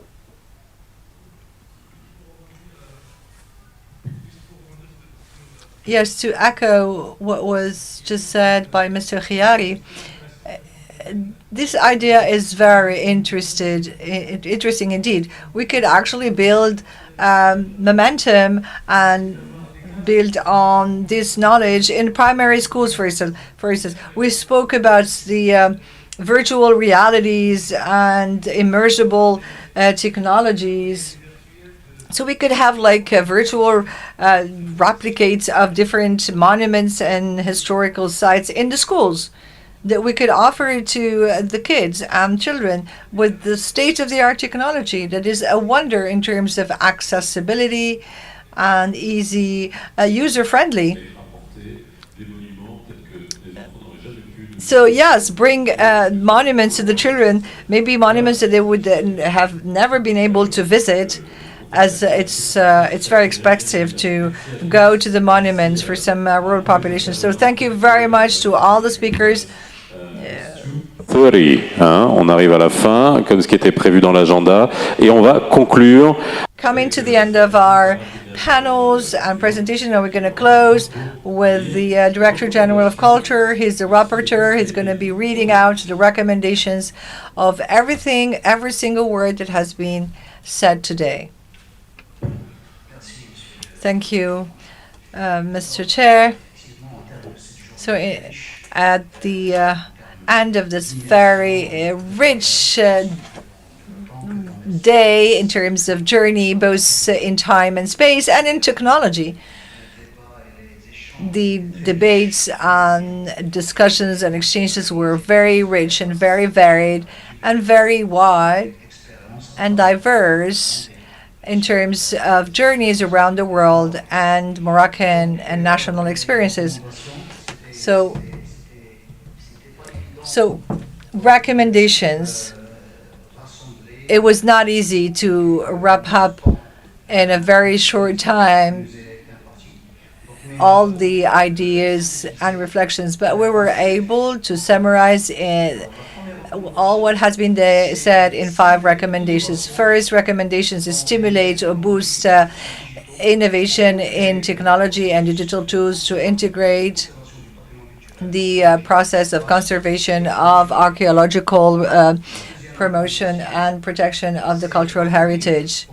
And second recommendation, we course or use the potentials of digitalization for valorization and protection of cultural heritage to enrich programs of visits of museums, archaeological sites, and monuments. Third recommendation, promote digitalization for documentation and conservation purposes of all elements of national heritage, including its intangible aspects.